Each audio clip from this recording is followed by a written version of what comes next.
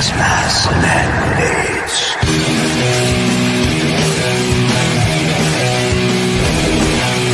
Gas masks and hand grenades.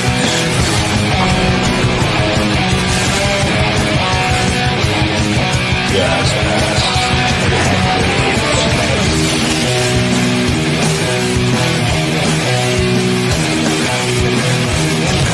grenades. Gas masks and hand grenades.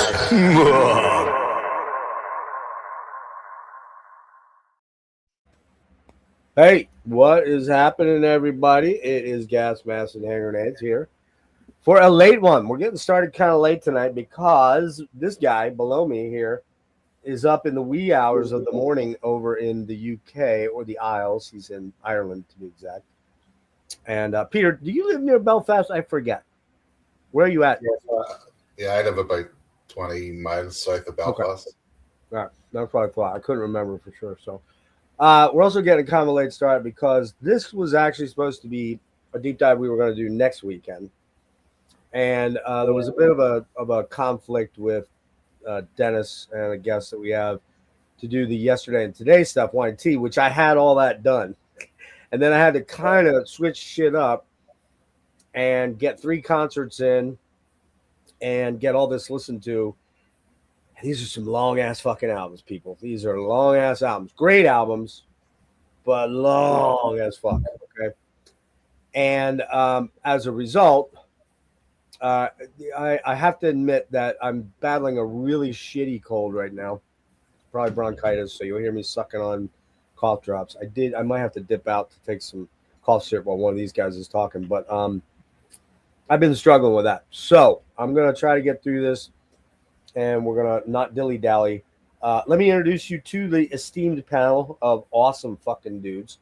In the bottom corner here today, gentlemen, ladies and gentlemen, check it out. We've got Peter from Ireland on a brand new fucking laptop with no, you hear me, no headset.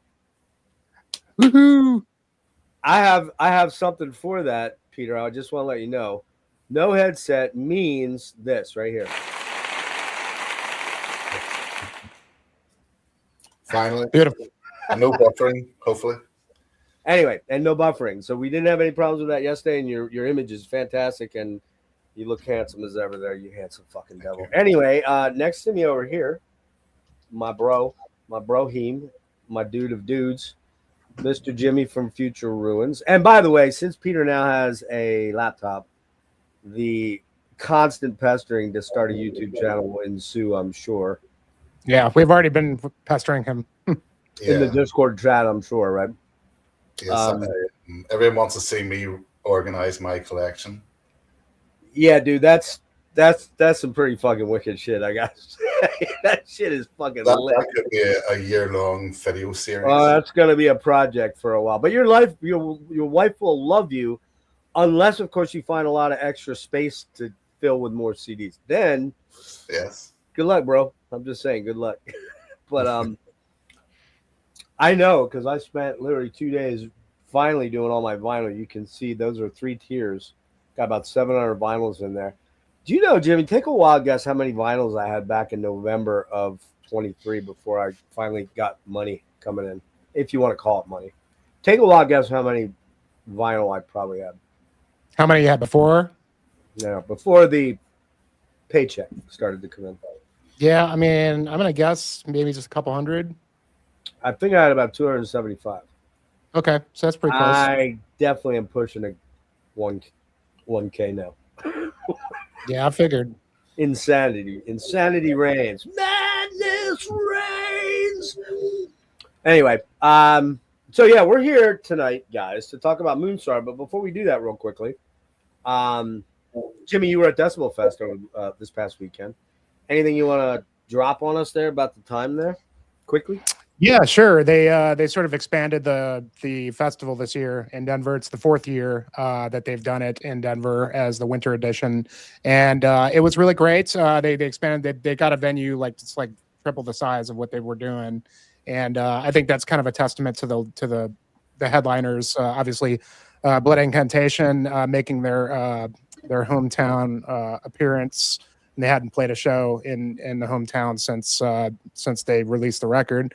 So that was a big deal. And then Acid Bath, of course, the second night was a pretty, obviously for a lot of people, myself included. I actually grew up in the town that Acid Bath came from, in Metairie, Louisiana. So it's kind of like a really cool, opportunity to get to see those guys get their due, because they've always, when they were active, which was only 2 records, they, they were still pretty underground. They weren't really, I think over the years they've cultivated a larger audience that really wanted to see them play again. So like getting to see them at like a really big venue that was heavily packed was cool, just to see those guys, finally get their due. A lot of other cool bands, not really my wheelhouse in terms of some of the other bands, but was really great. I got to finally meet Austin Lunn in person. Panopticon did a great set, did Autumn Eternal in its entirety. And kicked it with Austin for a bit, talked to him, and his wife was there. They were handling their brewery stuff the second night, and really awesome, cool dude. And yeah, it was really awesome. I hope they continue that next year with some kind of bigger expanded lineup. Just getting around to like see people that I hadn't seen in a while and stuff was really cool. There was some folks that recognized the channel and things like that. So anybody that, came up to me, it was really, really nice to talk to people. But yeah, you were missed, dude. I wish you guys would have all made it, but just for the hang. It was, we talked about it early on. It was definitely in the offing back around May. And then I got very, very sick with all the Epstein-Barr shit. And I've been battling that bullshit, but enough of that. But, and then the lineup just didn't do it for me and some of the other guys that were thinking about doing it. Even Nick and John were thinking about coming out. Marty was thinking about coming out. And then we're all like, and Nick's actually a fan of Acid Bath, but you were at the show in above Denver where the album release show, right? For BI? Yeah. They did the day they released Absolute Elsewhere, they did a show in Boulder, Colorado, which is kind of maybe about 30 minutes like northwest of Denver.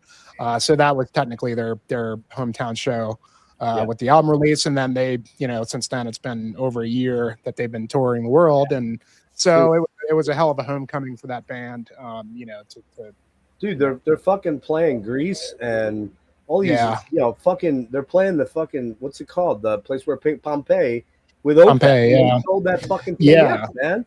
Like, man, kudos to those guys, man. They deserve it. They're hard workers and they're killer. Hard, no doubt. And they, it was cool, like seeing them do Absolute Elsewhere. I remember, like, because I went to the Boulder show and seeing them do it the second time, it was like, wow, they really like have just locked this shit in. It's like they've been playing it, live for a whole year. So it just was super tight and super just super crazy light show, and just was really, really well done overall. And good for those. Did you see that liquid filled pre-order? Yeah, I saw that. Like $140 for a vial. Come on, man. It's like, I mean, I was crazy enough to fucking drop 62 on this, which we'll wait until Sunday to talk about. But and that's pretty fucking special. But liquid filled, come on, man. That's like the Gall's Weird. They did that special edition where they put actual hair in his vinyl. It's like, I don't really need that, man. It's just I like that album a lot too. That album's going to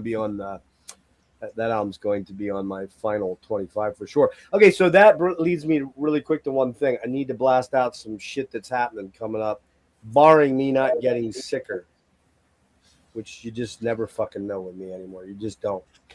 Especially upper respiratory stuff. I have a very fucked up immune system, and I get pummeled everywhere I go. So Tuesday night, I've got Larry Roberts and Vito Marchese, I believe it is, from the two guitarists and songwriters from November's Doom. We're going to talk about Major Arcana, which is also going to be a top 25 for me. Really a return, I think, to really good form for them. And I kind of wanted to get those guys on that write the songs, because Paul I've had on twice. We've had very long and deep conversations about his struggles with mental health and all kind of stuff. But when I ask any kind of questions about the meat of the songwriting, he's just like, you got to talk to those guys. I don't play an instrument. I don't know. So it's like, wow, really? Okay.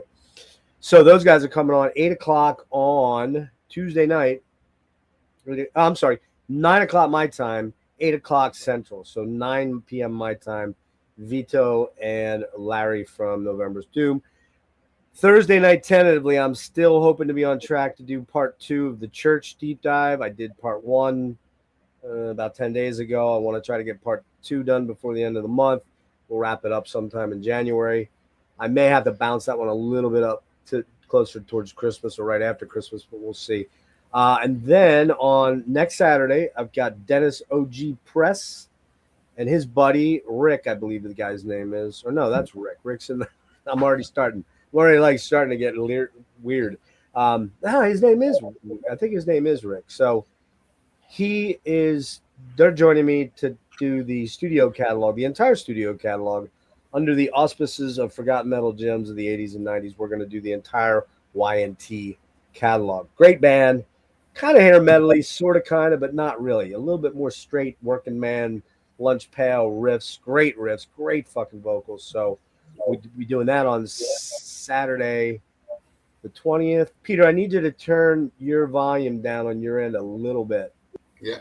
Because I'm getting some feedback from you. And it might be because your mic is a little close to the speakers. So you might want to pull that towards you and away. How about now? Well, go ahead and talk about it. Yeah. Is that? Check. Yeah, it's better. You can probably put it on the edge of the table there. Just you don't have to hold it. But you had it too close to the speakers on the laptop. Yeah, I'm moving over here. I was getting some feedback there. So, and then on Sunday, the 21st at 5 p.m. Eastern, these two gentlemen, I'm hoping Jimmy's going to still be with us, but I believe Peter's going to be with us, although it's not at the ass crack of middle of the night for him. Just be later in the night for him. But we're hoping, along with Kellen from Killing for Company, we are going to talk about the new Blut aus Nord and how it fits into the catalog and how is it a masterpiece? Is it a disaster piece? I kind of think none of us are going to say it's a disaster piece, but I could be wrong. You never know. Could be. So there's that. And that's coming up at 5 on the 21st. And then I've got a collection update somewhere in there that I'm going to try and jam in, which I don't have set yet. And I've got a 3 of an Imperfect Pair with my buddy Dane from Australia. You think it's tough getting you on, Peter. Trying to get him on is a fucking clusterfuck. Trying to figure out 14-hour differences with him that don't hit him in the week. You know what I mean? Like he needs to kind of do it on a Saturday, which for me is like Friday afternoon.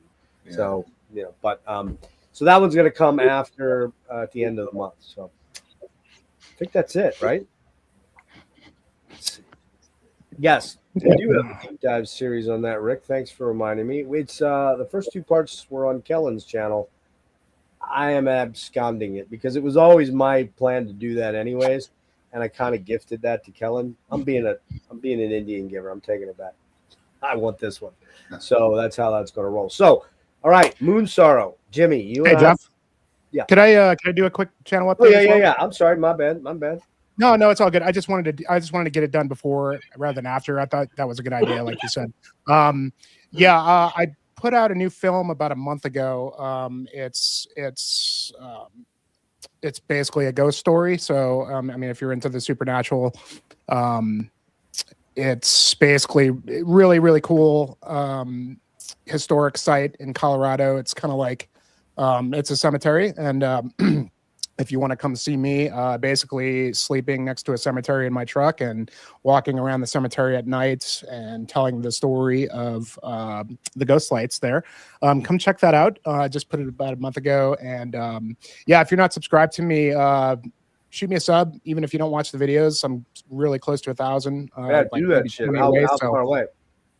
About 20 or so. Nice. So the subs really help just kind of getting in the algorithm and whatnot. Yep. So the ghost light video is kind of poor views to start with, so I'm kind of hoping it picks up at some point. How did the Bigfoot one top? Well, the second one did well. It wasn't as good as the first one, which is kind of a bummer because the second one was really the one that I really wanted to make. But that's out there. There's the Ghost one I was kind of expecting to do a little better. It hasn't really quite picked up yet, but we'll see. We'll see what happens there. I'm going to be doing. I'm going to have my crew that I usually have every year for our year-end list. Oh, yeah. It's going to be next Friday on my channel. It was going to be our top 10 of the year with myself, Alaskanberg Wanderer, that's Tyler, and then Ryan from Avi Moors and Russ from Sylvain Wandering, and my buddy Fan. We're all going to be breaking down our stuff. And it should be a good, as usual, that group. We all have pretty different tastes, so you'll see quite a few different records with very little overlap. Typically, I know we're going up against Marty's show, but Friday night was really the only night that we could get everybody together. So that's gonna be next Friday on my channel. So if you're interested, I'm glad you brought that up. Yep. I'm glad you brought that up because on January you didn't mention yours. I Yeah, didn't mention mine yet. Yeah. So January 3rd, the 2025 Top 25 Palooza Extravaganza Mega Banger dope ass fucking show is going to be on. Who knows how that's going to go? I don't know. I mean, everybody hears these two guys are invited, but they may be like, fuck no, dude. Mine's going to be a top 25. I'm sure Rick's going to be a top 25 if he's there. Nick, a few of the regular Saturday Slay dudes, they will be joining in with 25. However, you can jump in with as little as 10. I hope to at least have someone have 10. And you can dip out when you're done, or you can. We'll see. We'll see what's brewing, whether people want in or want out, because that's kind of how we did it last year. People came in and kind of came out. So I won't be drinking. I have stopped drinking. I'm almost a month sober now. Well done. Just wasn't working good for me anymore. So I think it was really affecting my overall condition. So I won't be fucked up that night, which is kind of a bummer because that's kind of part of the fun of it. But I'm gonna be pretty stone cold sober. So there's that, and no weed smoking either. I've kind of dipped down on that for the last 3 months. Yeah, Peter, you don't have a channel yet, but you got the Instagram, the Metal Vault, a wealth of information, and we need to get you up and running on a YouTube channel. And we'll address that at a later date, but we should probably get rolling on this. What do you think? Yeah. All right. Moonsorrow. I'm looking over. Oh, that's the wrong thing. Let me pull up because I fucked up. And I had all my little tabs up except this one. To give you a tiny little bit of a Wikipedia run through here. Moonsorrow is a Finnish pagan metal band formed in Helsinki in 1995. The band incorporates elements of black metal, folk metal. They call their sound epic heathen metal and try to distance themselves from the term Viking metal. Although I don't know if they can really do that, to be honest. But anyway, they distance themselves from other folk metal bands, emphasizing that their music is pagan and spiritual and challenging for their listeners rather than happy or danceable. I don't know if I agree with that sometimes too. The band have varying levels of pagan belief, but they draw on pagan spirituality for lyrics and inspiration. The group's earliest formation consisted of cousins Vila Sorvali on vocals and bass and Henry Sorvali on guitar and keyboards. Also, keyboards for Fintroll Barathrum. Hey, dude, I'm still getting a really bad echo from you, Pete. I don't know what's going on here, dude. You might have to mute in between. Mute yourself for a minute for me, will you? I don't hear anything, but maybe I'm getting it bad on my end. I don't know why. Are you muted, Peter? Just nod yes or no. You are. Okay. See, I'm not getting it now. How far away is, turn it back on. How far away is the mic? It's just here beside me, but I've reduced the volume on the settings here. That might be the thing. I think it's getting a little bit of feedback loop. Sounds good so far. So I think we're good. Back to Moonsorrow here. Yeah, so we've got Henry Sorvali, probably saying their names wrong. I'm going to say a lot of Finnish words very badly today. Who is guitarist and keyboardist with Fintroll Barathrum and a session member of Ensephirum. And they released various demos which were much more characteristic of melodic black metal than future releases. Their debut album, Suden Uni, recorded in early 2000, was released in early 2001, along with Tama Ikulin Talvi, This Everlasting Winter, a re-release of a 99 demo. Sudanuni is a wolf stream, combined Finnish paganism, folk elements, and after recruiting Mitja Harvital and Marcus Irun, man, I'm sorry, guys. If you see this, I apologize. Moonsorrow started playing live, releasing Voi Masta Ja Kuniasta of Strength and Honor in late 2001. It was followed by their 2000 release Kivi Cantanja, Stone Bear, and Vereskeet Blood Verses in 2005. The album is also their first to use ambient sounds such as birdsong and crackling fires in between tracks. I didn't know this. In January 2006, the band played their first U.S. show at the Heathen Crusade Metal Fest in Columbia Heights, Minnesota. Interesting place to do your first U.S. gig. It was part of the Spine Farm thing, it looks like. So I think that's probably where we'll stop with the basic reading off of shit. I don't think I need to do that. You guys can read about it out there. Yeah, I'm just hearing. I was hearing it on my end. It was really interrupting my train of thought. I'm very tired, so I need to kind of be streamlined and not be distracted. So, yeah, and I sort of start. Jimmy, were you done with your announcements? You good? Yep, I'm good. Okay. I think you and I started talking about this. Man, was it back in like April? I think, or something. Maybe I think, or May. Maybe we started talking about it around MDF. I swear we did. Yeah, it was a while ago. I mean, we were kind of just wanting to collaborate on something. It had been a while. Yeah, we hadn't really done anything together in a bit. And I remember you getting the box set, and I was like, oh, shit, we need to do Moonsorrow. That is definitely deserved of a, comprehensive deep dive for sure. So, yeah, I was really glad that we chose this one, especially getting Pete, because he's a pretty good expert on the band as well. So, yeah, this should be a fun one. Yeah. Peter has a lot of cool stories to get into and stuff to show, as we all do. And actually, I guess expert, a long time fan. I don't know if I'm an expert, but I'm definitely a long time term fan. So well, you're probably longer than both us, because I'll go first with how I got introduced to it, because I know for a fact I'm probably the beginner, the newbie. I didn't know anything about this band until I want to say 2021 or 22, probably 21, when Devin Maze of Torment, who, by the way, I asked to join us and he declined, told me you need to check out, or he sent me a picture of V, Havastaya, or whatever, however you say it. And I'll try to say the Finnish word when we do the album, but I'm going to go to the English translation because fuck Finnish is hard and I'm stupid. So there you go. I have trouble with English, so we'll just leave it at that. But yeah, he turned me on to that, and I do recall, you got to remember, at that point in time, I didn't have money. I didn't have an income, so I couldn't just go out and buy anything I wanted. But I do recall listening to it on YouTube or wherever I listened to it, probably YouTube. And I remember being pretty impressed. But as both you guys know, or anybody that knows me well knows, I'm a very picky black metal guy. I just don't unlike Peter, I'm not a sponge for the black metal stuff. More the old school death metal, the prog metal, that kind of shit. That's where I fall in. So when it comes to black metal, I got to be wowed. And I don't recall being overly wowed at the time. That's changed, particularly with that album. But that's where I came in. So I'm really a newbie. And then, Jimmy, you did something with the heavy metallurgy guys. I can't remember what it was. I think it might have been that stream about albums that evoke a certain mystical thing or some time. It might have been escapism or something like that. Escapism or something like that. Yeah, escapism and metal. And I believe I'm 99% sure you brought up a Moonsorrow album. I don't remember which one, but you were talking about this box set.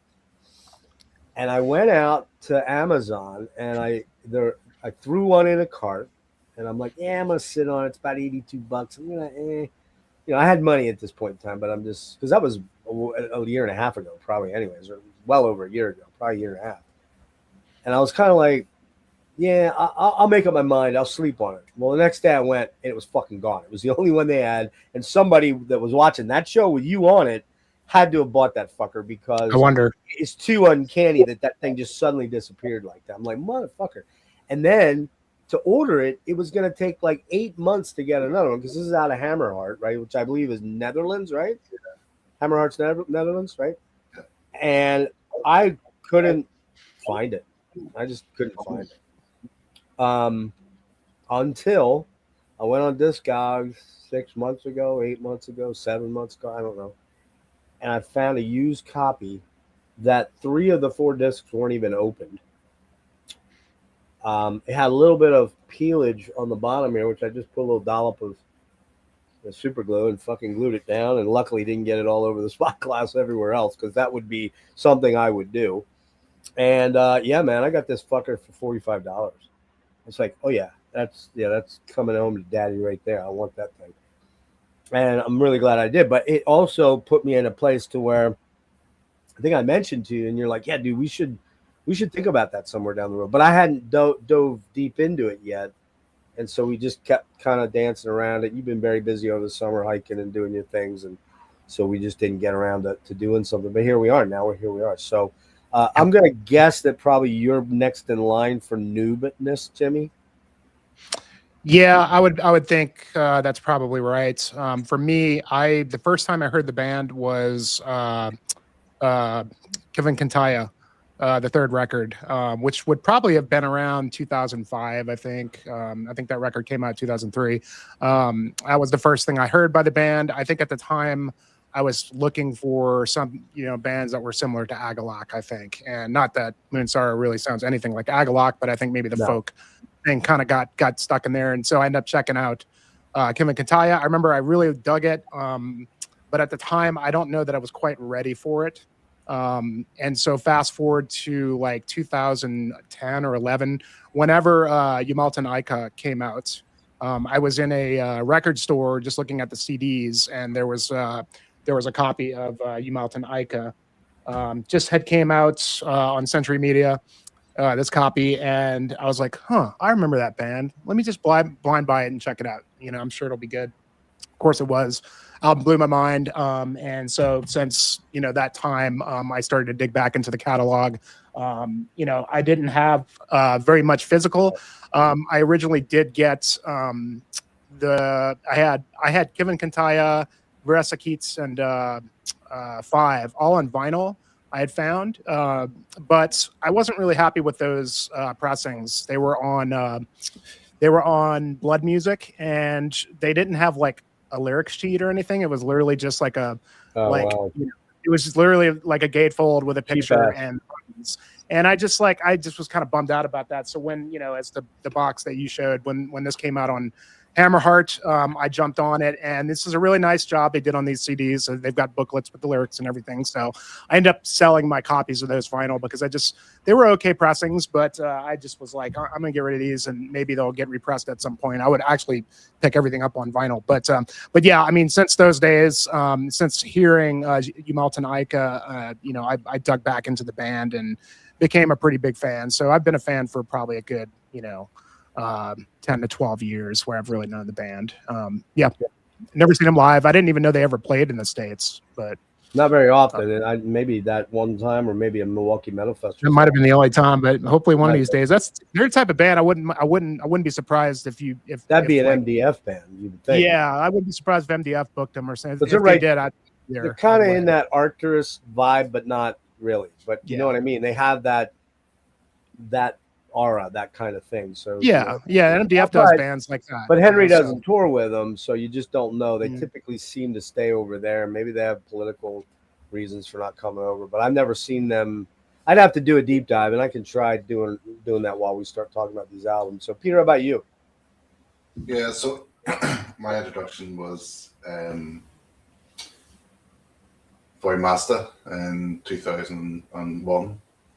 So I actually got into Moonsorrow after picking up this album, Ventrals, Yachtons did. Oh, okay, yeah. And I was into Tearfing, same time, Ukraine. So I was going through a big pagan folk metal type of kick at the time. And in the sort of underground, I was sort of early days of the internet for me in the chat and the forums and stuff. And there's different signs. Moonsorrow kept coming up because it said Henry Sorvali had this other band. At the time, I didn't know that Soon Uni had actually been released, because I think it was originally on a small Swedish label. So I picked that up, and for me, it was like a compliment to the Fintroll, where the Fintroll was a bit more party side of pagan folk metal. You had Moonsorrow here, was a bit more serious and a bit more into the beliefs of the actual mythologies of the Scandinavian countries. So yeah, that was my introduction in 2001, late 2001, that would have been. All right, and you've had some interaction, so we'll get into that here in a bit here. All right, are we ready to dive into the albums then, gang? All right. Well, do you want to are we mentioning demos? Yeah, we are mentioning the demos, so you're going to come in first. So the tricky thing about the demos is that there was only, most of them were put out on just tape, and there was a kind of a Russian bootleggy sort of thing that came out at one point for time, I believe, in 2014, and then there was the official release, which you have, right? So I have. Is this the second official demo, which I'm not trying to pronounce? So. Oh wow! Yeah, that's awesome. awesome.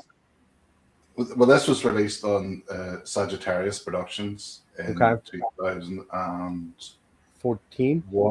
Oh, was it that far back? Okay. Yeah. So when I started digging into the band, I went looking for the demos, and at the time I couldn't get the cassettes, so I managed to track down that CD version. And just in context of the sound, obviously, Metza is quite raw. It has like the intro and outro and two main songs, but so wait, what's on there? Metza. Well, this is the second demo. Okay, so it's just Metza then. No, this is Tama Ikoinen Talvi. So it means the eternal winter. So this is the second one. Oh, there it is. Oh, Tama. Yeah. Okay. So that's the that was released January 99 in a pressing of 200 copies. Then an additional 300 plus an unknown or long forgotten number of copies by Russian distributor Metal Age Records. For the first time, they achieved relative success with that. That's like the big long demo. That's the 42-minute one. It's right? basically an album, yeah. 40 odd minutes. Yeah. So does that have because this is how I broke it down. I want to show something real quick. I want to share something real fast. This channel was pretty really kind of cool to help me sort of figure out what the hell was going on with these early demos. Hang on a minute. Yeah, it's like Moonsorrow, an unofficial podcast or something like that. Yeah, it's called Moonsorrow Podcast. And these guys are a 4 or 5. It's like us, nerds like us. Guy from Italy, I think one from France. There's an international conglomerate of nerd boys like us. And no offense to you guys if you see this, okay? Just having fun. That they focus like entirely just on Moonsorrow. They've had Henry, a 3-hour interview with Henry on that's quite interesting and quite informative. I only got about half of it done because I was trying to get the listing in. Maybe Jimmy got some stuff from that he can share. But they are the ones that posted all the demos. And the way I see it, the way I understand it is there is the original demo, Thorns of Ice, what's left of it from 1996, is essentially there were 4 songs. The first 2 are lost to forever. And the third is Thrones of Ice and Wolves, a Sculpture of Snow is the third song. That is one of them. Metza is another from 97. And there's an original 97 mix there, 4-track recording. That was 125 copies. And I'll go through the quick data on this shit quick. Jimmy, did you get all these listened to? I did. The only one I didn't get to was the first demo, Thorns of Ice. I did listen to the 3. Not much to worry about there. I only listened to the original mixes. I did not jump into the 01 remixes, which I guess are on that comp that came out, I believe, in 2014. There's also a promo 97 song. We'll talk about that a little bit after Metza.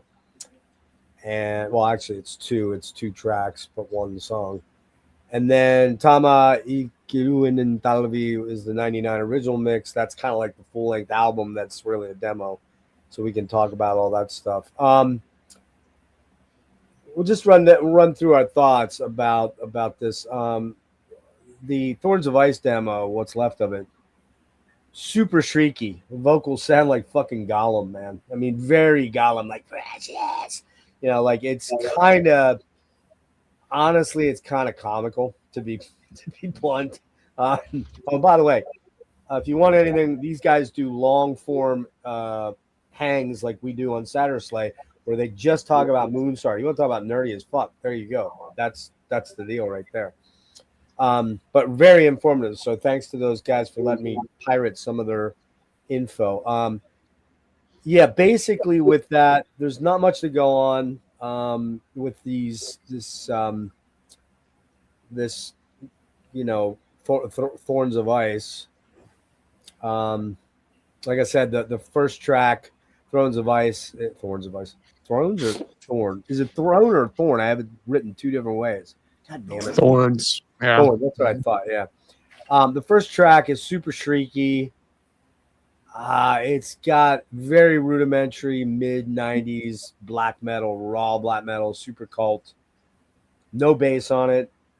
Guitars, drum machine, shrieky ass vocals, and lots of admittedly fairly cool synths, but you could get a really good polyphonic, Roland DX7 back then that had cool sounding, synth voicing, especially choral voicings.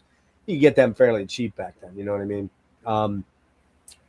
And then, like I said, there was 4 tracks: Raven, A Scripture of Stone, which is lost; Forgotten Woods of Sorrow is lost; Thrones of Ice, just discussed; and then Wolves, A Sculpture of Snow.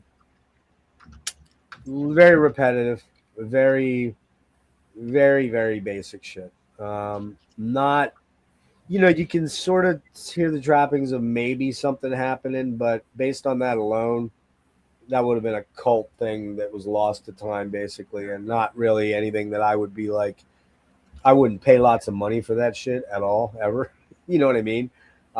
Just not that great. It's just not my thing, I guess, I guess if I found a reasonable, I don't think that's on the comp CD that came out later. I believe those aren't on there, right? I understand. Is it on the vinyl box set they did?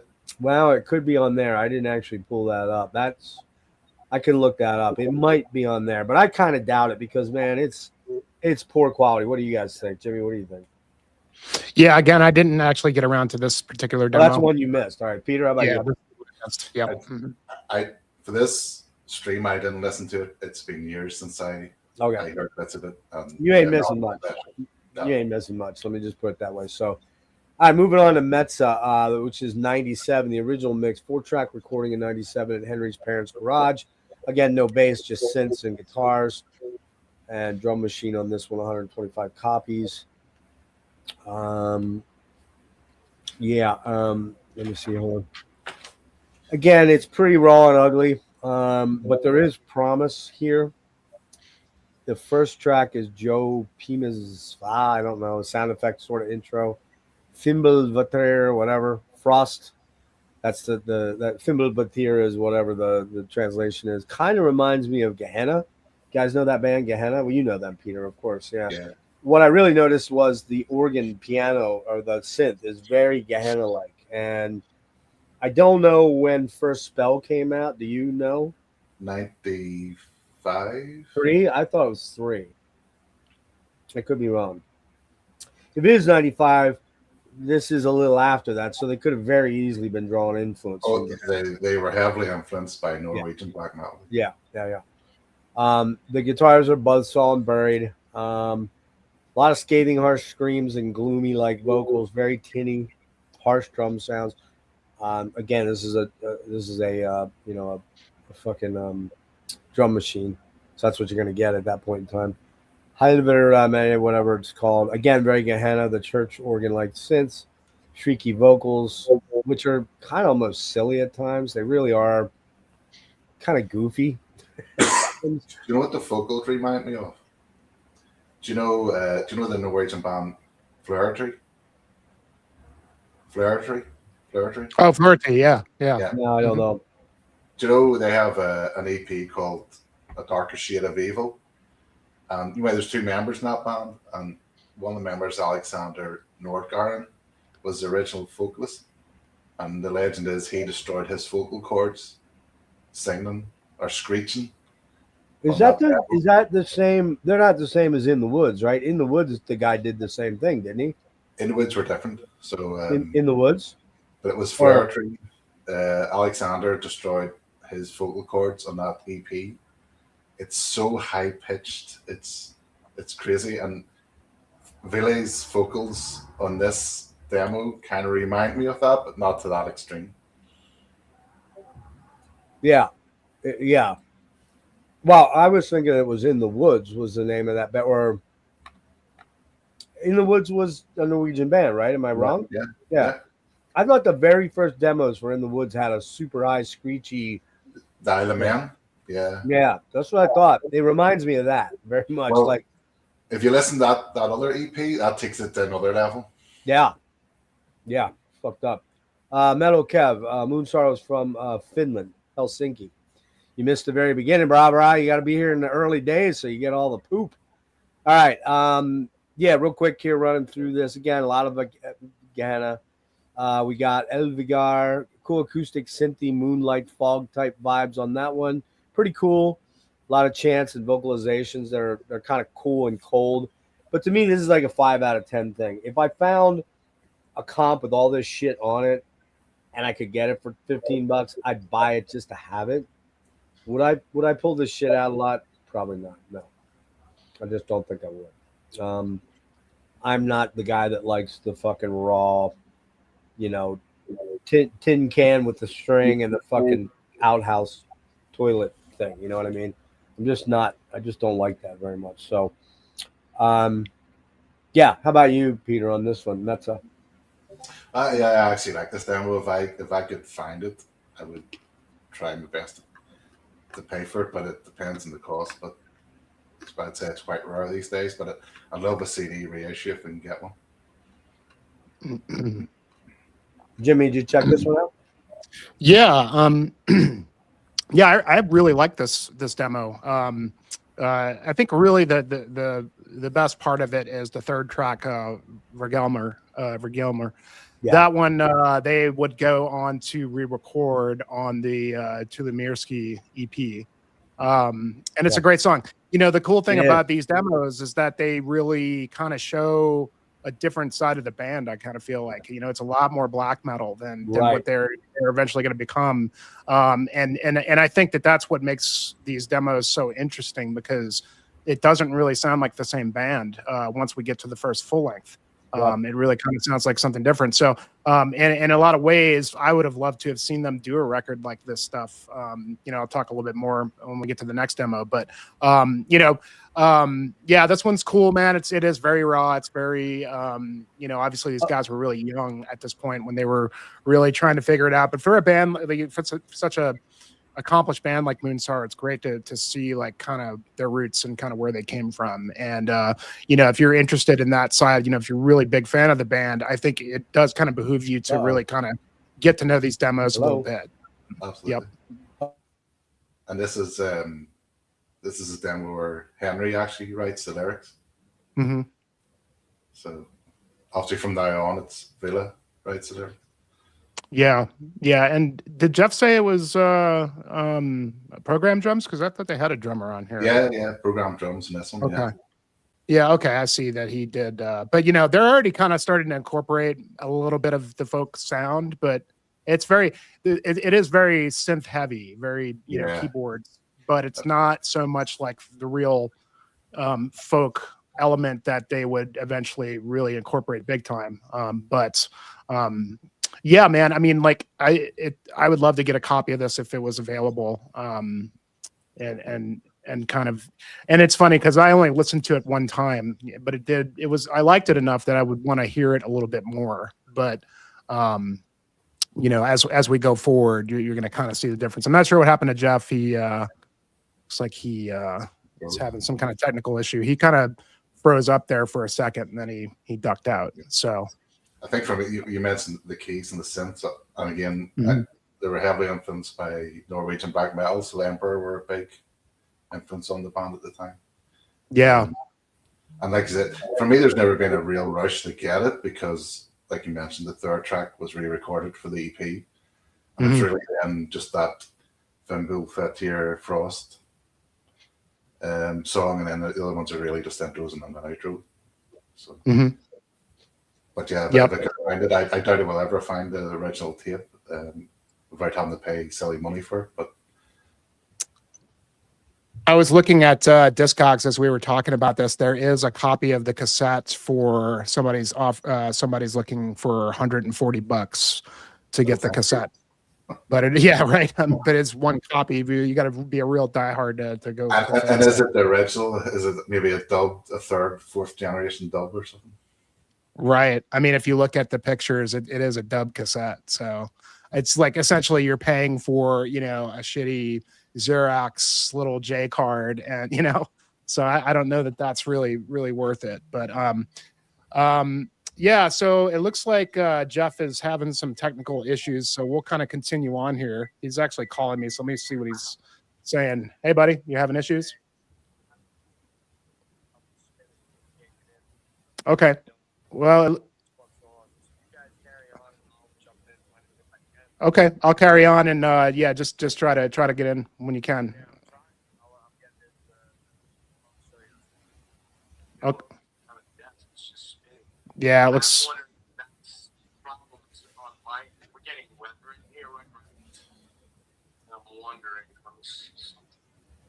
Okay. Yeah, it sounds like he's having some weather issues. There might be an internet connection issue there. So, artificing on my it's fucking. I've never had this happen. It's the first time this ever happened here. So I'm gonna go all the way out and reboot it entirely. okay. Keep going on the demos. Okay. Okay, we'll carry it while we're waiting for you, brother. All right.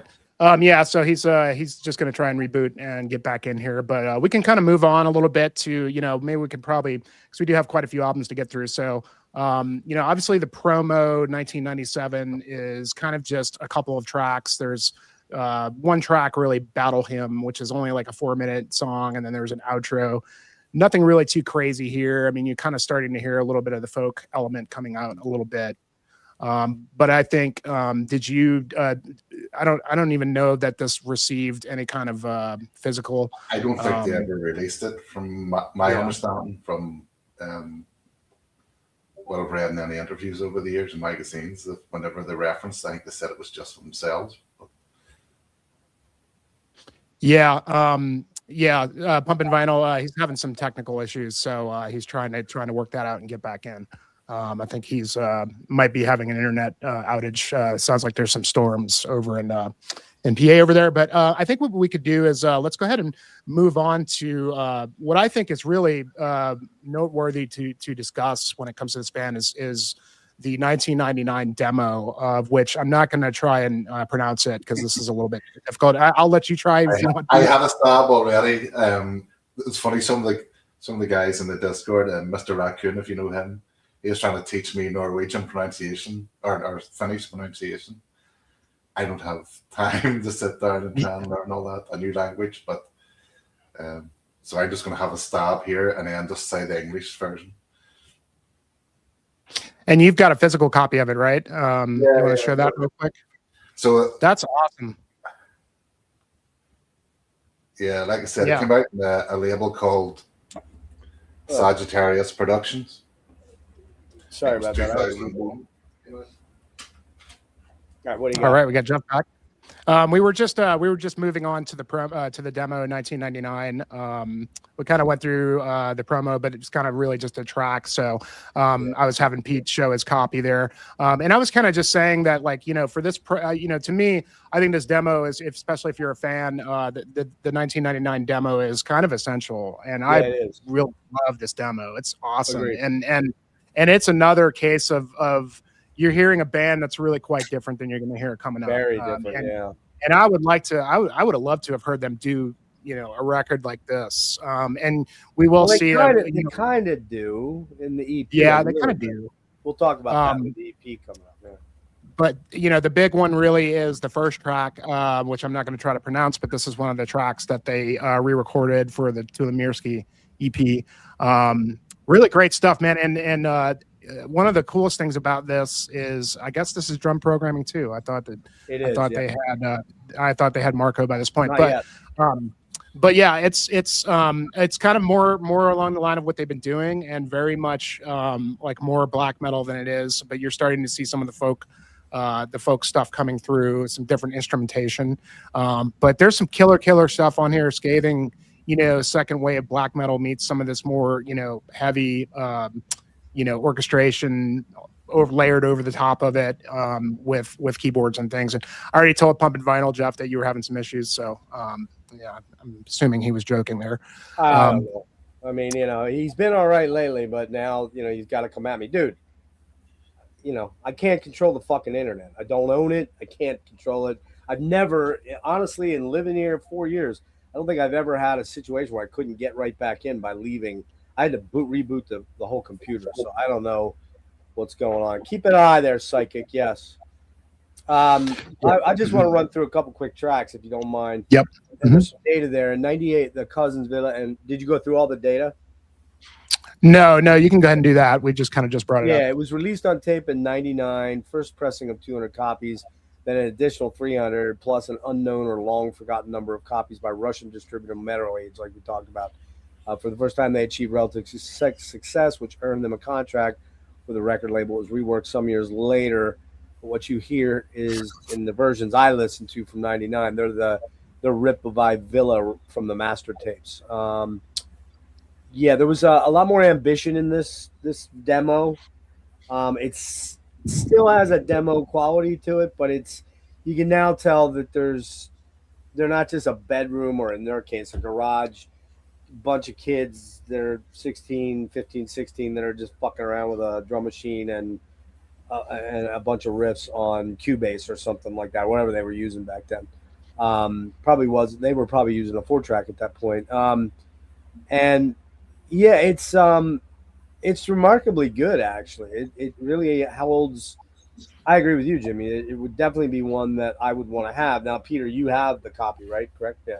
Yeah. So what they did when they released this CD is that they went back in and touched up and redid some of the like chants, like the sort of choral group chants, and that's where, because this was 2001, it was the likes of Marco, Marcus, and Mitya came in, and then they did them because they were in the band at that point. Right. So it's touched up a bit, so it sounds a bit more professional. So when you say the cassette man had demo quality of sound, this doesn't, for me. This, if you hear this in the CD version, it's pretty good. This is more or less a full length. Yeah, it's pretty good. Yeah. They really should probably reissue it for Although, did you say that does include the drummer? Because I didn't think he was on there yet. No. What they did is they went back and touched up some of the choral sort of singing. Okay. Yeah. And they brought in Marco and Marcus and Mitya to sing. Yeah, it's still more black metal. There is some folky stuff and some of the very big, what we'll call epic, sort of over-the-top grandeur, triumphant stuff starts to percolate through, and we get a lot more of it on the actual first album. I want to run through a couple of these tracks first. Like you said, the Tatselu Pohodasta, whatever, man. Very cinematic, orchestral, especially for $89.99 on a very limited budget. I would assume really super atmospheric and gorgeous and astral. Has that astral feeling. Like, I just get that from this band, that they just have this otherness, like they're already traveling in that universe of boundaries sort of breaking in a lot of ways, right? Um, and that one is really good. I don't like. He's still got a little bit of the Gollum meets Nocturno Culto vocal going on this one, and I'm not a major fan of. I like where it goes on future albums much better, but it's better than it was like on Throne of Ice or whatever it's called. That was almost like snake. That almost made me laugh. Like when I'm listening, I'm like, "Come on, man, my precious." It just had that vibe to it, right? Um, Track two, very Emperor and Bathory mixed. Maybe a little bit of Enslaved with the synths orchestration. It's pretty over the top, quite good. Uh, kind of some Bloodheim vibes in there. If you hear them, for me, I hear the Bloodheim black metal sort of vibes there. And I don't remember the. Do you remember the Jimmy? Do you remember for Enslaved when Bloodheim came out? Was that 95 or 7? It was like, I think it was, yeah, it was probably 95, huh? Yeah, probably. So they're definitely they're sucking some influences off of the Enslaves and the Emperors and all that stuff, right? That would have been 98, so it was quite recent. Maybe it was 98 then. Yeah. I don't remember off the top of my head. Sorry, I'm feeling too shitty to think too clearly tonight. Talvik is kind of galloping, chuggy, huge synths, pretty savage shit, man. That drum machine is annoying, but because you can't really miss it that it's a drum machine. But that Talvi is pretty killer track, man. That's just got a lot of raging black metal going on, and sort of just savage. Lupian, pretty raging black metal again for that one. Again, like Jimmy said, man, this early stuff. It really doesn't quite sound like what the band's going to round into very shortly. Anything else here? You got Moonsorrow, whatever. Very synthy ending track, very Dungeons and Dragony, very dungeon synthy, and very happy. And that's one of the interesting things I kept kind of vibing on with Moonsorrow. Even though they're a black metal band and they're savage and whatnot, they kind of have a happy vibe. They don't really have a fucking evil, that kind of, like the dank ass fucking, Panzerfaust or, the repetitive shit. They have a lot of dynamics going on, right? I would say they have a lot of melancholy throughout their music. Yeah, but I still think I agree with that, but it feels like a good melancholy, not like a go slit your wrist melancholy. No, That's what I meant. I think that's just the finish. It's probably just It's the will. It's the folky finish sounds that have that wistful longing for the past sort of vibe. That's what I would call it. Yeah. If you listen to any folk music, it's always going to have that happy party side of it. Uh-huh. But it's always coupled with that sort of mourning, somber longing for stuff in past, for times of past and old ways and beliefs and friends and stuff. So yeah, this is one I Pete, if you want to send me that CD, I'm cool taking it off your hands. But I just like that I'm not even going to try to pronounce the second track, but the English is On the Green Throne. Right. I get a lot of, the band Covenant. I don't really know them. The K Covenant? K? Well, before they were the K, when they were the C Covenant. Okay. They released 2 albums, right? Don't remember. Their debut is an absolute classic. Their second album was called Nexus Polaris, which was 98. And this song, and generally the first couple of songs, I hear a lot of that coming through in their sound. So I think they've probably been listening to Covenant as well. Yeah. When they're writing this here. Yeah, there's even, like you say, Talvi, the song Winter. It is raging. It's really blasting. I hear a wee bit of 70s keyboard in there. You hear what? A bit of 70s sort of style keyboard. Oh yeah, for sure. It's just a hint of it, but from what's to come, obviously, because of their other influences in music. Yeah, and Henry is a pretty big, he's a little younger than me. I think he's late 40s. He's like Jimmy, your age. And Peter, you're what, 50s? Well, Henry's same year as me, but he's a few months. He's later on in the year, so he's a bit younger. So what are you, 48 or 49? I'm 48 next month, so Okay, all right. So yeah, I know he's in He's that down range. the- So yeah. he definitely has that 70s prog thing that he probably came into a little bit later on before, going back. You know what I mean? Yeah. He didn't. In other words, he wasn't raised in it like I was. I was born in the '60s and lived in the '70s. That's the yes, and that shit was happening while I was maturing as a music appreciator. So he kind of came into it a little bit later, probably in the '80s, early '90s. So, but it's there, and it becomes much more pronounced as we move along. So, yeah, so that's a 7 out of 10 for me. I would definitely like to have that thing. And then there's Me too. another. Sorry, go ahead. Oh, I just said me too. I'd love a copy of this. I looked on Discogs and there's nothing for. Yeah. good I think you'd price. have to be lucky to find that. Just as a word to both you guys, when I'm talking, let me stop for a sec before you come in because I'm definitely having a weird thing on my end. So I don't want to. I promise I will stop and let you guys interject and talk. It's like when we start to try to talk over, it gets really fuzzy on my end. There is one other track. There's a rare track they had on that YouTube channel called Vasaran Viha. And it's a track that Henry sings the vocals on, and it's probably they say it's the rarest track. Unlike their unreleased demos, it was completely unheard of publicly until it was released by Blood Music in their 2014 vinyl box set. So there you go. It was recorded by Henry alone without Vida, and it was the other half of the band at the time. This means that Henry did not only guitars and keyboards, but also vocals. The drums were programmed again, and there is no bass. It wasn't intended to be released, but rather as a test. It's inspired by the song title, which means Hammer's Hatred. Henry says, I decided to create some artwork that would reflect both elements. The hammer is the obvious one, and the hatred is what many people will probably feel when they learn I made it using a generative artificial intelligence owned by Elon Musk. Well, there you go. Look at that, guys. Look at that, kids. Did you ever think that Elon Musk would play a part in Moonsorrow's history? What the actual fuck is going on here? Celtic, if you're still here, I'm going to throw out another old man thing. What in tarnation is going on here? That's an old man saying right there, Celtic. One incarnation. It's fucking great. I think it's a great song, man. I really like it, and I don't mind his vocals. It's quite a bit. It's very folky and very Highlander, Braveheart sounding. That's an 8 out of 10 for that track. I don't know if you guys checked that out, but it's really cool.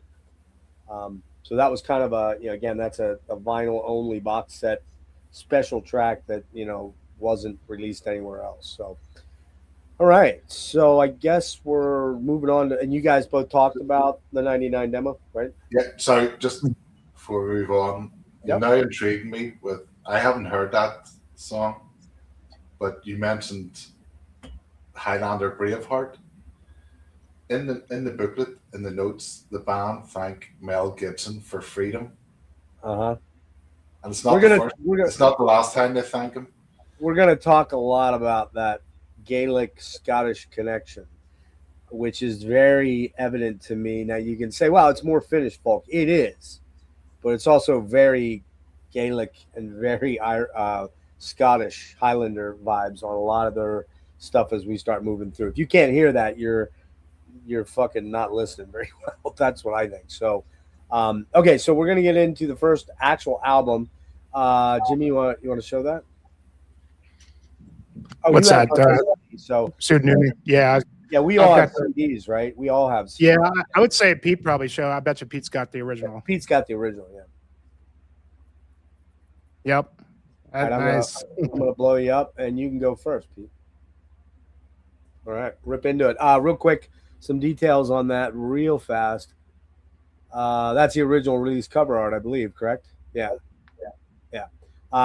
That is released January of 2001, recorded February 2000 at Tico Studios. Label is on Plasmatica. Is that correct, Pete? Plasmatica. Okay. And the producer was Moonsorrow. Wolfstream is Suden Uni. Wolfstream. First full-length album, originally released 2001, re-released in 2003 with a bonus track, which Pete probably has. I figured he did. Of course he did.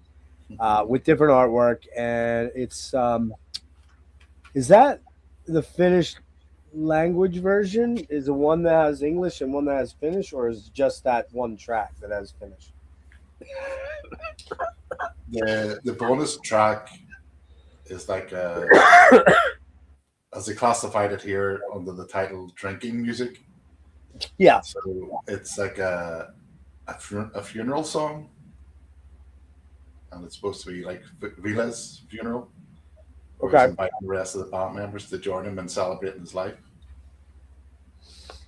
All right. So this is the first actual album, and Peter, go ahead and give me a rundown of what your take on this album is. So, I mean, it kicks off with a wolf howling, but as soon as the first notes come through, you can hear it's a clear change from the previous demo, Tama. And straight away you get Bathory vibes. So long gone are the symphonic sort of black metal that they were trying to create on that demo, and now you're getting to sort of like the realms of something that's a word that probably used quite a lot is more epic, sort of bombastic sounding That's music. a good word. Yeah, so I mean, again, I'm not going. I'll just do the English. The first song is "Son of the God of Thunder," so straight away get into the sort of Viking vibes. A really massive opening section. Sways of keyboards that add lots of sort of atmosphere. I always find the guitars and the keyboards in this opening song really complement each other. That no one instrument tries to dominate the other one. Right. And you mentioned a word earlier that I haven't noted down here, that when the keys do come in, it is an astral kind of cosmic Yeah. feel to the music here. And what they tend to do is that they move, their songs move quite a bit from one section to another, and sometimes there's a bit of or maybe bring back something like a reprise of an opening sort of riff, but it brings back that opening key riff at the start of the song. I mean, they go on to the second track again. Epic opening riff on this one as well. Lots of layers come in, and this is where we first hear accordion. So you don't really hear accordion in the demos at all. I didn't hear it anyway. Nope. And the acoustic guitars then come in, and they add a sort of sentimentality to the music. I think that's where I think so the sense of melancholy starts to come into the music, and that's the whole sort of folk pagan vibe. Yeah, and then we hear another instrument that's going to be something that comes up quite a lot in their discography is the mouth harp. Yeah, what used to be called the Jews harp until it became politically incorrect to call it that. But that jaw harp. Yeah, the jaw harp. Yeah. Yeah. Which I got to tell you, if you had told me, to be very blunt here, if you had told, how do I get you out of back to that? Oh, there we go. I'm still remembering how, like, StreamYard looks quite a bit different from when I used it a year ago. A lot more bells and whistles. If you told me I was digging a band with Jews harp all over it, I'd have been like, fuck you, man. Ain't no way I'm listening to a band like that. There's just no way. It has nothing to do with the Jewish end of it. It's just, it's not an instrument. I'm like, yeah, man, more cowbell and more Jews harp. Please, more Jews harp. I need more of that shit, you know? And you're going to get it a lot. But like I said, I came into the band through Fintroll. Right. So they have a lot of that.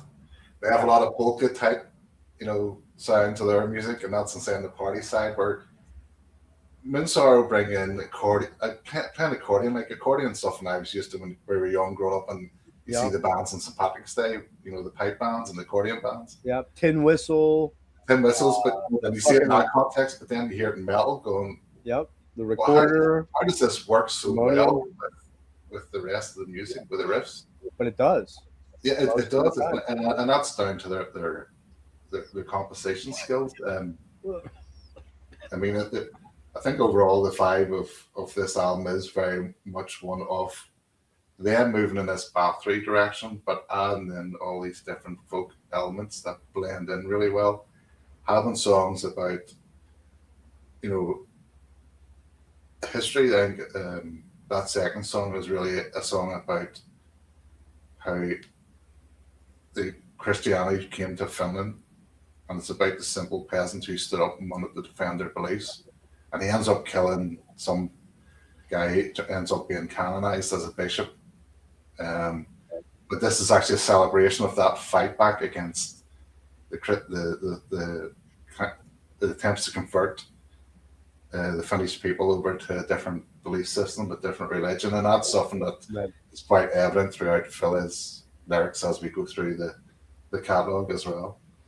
Um, I mean, at the third track again, you start to see that they're opening these songs with these big epic sort of pummeling riffs, um, that then they start to blend in again the accordion, the harsh vocals, quite catchy keyboards as well.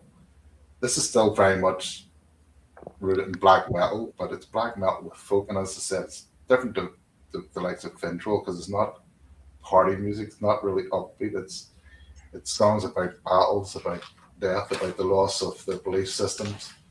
Um, there is even the song Pakana Jula, which means pagan feast. It is quite upbeat. You mentioned it earlier, kind of happy tune, but that's actually again a song about it's a time to feast, a time to celebrate. But the Christians are trying to replace their beliefs and their celebrations with their holy days, as Right. they did with Europe. So when you're actually reading the lyrics, and you do realize that you know this isn't really a celebration. It's a kind of mourning the passing of these old ways and a longing back to ancient ways. Even like the reflective acoustic guitar bit in that their song kind of reflects a kind of somber mood for me. Right. Um, and Phil is screaming out basically, you know, it's just the anguish about what's happening to his country. And then you get into 1065 Ike, or time as it means, translates as. And that's their attempt to start to build a real epic song. It's over 11 minutes, very complex arrangements coming in, and that's where you start to hear the clean choral chanting as Right. well come into their sound. So for a debut album, from going from where they were with those demos, symphonic black metal, to making a statement with their debut album, was like, right, we're taking a different direction here, and we're going to add in all these different elements that they're going to develop and progress in their later catalog. It ends on just an instrumental outro, the title track, again, which is quite a short sort of acoustic piece, but very kind of melancholic. And then, like, as we mentioned earlier, on their reissue, they added in that their sort of funeral song, which translates as "Come Along, Fellows." And again, hand claps come in, and that's because it was on the reissue. That's for the new members come in and they provide those hand claps. And that song actually, for me, sounds a lot like Fintroll, because it's almost like a drinking song and celebration. Yeah, I'm not. I'm gonna be honest with you, man. I've never heard Fintroll. Didn't even know Henry was part of it, so I don't know. I mean, this really is. I when I first kind of was coalescing my thoughts, I just want to read this quick because it really does kind of coalesce, tie back in. But so for me, this is a band on paper that I should kind of hate. To be very blunt with you, I really should kind of hate this. And the reason is there's a bunch of different many ways, but they're kind of it's a very dichotomous band in a lot of ways because they're playing in incredibly dense and complex arrangements that often could be accused of being a bit long and repetitive. But in other words, they kind of disappear up their own ass because some of these songs are long as fuck. Weirdly, my favorite album has like the two really long songs, so we'll get to that soon. Um, but what I guess I'm getting at, I almost feel like Moonsorrow is kind of a Finnish folk metal band that, you know, dropped in on the Ren Fair, okay, playing some power metal riffs and doing the oh, that kind of thing. And I should fucking hate it. I really should hate it. Like, that is not my deal. You guys know I am not a fucking power metal guy at all. I kind of feel like they are sort of a blackened melodic power metal folk band in a weird way, right? Do you agree with that at all? I would say they had that way coming up in a couple albums. These next three albums in particular, Yeah. these first three. And if you think back to the scene at that time, I was really into all the folk metal stuff. It does peak at a certain time period and before it gets a bit silly. So you're talking the mid to late 90s, early 2000s, right? I would say the folk metal scene probably peaked around 2004, 5, Okay. maybe. So you got to keep in mind that for me, I didn't even really dip my toe into death metal seriously until about 2000, 2001 with Blackwater Park. I was like, yeah, man, some cool music, but God, those fucking vocals just suck ass. Can't do it, brah. Nope. And then something flipped, and now, I'm probably 60-40. But I guess it's a weird thing with this band. I start listening to them, and I'm like, I should fucking hate this. I should hate this. Yep, I want to hate this. I really don't want to like this. God damn it, I really fucking like this. Like, what's the deal? Like, that's just not. It was kind of agitating me all day long. I was like, what the fuck, man? Like, why am I getting into this band when they kind of are tropey D&D, Tolkien, Middle Earth, big giant Ponzi synths that are kind of at times you could say they're a bit cheesy on the surface, kind of maybe. I think you could. And power metal vibes, yet they're not really power metal at all. But that's what I hear, and it's like, fuck, man, like, I don't know. As I dig into the album and I get further into the album, I'm sucked in and I can't jump out. Now, I will say, Pete, I think this is the thought you and I have in concert, and maybe Jimmy, you're there too. This is a band I wouldn't suggest you sit down and try and absorb the whole catalog in a week or two or 3 days, because there is a little bit of a overkill burnout factor that can start to set in, especially if you're trying to do it in 2 or 3 days, like try and get multiple listens in. By the second full listen, you're like, oh man, haven't I heard all those melodies like 18 times already on every other album? Yeah, you could make that argument, I do believe, to some extent, right? Jimmy, what's your thoughts on that? Because I'm curious. You sent a text to me, and you're like, dude, I'm ready to move on from Moonsorrow. Were you thinking what I was thinking? I mean, in a way, but I think it's always just, the case of when you're preparing for a deep dive like this or whatever, and you got a lot of music to get through, it was kind of more just on that level, not so much that I didn't want to be on Moonsorrow. Because, it's just, you're right. It's a lot to get through. And I think it's interesting to note, as a debut record that, wow, what a departure from the demos this is, and like, this is quite a bit. Right off the bat, you see that this band is, you can see the musical prowess that, these guys are incredible players. They already were off the bat, and listening to the demos, you could see them kind of working out to try to figure out what they're doing. I think this debut is kind of, in a sense, them figuring things out as well, in a way, even though it sounds very realized and accomplished. To me, this is very much a folk metal record, and folk metal is something that I as well don't really go hard for, even though I do like this, because I think that this is showing a side of the folk metal that is a lot more serious, maybe, and I think that maybe Henry was like obviously trying to work out what exactly Moonsorrow is, because at this time Fintroll is kicking off as well. Right. And Fintroll really, and I like some Fintroll as well. Some of it's a little too oompa, fun. Yeah, and I like power metal and shit like that. But I mean, like, and not that that's power metal, but I think that kind of shows a different side of the folk metal kind of thing, that to where figuring out what is Moonsorrow compared to what we can do with Fintroll, and Fintroll satisfies a different aspect of the folk than Moonsorrow does, and as we're going to see it, they do going forward with their records. But this, obviously there's always a black metal undercurrent to Moonsorrow. Right.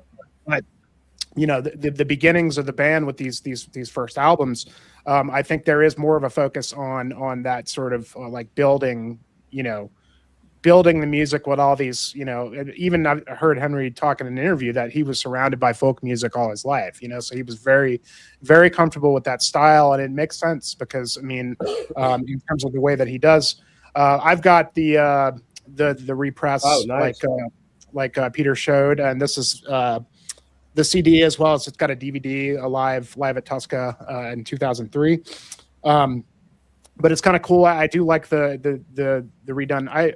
I'm never one to like redone artwork, but I do like this one. As the title translates to A Wolf's Dream, you've got some of the wolf imagery and the pagan imagery, as well as some of the sigils. And I think Peter did a really great job of breaking down, because I think it's very important to include what is the concept and what are these guys getting at, and that, a lot of metal bands, you can give or take lyrics. Who gives a shit? Usually it doesn't really mean much. I think there's a lot of meaning and a lot of thought put into the concept and what these guys, and this is what I love about Scandinavian bands, is that they very much see their culture, that their heritage is very important to them. And in this day and age, when you're talking about a song like 1065 Ica, which is like, as Peter said, it's like kind of the first like big sort of sweeping epic that we're going to see them expand upon. It's a really important song in terms of the historical battle that they're, if you read the lyrics, and you can often get the translations, it can be a little hard to parse through because it's very much inspired by more poetic kind of writing. So you can, it depends on what level that you're willing to go down and really try to understand what they're getting at. But the biggest thing I think, as Pete was saying, was that, these Scandinavian bands, we're talking a big concept in terms of paganism versus Christianity, right? And that a lot of these guys, they see Christianity as an affront to their heritage, right. And it was. And it was. And black metal has always had a really, there's always been this sort of satanic kind of look, but to me, like, the real stuff is really, why is it that they want to get at this stuff, Right. and not that Moonsorrow really goes and down, the sort of evil satanic route. No, they don't. It's very much, when we talk about the Viking culture and the Nordic, heritage is very prevalent in here in terms of Christianity sort of robbing that from them, and them not forgetting that, like Right. these songs especially is trying to suggest that we still have these culture,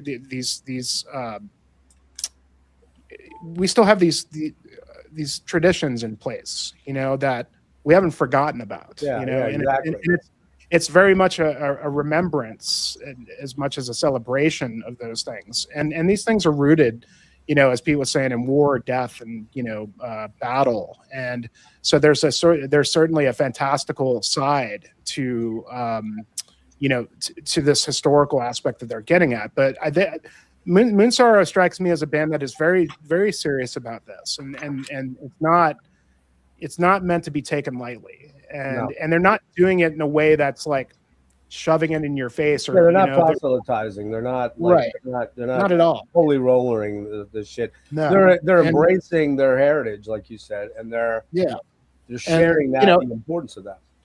Yeah, and I think this is going to inform what they would do later on, in terms of because we're going to see a very similar kind of theme as we go along, in terms of the lyrics and the concept.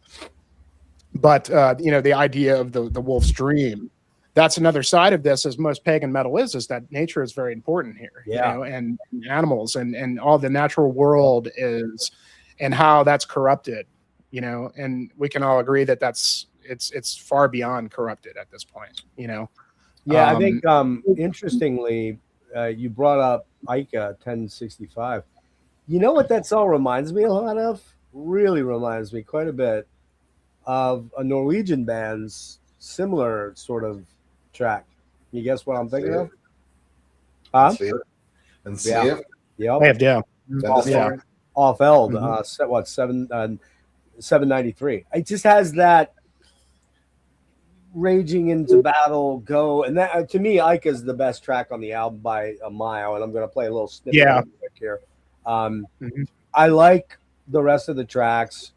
Jimmy, did you want to run down, or did you give us your most? I mean, that was kind of it. I don't feel like I really need to break the tracks down. I mean, Okay. this is a phenomenal debut by a band that's going to give a lot. I would say that it wouldn't be the first record I would go to if I was to say if you want to Moonsorrow, go to Pseudonymi first. But I think the production lacks a little bit. It's a little does.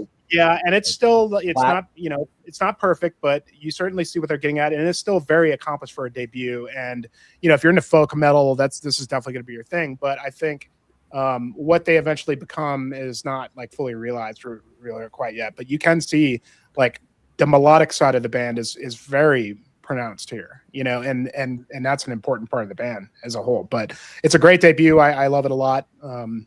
But yeah. Just on the production, when they did record it originally, they didn't master it. Right. They didn't realize it needed to be mastered, so they sent it off. They have some different levels. So the differences, I was even just listening to them today to try and see the differences. There is a wee bit of reverb on the vocals and the snare drum on the original that isn't on the mastered version. So it's not remastered. It's because it was never mastered in the first place. Yeah, it's mastered post mix, like Yeah. completed mix. So And you mentioned Enslaved, Jeff. Enslaved were another band that they did quote as a influence, along with Hades. has to be. So that they were more into the pagan side of the black metal. Yeah, for rather sure. I than mean, you just particularly those early ones. The Viking Liger Veldi, the Hordanes, the Frost a little bit, but I really a lot of Eld. I hear some epic grand stuff because that's about when that to me is when Enslaved kind of because Frost is kind of the really cold Viking album, right? It's all the songs aren't very long. Eld is when they start to like go astral and huge, and I'll throw some quick ones out there. The first track, which on the what's it called, Son of Uka. Again, I don't know Fintroll, so I can't draw anything. I hear a little bit of the early couple of Amorphous albums. Not so much Karelian, but definitely 10,000 Lakes for sure. As Lakes, yep. Mm-hmm. Yeah. As far as the melody structures and whatnot, that Finnish folky melodies and the synths and whatnot. On the ice of pagan waters, whatever. Man, that lots of gallop, lots of jig-like rhythms. Okay, a lot of jig-like. That's the Irish Gaelic sort of connection to, where I was coming from, and I get a little deeper into that as we go along. Like you said, the accordion makes its, and the Jew's harp makes its first, or mouth harp, whatever you want to call it. And they become a little bit of a trope, just a tiny little bit. In other words, Henry sort of does go to them a lot in these upcoming albums, particularly the next two, right? But they're the mouth harp and the accordion and the flute and the tin whistle. They're kind of almost in every track at one point or another, especially as this album is, with the exception of Ica, this album is kind of within reason, not an excessively long album. I think your second long, you got a 7:20, 6:45, 4, 6:30, and 6 minute. It's not a crazy ass long, and 11 minutes for Ica or Aika. I mean, it's not a crazy long album, but that changes very, very quickly, man, because suddenly we start breaking the sonic barrier of 70 plus minutes quick. I love that second track, man. It's killer. The riffs are great. Yeah, just an amazing track there. I'm not crazy about the third track, As Eternal. It's okay. Doesn't do a whole lot for me. I do like the shouting warriors and the epic sort of battle sabers and all that stuff ringing. it puts you in the feel of the music a little bit to say, hey, this is a orcs versus Middle Earth sort of vibe, right? And I love that cascading riff at about 5 minutes on, which they fall back on a lot. I'm going to play a little bit of Ica quick, just a minute of it, because I don't want to get dinged. But that to me is the best song there, and I love the way that it opens. It's got that beautiful. Henry has a great way of threading these really cool intros with acoustic, like some acoustic instruments, whether it's just the guitar and those really spacey, astral, cosmic sounding synths over top of them. And then we get into the epic melodies on this thing. And I didn't write down where I'm going. I'm just about 6 minutes in. I'm going to drop it and play for a minute. And then the last is that short little interlude. And I'm going a 7.75 out of 10 on that one. I still think there's some production issues that kind of mar it a little bit, but it's very different, like you guys said, from the demo material. So we ready to move on? I'll play a quick track there. All right. Yep. Just 1 minute. Don't talk for a sec, okay?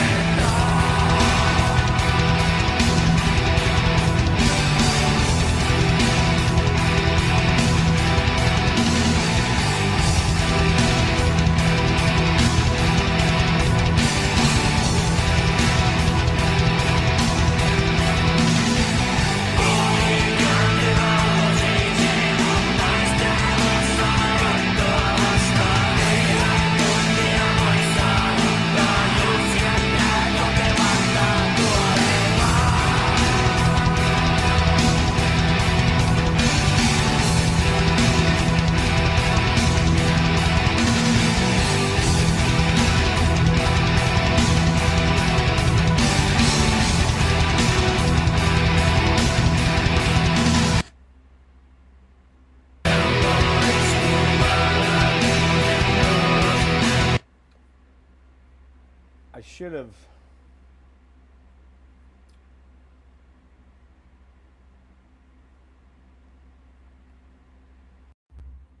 I should have. I'm still. No, I'm not. I should have like figured out where I wanted to drop that. I didn't have it in this album, and I just kind of threw a dart at the board. That's kind of in the slower section of the song, where it's more in the build up sort of phase of the song to a really epic sort of conclusion. So yeah, but that kind of gives you a vibe on what's going on there. As far as a lot of clean vocals. Yeah, I know Hades. Yep. Good band, really good band. So yes, yep, absolutely. Amorphous kind of was one of the OGs on that front there, particularly once first two albums and Elegy and all that stuff like that. So. All right, let's move on. I think we're good to go. Did you guys want to give it a number, or are you good? You don't have to. An actual score? Yeah, like out of 10. I would I give it an 8. Yeah, I'd say an 8. At least an 8. Man, Pete's struggling, man. I don't want to give these numbers, man. I don't want to fucking I don't want to rate these, man. It's too painful. I've ranked it I've ranked them all like you asked me to. So it's tough. I know. It's very tough. Yeah. Very, very tough. Very tough. All right, let's move on to the next album, which is going to be Voimasta Ya Kuniasta of Strength and Honor, which is the second album full length. It was released November 26, 2001 through Spine Farm. 5 of the 6 tracks have been performed live through the years, with only Hidden Pelto being the sole exception. We don't really need to get into that, but it was recorded at Tico Studio again in July and August of 2001. and released in November. And it was produced by Adi Kotalainen. We didn't really get into the delineation of the other people that joined, but we did have Marco Tarvonen on drums, backing vocals, choir, timpani, 12-string guitar. He was on the last album, the first album proper, and Mitya Harvatiali or whatever, guitars, choir, hand claps. Yeah. And then there's a couple of, some guest musicians. All right. So, Jimmy, did I let you go first on this one? I think I let Peter go first. I'll let you go first on this one here. I'll blow you up here. Hold on. Man, I've got the Digipack. Cool. Yep. This is from the box set. This album is absolutely amazing. I absolutely love this record. Hang on. We're going to do this. Just give me a minute. There we go. Well, that's not it. What am I doing? God damn it, man. I'm out of practice with this shit. There we go. Sorry.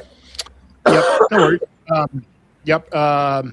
Absolutely amazing record. Love this album. I feel like they really kind of realized what they were going for on the debut. And obviously I think all this stuff was kind of in the bag right around the time they released the debut. It was.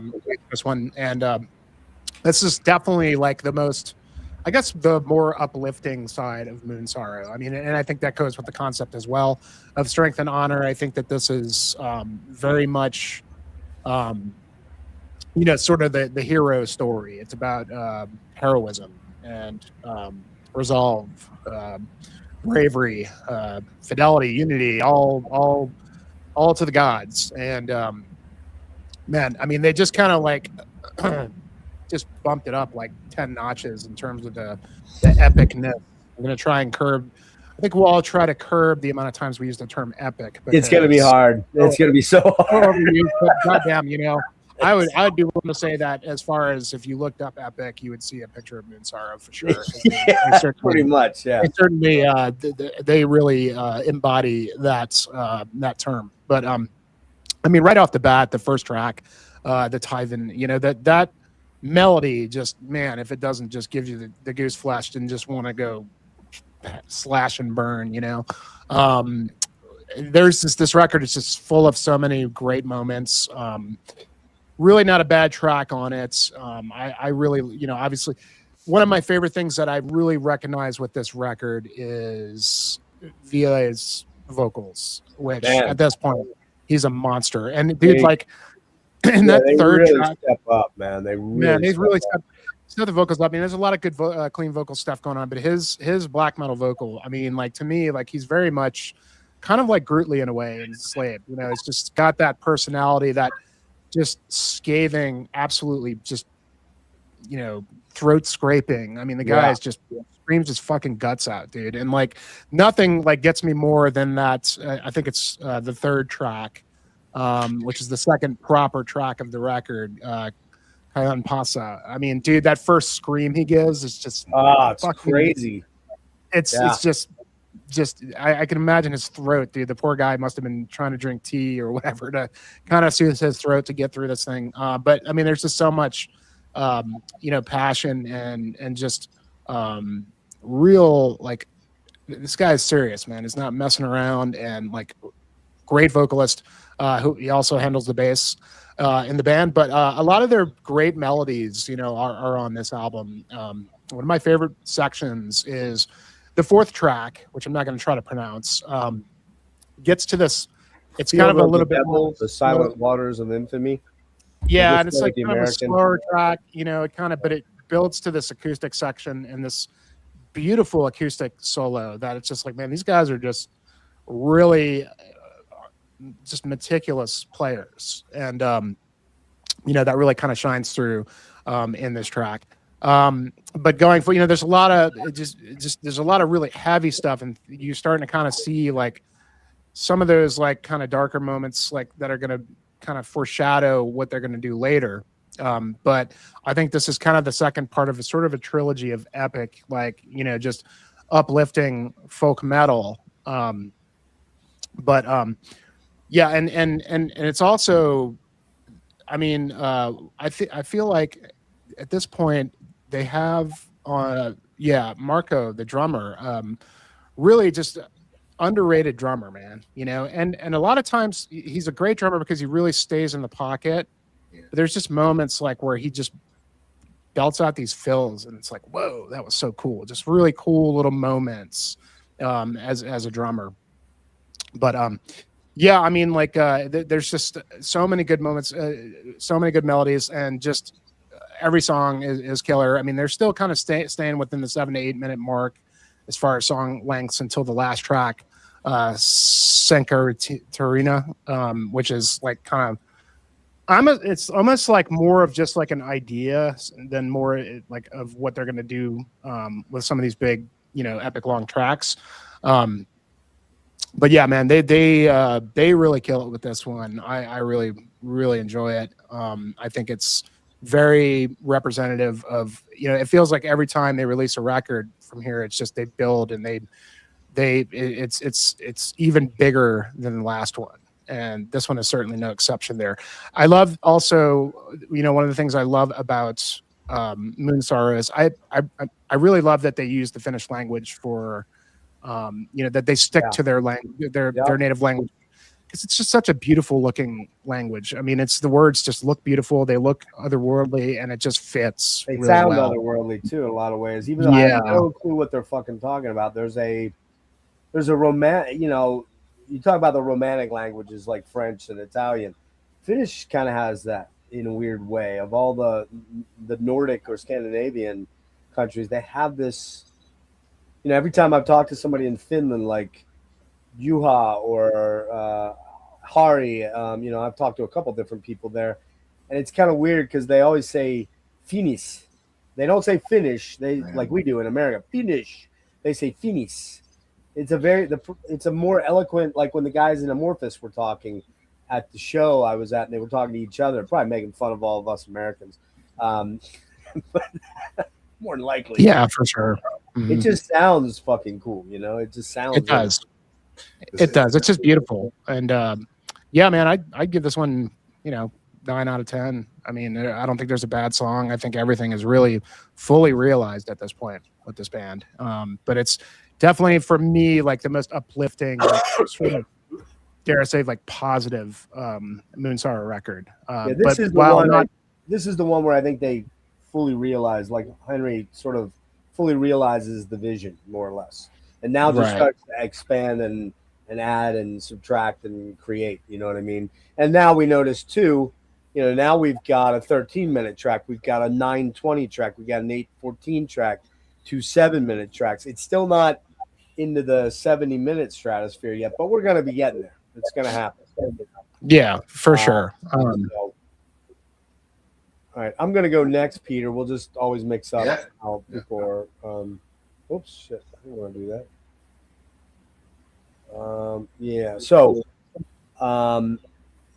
Was this the one you said you and your wife were listening to, dude?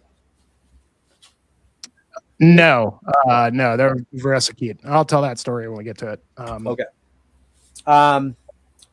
Yeah, that intro, man.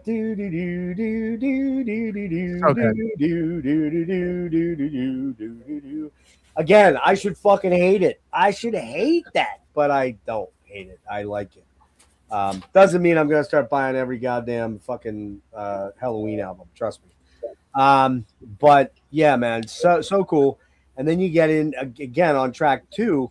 You start to hear that freaking Gaelic, you know, Highlander sort of vibe with those melodies, and they're folk melodies. So I don't want to in any way, shape, or form. Let's say somehow that the fucking Moonsorrow guys end up watching this. I did copy them or at them on IG. Kind of doubt it, but if they would, I don't want to in any way, shape, or form insult or impugn them and say, "Oh, you guys sound like you're Irish." No, that's not what I'm saying. But I'm just saying that the Irish folk, the Scottish folk, the Finnish folk kind of has a lot of similar vibes to it. That's what I think I'm trying to say. I also noticed that a lot of this early stuff is, you know, this particular track, it starts with an up-tempo gallop, kind of maidenish at first. Some shouted vocals on this, but they're epic as fuck. The mid tempo at 5 minutes plus in, and the reintroduced melody of that first section, the first intro track, which is called Serene in the Warrior's Grave, which is the track we're talking about now. It comes into and they do that a lot. Like Peter already mentioned, they will pull sections that they play, and then it disappears for 3 or 4 or 6 minutes, and then bam, it comes back in as a coda or as something else. Maybe they'll only do 2 to 4 bars instead of 10 bars. Which sometimes that's my one big issue with Moonsorrow is they can outstay their welcome a little bit with some of these things. That would be my only big drag on that. The track 3, which is A Village Away, starts out with a very traditional metal chug, man, and it reminded me so much of the song Fifth Angel from Fifth Angel's first album, like dun dun dun dun dun dun dun dun dun dun dun dun dun dun. It's like, oh, that sounds more or less like Fifth Angel. You guys familiar with that song or that album? Not really. No, you guys, man, Jesus Christ. I know the band. But What the hell? What? Like really? Oh my God! All right, such disappointments. Anyway, number 4, man, this is the shit, Jimmy. You nailed it. This is the shit. This is Field of the Devil and Silent Waters of Infamy. Man, this track is so heavy. The main verse riff, huge traditional metal riffs in there. That transition with the synths works so well with the rhythms and the rhythm guitars. Man, just so killer. Typically group sung choruses would bug me a lot on most other bands, but for some reason, again, they do it with such grandeur and such effortlessness and not in a hokey way, even though if I really let myself be convinced of it, I could be convinced it's hokey. But if I just listen to it on the surface and let it wash over me, it's like, oh, this is pretty fucking cool, even though I should hate it. Right at around, let's see, it breaks into that super fucking heavy riff at 350 and goes off into the gallop, which is very Bathory, Twilight of the Gods sort of era stuff right there. Very Twilight of the Gods sounding. And look at who stopped in. See, this guy should have been with us then, but it would have been a 14-hour deep dive. So I didn't know that, Kellen. I apologize, man. We should have gotten you in there and started at like 3 p.m. Yeah, we're gonna hear a little bit of that track. We gotta do that. And a little bit of Blood, Fire, and Death on that one too. The long fade out with the acoustic session into the up-tempo Gallic. Man, so killer. The next track 5 starts out with acoustics, the sun and the moon.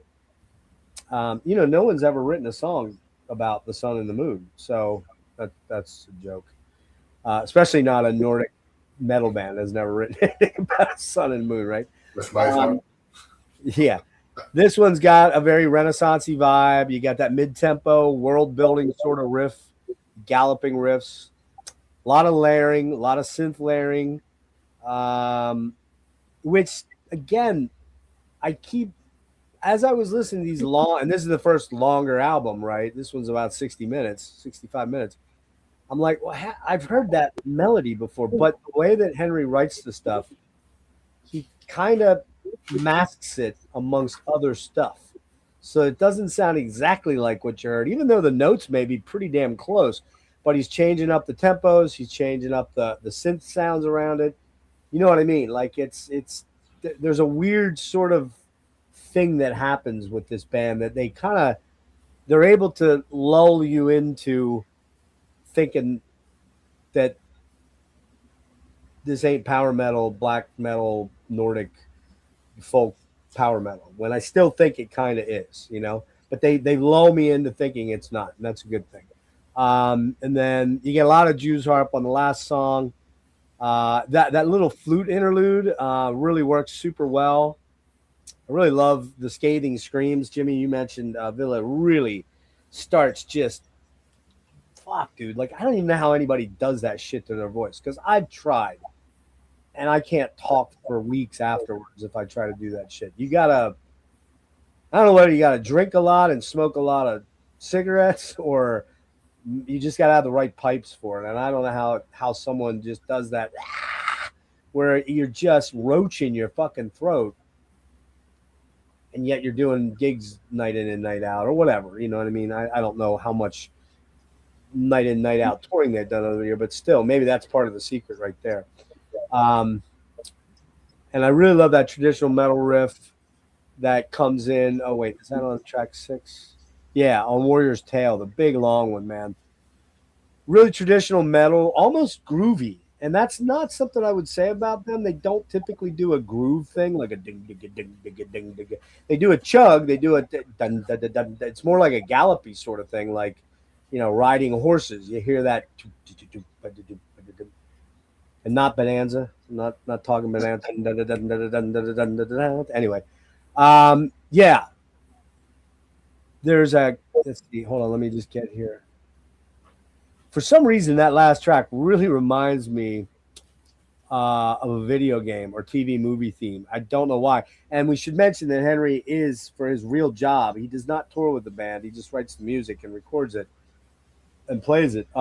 He is actually a professional writer of music for video games and TV jingles and movie soundtracks and things of that nature. So, yeah, again, we get at 5:45, we get the Hobbit Shire mellow transition moment with lovely lilting little melodies, some spoken word, and then it builds into that long riffy galloping section at the end.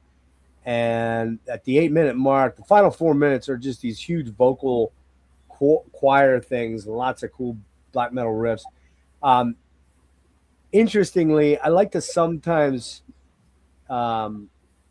pull out quotes from other reviewers on Rate Your Music. I think I've mentioned this on other streams. And this guy named Zephyr Ephemera from December of 2017 says, positively uplifting melodies in black metal, ? No, doesn't work for me. So, but it seems to work for us, right? So you could really call this a symphonic pop black folk metal album. It verges on earwormy often. It really has an earwormy vibe to it in many, many sections, but it still brings the heavy with a lot of great riffs. It is a little bit repetitive, but those raspy vocals give it the gravitas, the fucking balls, right? Those vocals are just scathingly killer. But it does have a candy floss vibe to it as the synths kind of become more and more dominant in the next 2 or 3 albums, right? In some ways. And that was something that I kind of struggled with a little bit, but I'm still giving this an 8.75 out of 10. So, yeah. And Peter, you're up. Yeah, you've both covered quite a lot about this album. Like I said, it was my introduction to them, so I just came in thinking this band are great off the bat, but when you go back and revisit the demos and then Sudden Uni, you realize that this is the album they come into their own on. And like you said, the composition, you see in Henry's composition style start to form, and you start to get familiar with how the songs will play out. I think what's interesting about this album is that it's a concept album about the Warriors, so it's about this Viking village being attacked by non-Vikings, and that's about his journey, obviously, through the album. But it's interesting. The first song is English translation is Serene, and it is a gentle intro into what's going to come next with the destruction of the guy's village and Sankavihalta, Warrior's Grave. What I like about it is the little things they add in, like you mentioned, the sound of horses' hooves, the swords clashing, the little battery there. Exactly. It's those little elements for me that just add so much dimension to these songs. It's sure. And they may be brief, but they make such a difference to how invested you get into the song and how quickly the songs pass by, even though, like you said, they are starting to get a bit lengthy on it. And some of the synth parts are just pure majesty to my ears. And on the third track, Kilan Pasa, one thing I loved about it, and which you've mentioned the word cheesy, and it probably would be cheesy, is that you have the hand clap sections where they go, oi, oi. Yeah. And every time I hear it, it's like, oi, oi. That's exactly what I fucking hate in metal right there. You had to point that out. I forgot about that. God I damn it. love it.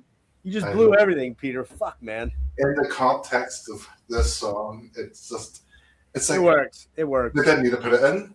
They put it in, but I love it. It'd be different without it now after hearing it all these years. But yeah, it's you start hearing like you mentioned, and we mentioned with the previous albums that the songs will start. You'll hear a bit of a riff. It'll go into maybe then an acoustic folky part, and then it'll go back to the riffs.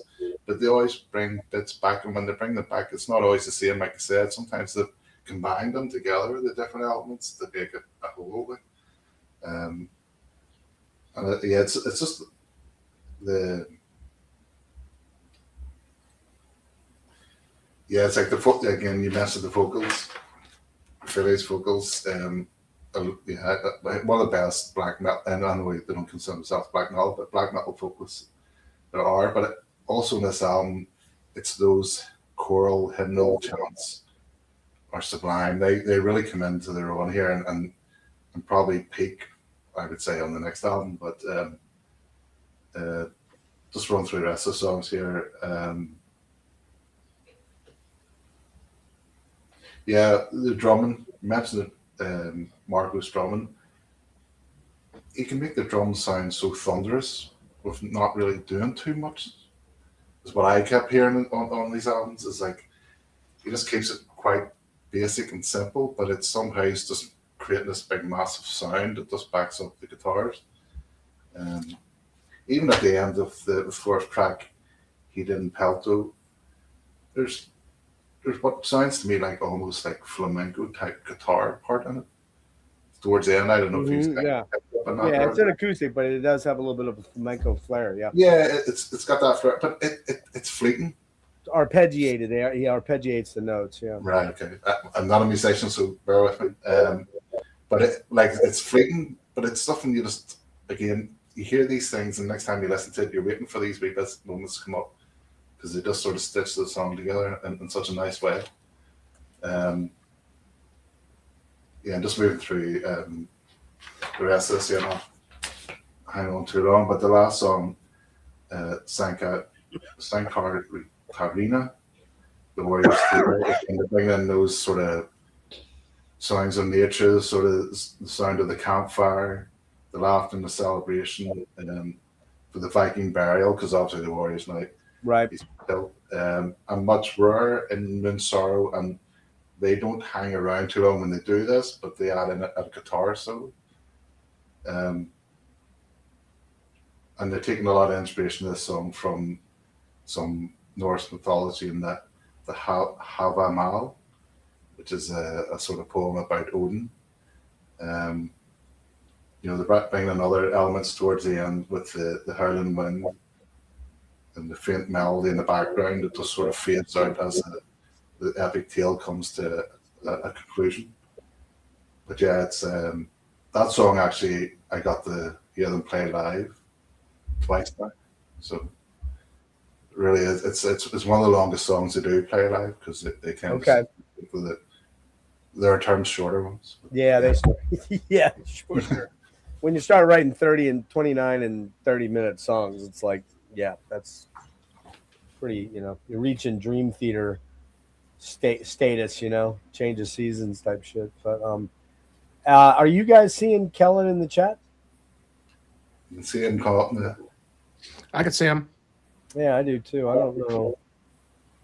I'm not sure why the guys in the chat can't see. I don't really know what's going on there, dudes. I've been having, ever since the games that were played a while back, and he's been much better, so I'll give him credit for that, until the night when he wanted to start a little bullshit. I don't know if he's still here, but I've had Wade got X'd out. I don't know if Wade's trying to get in. He didn't send me a message, so I imagine he probably would have sent something. I got to see if I can figure that out when we do the next album. So, all right, let's do honorable mention about Metal Island. There we go. Very cool. Yeah. Well, we're going to talk about V quite a bit. Yeah. Let's play a little bit of the fourth track here. from I'm gonna run to the toilet while you play. yeah, from Voy Masta. The song is called Hidin Pelto Hopian Il Just Set Vedst. I don't know, man. Like, just forget that shit. It's impossible. Field of the Devil, The Silent Waters of Infinity. I'll try to play about 2 minutes roughly.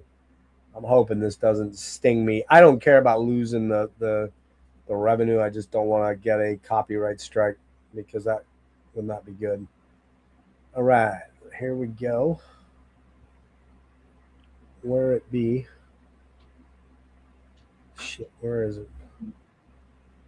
Bear with me, guys.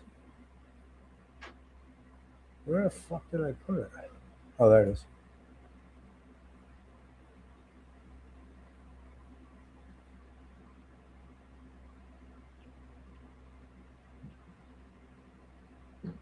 Oh. Hold on 1 second.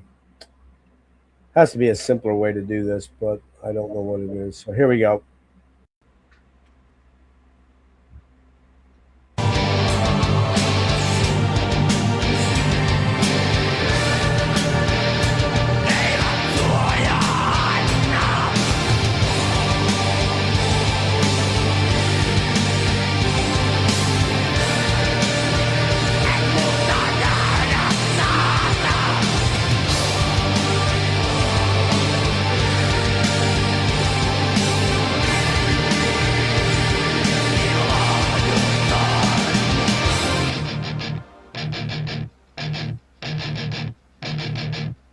Sugar.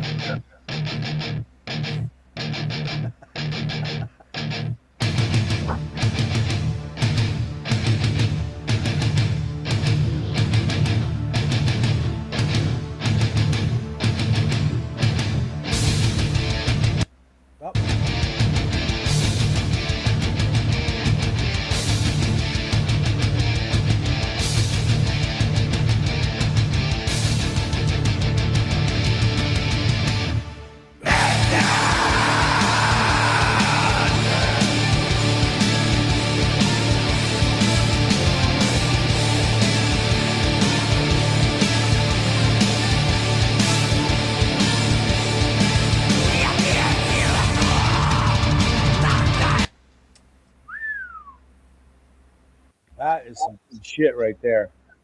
Man, that's some good shit. Oh, yeah. All right. Let me get back on here real quick. I think we're good. All right. And by the way, people, are you hearing that stuff out there in the chat? Are you hearing the little sound samples? I don't feel comfortable putting whole songs. One, if I do, we'll be here for 7 hours tonight. If I play a whole, song or two off every album or a song off every album, we'll be here all night. But I got a copyright strike and I don't want to get fucked over again. So I don't think I will with this, but I'm just being cautious. I don't want to get another one until February 6th or something. All right. So, man, that riff, it's kind of almost Meshuggah-y for a second. It is. That's why I brought up the groovy thing, but then it kicks in with excuse me. Then it kicks into the and that is a very common Henry rhythm guitar thing that he revisits on the next album, and even on the next album he loves that. You know what I mean? It's just a very, I guess you call it trope with the way he with the way he does that. So yeah, I don't know what's going on with my chats. God damn it! I don't have time to do it right now, guys. I'm sorry. I'll have to try and look into it. Yeah. So killer album right there. Let's move on to what's it called? Kevin Kintaya. Yeah, Kevin Kitaya. And this one came out March 2003, recorded 2002 at Tico Tico again. Spine Farm is the label, and Moonsorrow produced. March 10th, 2003 it came out. Not a lot of write up on this one there. So I guess we'll start with, I'll go first this time. That way we all get a chance to go first. No, wait. No, I'm positioning myself for a specific album, so I'll let you guys. Sorry, as the host, there's a particular album I want to talk about first. Sorry, you can probably guess which one it is. Peter, I'll let you jump in on this one here and rip into it, man. Yeah, so I'm wearing the t-shirt. Look at you, what a homer! So yeah, this is probably their most ambitious album they've ever created, in my opinion. And I think even the band have mentioned that it was quite an ambitious undertaking. There's plenty of variety throughout. It's probably their peak of folk metal. Um, and like you mentioned earlier, this is where the power metal, sort of the hints of power metal, come into play at the most forefront of their sound. And we'll have to use that word. It's epic throughout. Um, Even from the opening Raniola at the Ruins, a song about the Crusades, which kind of kicks off with sort of monkish type chanting. This song has a multitude of Moonsorrow highlights for me throughout their whole catalogue. That just in the first 1 minute 10 seconds, the folky keyboard that just begins with so many highlights. It's epic, symphonic, it's majestic. It's like I said, it's almost entering into the power metal sort of territory. And with Henry's type of writing, so those elements don't last around too long before there's always another shift. Just before the 2.5 minute mark, there's another highlight with the acoustic guitar leads into one of the mighty riffs and thunderous drums. It's like Thor smashing Mjolnir in the clouds above us. I mean, the clean chanting again comes in. For me, some of their best in their catalogue as well. And they switch again with Philea's screams. Usually, sort of kicks off another sort of segment. A lot of tempo changes. This is just the first song, and they're throwing so many different things at us. Even a hint of a guitar solo in this song as well. And what you find is that usually when you get to around the halfway mark, they have another shift where they usually like to up the tempo a bit. Very much Bathory inspired. And then they like to just slow things down again, take you back to the start, that reprise, closed out with those monkish chants and the bell knelling. It just sort of hits you for six that there intro. And when the bell is knelling, it just carries on right through to the next track, and then you're hit with another highlight of the album, the opening riff. Is one of my all-time favorite Moonsorrow moments. Just that transition into the second track. And then the breakdown just after 40 seconds. So you're just getting into that, and then immediately you're hit with just some glorious keyboard parts. Yeah, I wrote here, it's just like heaven, so it is. Or should I say Valhalla. Again, some of the vocal performances in this song are some of the best. Philea's shrieks, right through to the clean choral chanting again. Keyboards with plenty of epic orchestration in the background. Again, slowing down, and then you got the mouth harp and the accordion come back in.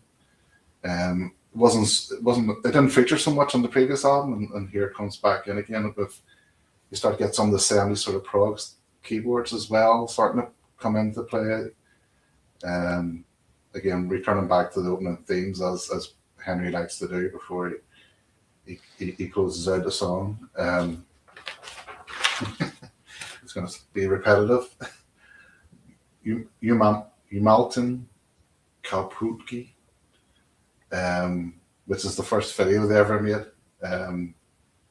Another highlight. This one just keeps building up until you get those epic thunder sort of drums that we talked about with Marco, bringing back that Bathory influence in the riffing department.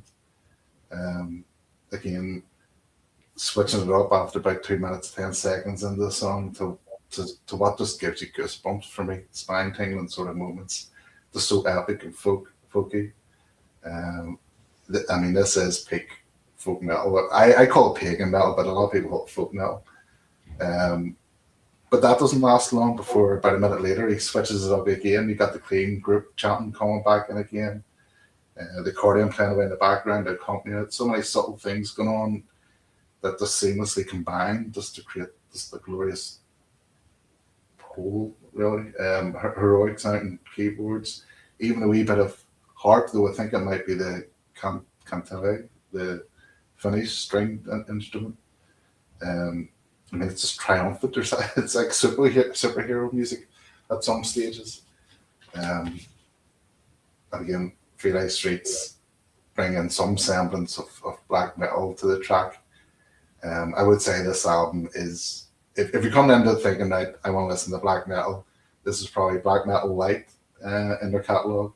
And that probably puts off some fans. For the fans who like the folk side of it, it's probably their favourite.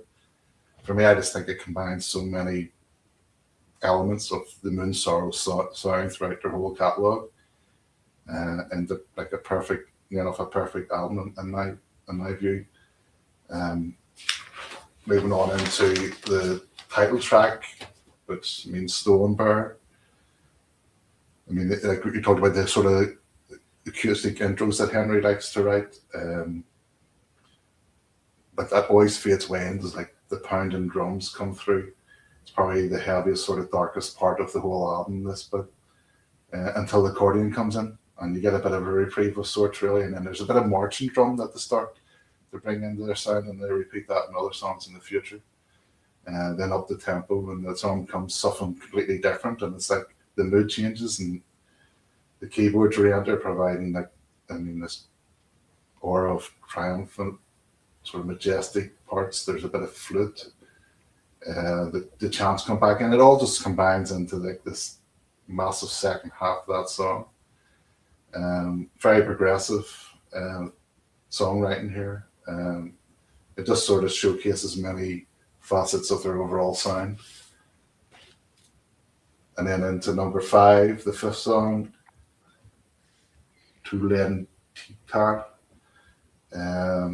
It's kind of like an astral magical kind of opening, kind of soon, like the keyboard accordion combo, the mouth harp comes in, a lot of acoustic guitar, feels like you're in for me, like the far north of Finland. Lots of drums and guitars and all smashing through. And like I said, that you start to understand how he writes his songs, and where all these different parts come through, fade out, come back into a big stomping riff, and then a bit of folk stuff comes back in again. All right, let me just interject for 1 minute. I disappeared because I'm trying to figure out why Kellen was out of here. So, Kellen, let's see if you can post something. Let's see if you come up that other people can see you. I tried adding stuff. I'm kind of flying blind there because I haven't done it in many months since I wasn't doing stuff for a while. So try that. So go ahead. Sorry, man.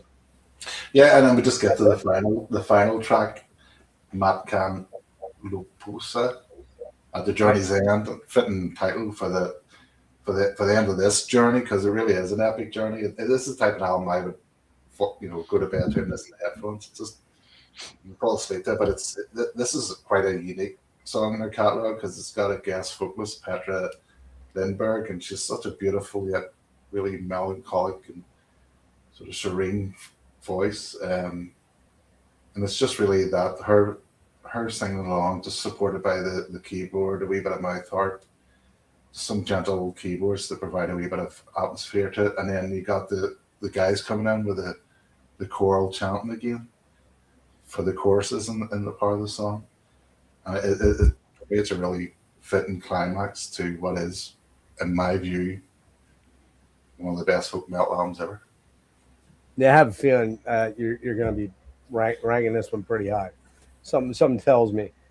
Jimmy, what do you got on this one? Yeah, I think this is definitely the sort of culmination of the first three, or out of the first 3 records. This is really kind of what they've been working up towards in terms of their sound. And I think that Stonebearer is the translation, and I really love the cover art on this interesting story. They actually had these runes painted on this rock that they commissioned somebody to do for them. They tried to go drive this rock out into the wilderness so they can take the picture for the cover art, and it was so heavy that they literally just had to get it out of the truck and set it right by the tree right there and take the picture. I think they had given this to Spine Farm Records or something like that, and then it disappeared. Nobody ever really knows what happened to the rock, but it's very exemplifies the sort of concept with the runes and the stone, translating to the title Stone Bear. Yeah, I think as far as like breaking down the sound here, Pete did a really good job. But if I was to like recommend a first Moonsorrow record for people to check out, it would probably be this record. Really? It ranks very high for me. Yeah, I think. I mean, and I think it's because like as we get further into the catalog, there's going to be there may be records I would maybe you could check out the latest one, but I think this one it's probably the most listenable. It's probably the most like readily apparent and very like I want to say like catchy, but it just really instantly right off the bat is just full of earworms. Absolutely great. The way that they just go into that leading track with the clean vocals, which is something they don't rely on clean vocals very often. When they do, it's for a reason, and it works very well here. And it's just absolutely beautiful hearing them singing in their language in that first track. But everything here is just so easy to get into, I feel like, and it sounds so good. The production is great. It is like really expansive in terms of like, the sort of prog leaning. And it's not like, I don't really hear anything specifically progressive in the music, but I think it's progressive in the songwriting and the way that they start to develop the songs, and kind of where the songs go has, a heavy like kind of prog element to it. For sure. And, getting into the third track, Yumalton Kapunki, this is like the most epicest thing that anybody ever epicked ever. Like, that's the track that I would say maybe start with that track. And if that does not give you goose flesh, then I don't know what will in terms of this band. Just building that moment in the beginning where you got that narrative, that spoken word, just building up to that just huge moment with the whole band just in unison. Like it just sounds so good and just so killer. A lot of the synths here can at times maybe come off a little like, I don't want to say like cheesy, but it's just like a you have to adjust to it a little bit in terms of like, because it's very much driving a lot of the folkish melodies that the band is doing, and kind of like an overlay of like the music itself, and it's like in a lot of ways the black metal is always an element to the band, and especially in the vocals, but it's never been like the main proponents of the music itself, so this is still very much a folk metal record, but with a lot of black metal leanings, but really just expansive. And in terms of the instrumentation and the development of these songs, and that's kind of what we're going to see going forward with how they build. These guys are master builders of tracks. To the point to where it may take like 2 minutes before the song actually really gets going at times. In terms of the concept, it's a lot of ways kind of comes through in the music as well, is that like at this point, with Fuimasta is like very triumphant and heroic sort of, whereas this is kind of like bringing in those themes in terms of, the lyrical content. But in terms of Stonebear, there's a lot more emphasis on just, the natural world, the stone, the ruin, the winds, the waves, there's a symbol, a heavy emphasis on the symbolization, the stone and the ruin. And sort of like the interesting thing in terms of like where it fits in with their whole theme from start to finish in terms of all the records is that like at this point, they're embracing like, the long form epic pagan sound, you know, and focusing on like the, you know, romanticizing like heroism and the hero's journey sort of. But here, like, there's starting to see a bit of like melancholy in a way, like that there's a small melancholic, especially the way the record ends, with an absolutely beautiful track with the female vocals. Really, really great. It's almost like just like a straight folk song. And Yeah, that one's you know, very one of the, different. That was different because they didn't really do anything like that yet. they didn't really do anything like that, yeah, and it's kind of new to what they're doing. But one of the interesting things in terms of the concept is, you know, there's sort of like a tendency for Moonsorrow to, you know, to look at their heritage and sort of question, you know, the glory aspect of whether does glory like sort of matter when everything else, you know, no matter what, everything ends in ruin and destruction of their culture, you know. And so at what level do you like sacrifice the heroism for you know, the ultimate ruin of your and destruction of your culture is I think is like a big theme here. But yeah, man, I mean, this is an absolutely, you know, amazing record. They really just, there's nothing really quite like it, and it's interesting and natural to see that where they're going to go from here is a little bit of a different you know, direction. But yeah, what Kellen just said right there, that opening chorus on that opener, yeah, man, it's just it's so beautiful, just the way he rolls the tongue. I can't even roll my tongue that way. But yeah, man, absolutely amazing record. Anybody in the chat, I would say this is a good one to start with if you're getting to the band. You know, it's not very representative of where they ultimately land, but in terms of the expansive like folk metal that these guys have been doing up to this point, this is the culmination of that, and an absolutely amazing record. So yeah, it's a top one for me. I mean, I'm at the point now where I didn't say this on the last one, but it's just like on any given day, this is my favorite record for Moonsorrow. So Yeah, it's hard. It's hard when they're as consistent as this catalog is, consistently good. It's hard to say. It's one of those deals where it could be on any given day. It could be one of many, you know, many albums. So, God damn you! What the fuck? Well, I'm having so many artifacts with volume today. All right, so we got Kellen sorted out, and if Wade ever pops by, hopefully I've got him sorted out too, and I got rid of a lot of the riffraff. So, yeah, huge intro melodies on track 1, which is At the Ruins. Just a huge track. We'll play a little bit of that Peter wanted to play here in a minute. I'm going to play a little bit off of Daughter of the Wind, Way of the Warrior. You know, again, though, I have to say, and this is maybe the one sort of detracting thing about Moonsorrow that I struggle with a little bit, is that, especially on these first 3 albums, and maybe to a little lesser extent on the next one, there's a lot of folk melodies that they're using that they're very similar. They're not massively different that you're like, do you know what I mean? Like, I don't know if you heard that. Maybe I'm the only one that's hearing it, but I hear a lot of the, you know,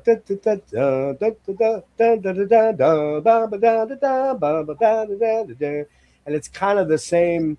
I got to call it something that I hate to call it because it, you know, it really does throw it into that fucking power metal thing, but it's bouncy, one, and it's swashbuckling. You know, it's got that fucking pirate thing going on, right? You know, or it's Viking, but it's Viking pirates, maybe, or pirate Vikings, you know. Triumphant, yes. And then we're gonna come back to that. And like Jimmy said, man, someone should, Eric, sounds like a thing for you. We should probably see if you can tally up how many times we say epic in here. So Wade, you see Wade, but I don't see him. I don't see him. I thought I sorted it out, Wade. Can you guys see him? Well, apparently Eric can, but I can't. I think he's under a different name, isn't Is he? Stram no more. That's not Wade. Oh, isn't it? No. Should be Wade. No, it is. He said he put another handle on for some reason. I'm Oh, pretty I sure didn't that's- know that. Oh, that's been Yeah. Wade the whole Mhm. time. All right, shit, I didn't know that, Wade. Sorry, man.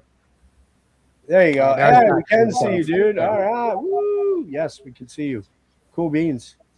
All right, I figured it out, even though I'm like delirious from sleep and cough induced shit. Back to the songs. The vocals are huge and a lot of cleans on this first track. You get that, Henry really does live in that riff. Again, don't mind my legs. They're fucking scary, I know. Fucking white as shit, but Henry lives in that, especially on this album and the one before it, and even the one coming up where he's like,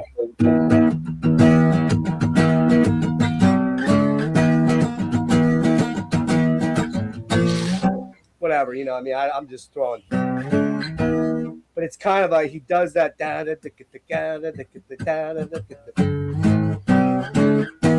which actually that's Anthem by Rush. But you get what I'm saying. He does live in that zone for a lot of the songs on these couple of albums, Roy Mazda and this one here. But he always does enough to change it up that you're not like, oh, that's the exact same song, that kind of thing. So, two, as again, that staccato riff I just did, which is kind of a hallmark. But the big harmonies that pop up on the vocal lines at 150 are super earwormy. Again, candy floss. The Jews harp section with accordion is cool on this one, with the synth melodies interspersed. There is an insistent riff that hits in this song that, while nothing new in their canon, is super infectious. And again, even for a guy who hates power metal, me, sounding tropes, which I do think they hit that mark often, but they fall short of landing in the beer hall, yo ho ho, and a bottle of rum, that kind of thing, right? When we talk about swashbuckling. But yeah, the folky passages are really amazing. They're just amazing in this track. So huge symphonic intro on track 3, some pretty savage riffs on this one. Nothing super new, but it's again, this is the album that I'm going to differ a little bit from you guys. This is the album where I kind of felt like he was repeating himself a lot, guitar riff wise. That's what I heard. And I did listen to this one 2 times the whole way through. I just felt like a lot of the guitar riffs were much in that, that kind of vibe. But it's a great riff. If you dress it up with all the synths and the vocals and everything, they're able to get around it pretty easily. Let's see. 4 is very bouncy, very riffy. Actually adds a bit of arpeggiated riffs in there because a lot of it's chordal till a little bit later in the upcoming albums. We get a lot more arpeggiated, like single note lines and tremolo pick stuff. But here we're getting a lot of that epic, that astral, cosmic sort of riffing. Let's see. Here 5, which is that's the daughter one, which is I'm going to play a little bit of. Probably my favorite track easily. And there's a section that chilled, spacey part at about 5:30, 5 minutes 30 seconds in. Probably one of my favorite moments on any Moonsorrow album. That moment is like, whoa, that is so badass. We'll play that just so you get a feel for it. Hopefully I wrote it down quite right.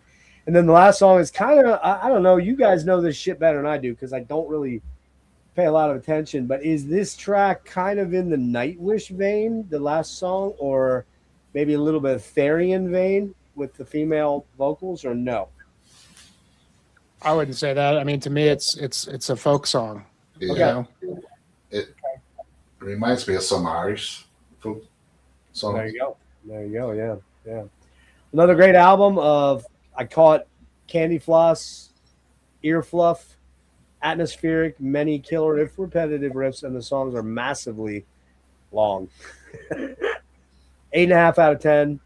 My main issue is the over repetitive nature of some of the riffs. But that's their sound. At this point, that really is Moonsorrow's sound.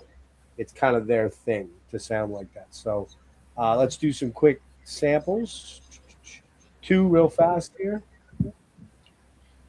And we'll do. Let me just check this quick. Okay, we're gonna do track 5, Daughters of the Wind and Way of the Warrior at 5:30. So ready? There we go. I'm gonna pull it up. If I was a little less sick, this would be moving a lot quicker, but I'm struggling quite a bit tonight, so my apologies for that. A lot of moving parts. Here we go.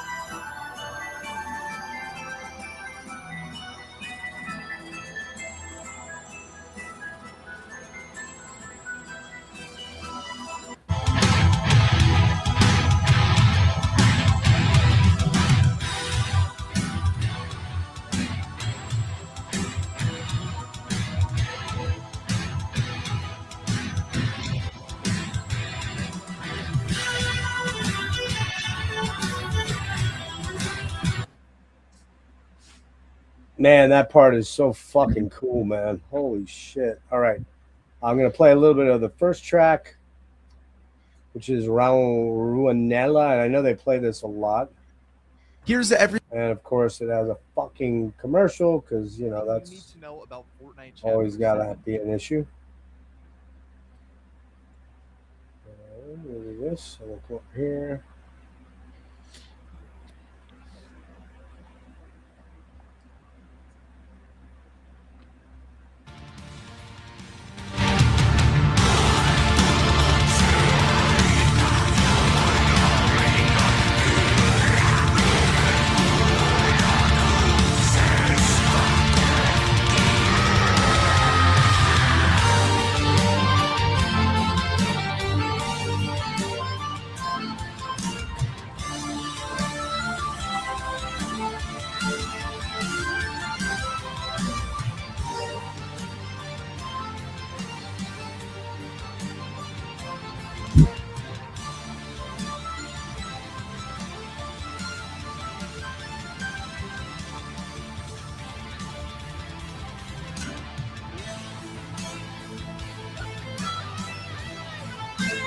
Solo.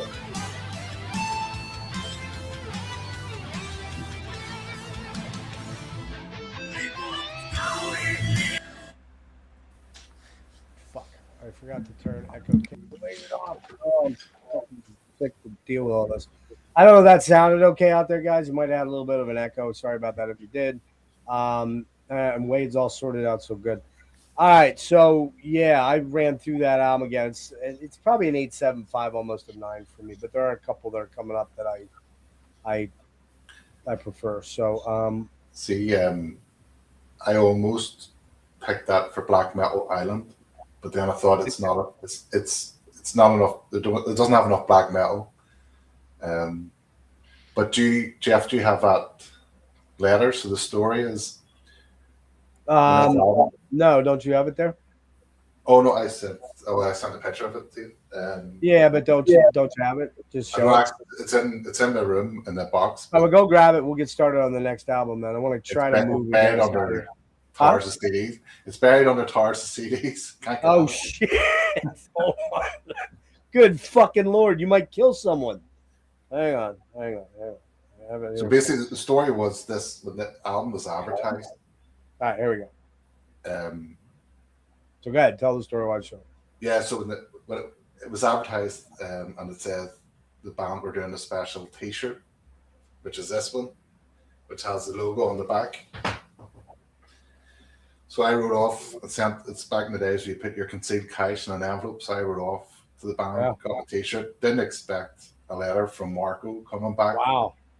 because I did ask him would they play in Ireland, and he said that they were planning to tour the UK in 2004, but they get on to promoters. So I had a couple of friends down south. I just mentioned to him on a forum I was on back then, and they managed then to get them over to play a festival in 2006. That was the first time I got to see him. Sorry. That's super cool, man. I mean, that's the coolest thing about that is now in the day and age of the internet, it's not nearly as rare at all. You can actually, I mean, I'm an example of that. Where do you think I get a lion's share of my interviews? I fucking pound the pavement and reach out and push.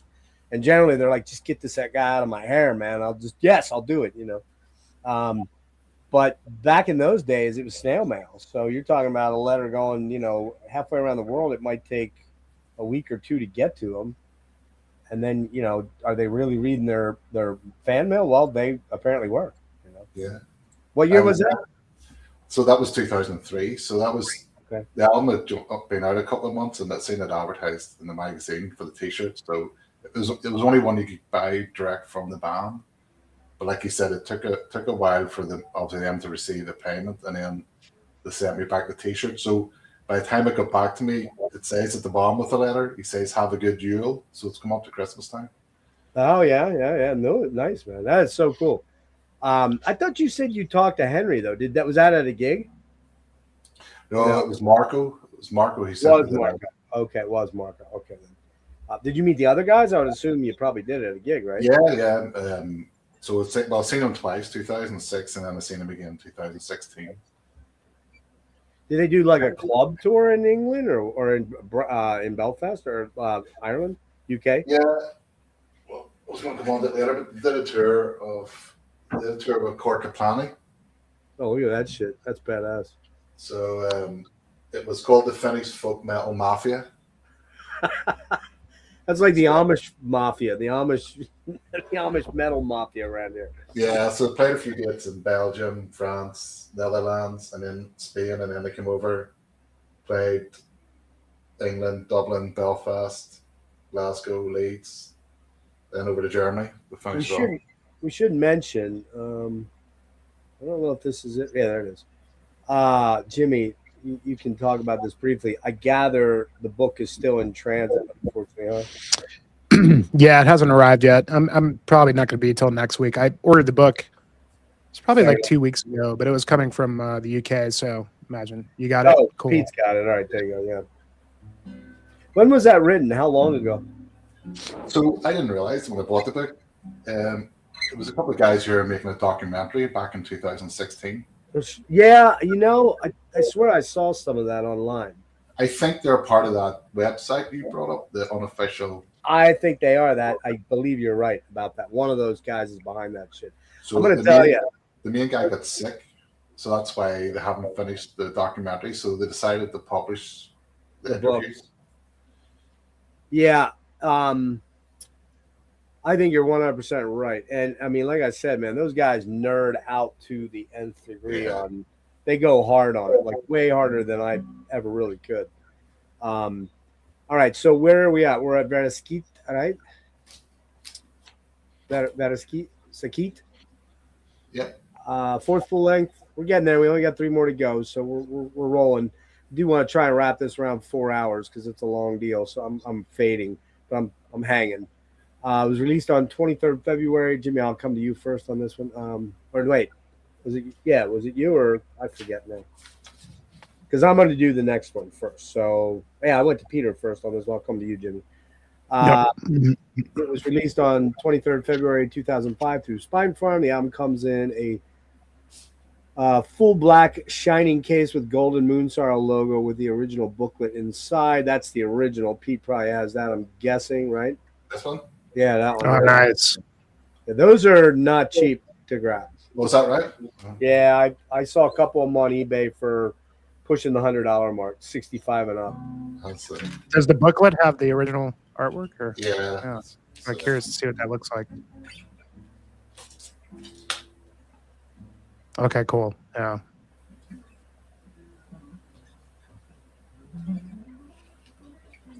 Yeah, we are gonna cover Tulumirsky. So yeah, Mirsky, for sure.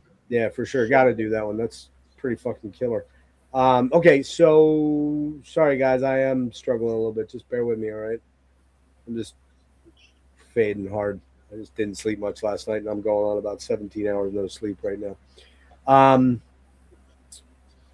think that's it. Oh, the U.S. release of the album then came out through Season of Mist, packaged in a clear jewel case displaying the album's artwork. So, do you have that one? Pete, you have just the original? this is the only one I have. Yeah. Okay. Okay, so this is one of those ones where I pulled a quote off of Rate Your Music. This is from Farzan, April 23rd, 2010. I put this in the CD player to listen to Bear Claw, Karhunkinski. I paused it and went downstairs for a drink of water, only to find that the Vikings had actually broke into my house and murdered my entire family. I went back upstairs, locked the door, and listened to the rest of it. I thought that was fucking funny, man. I'm like, yeah, okay, that makes sense. This is a dark album. This is probably maybe the most savage besides the Tulumirsky track.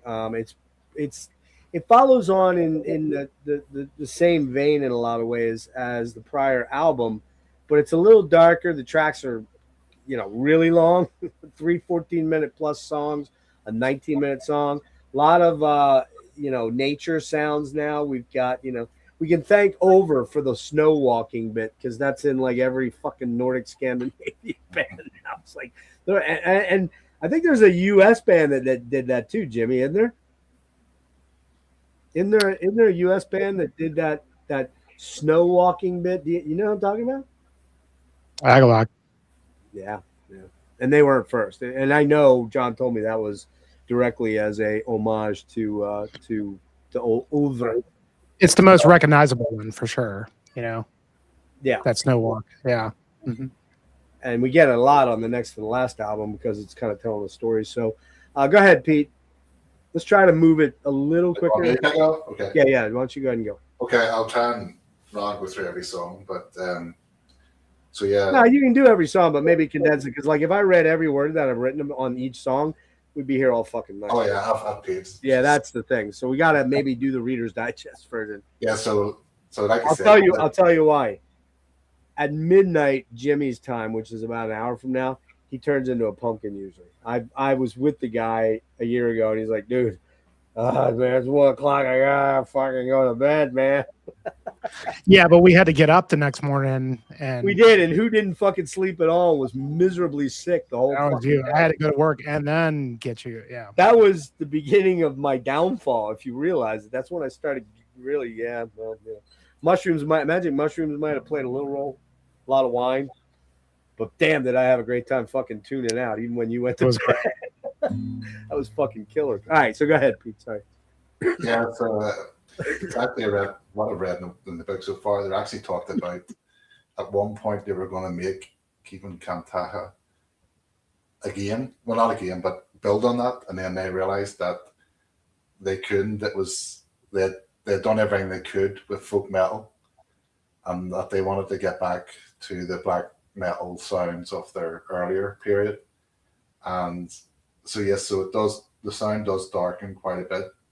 And you mentioned something there, Jeff, about the feel from the album.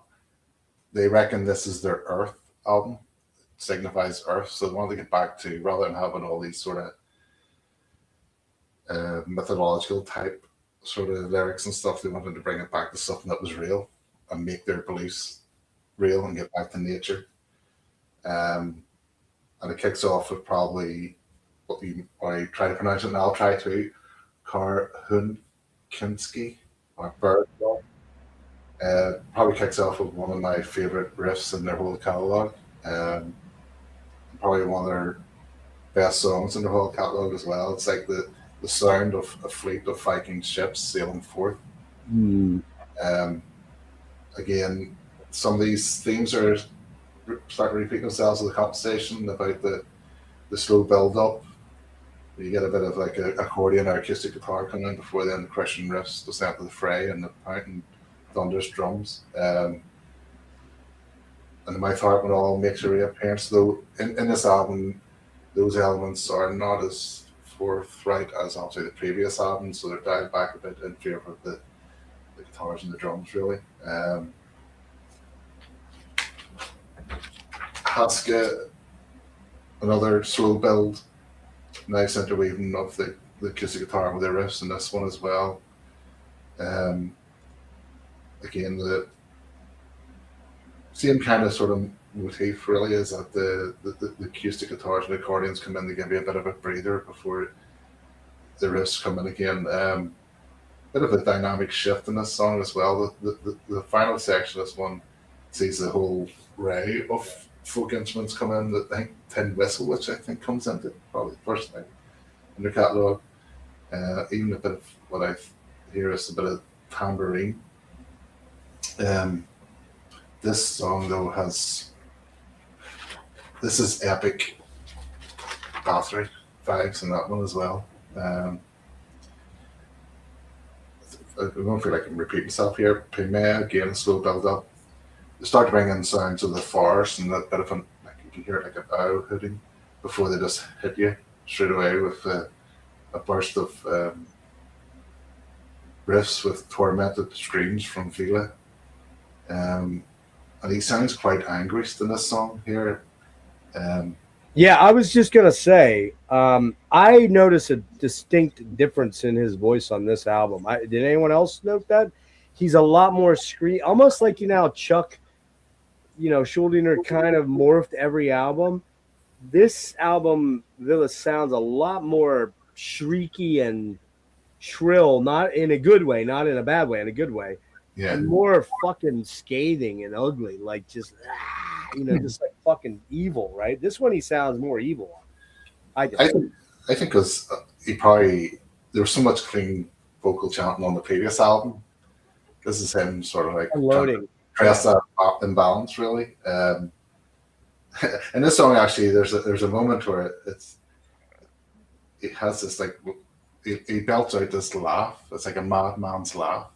But the lyrics in this song is about someone who gets lost in the forest and finds himself all alone and faced with that sort of situation where they may not get out alive.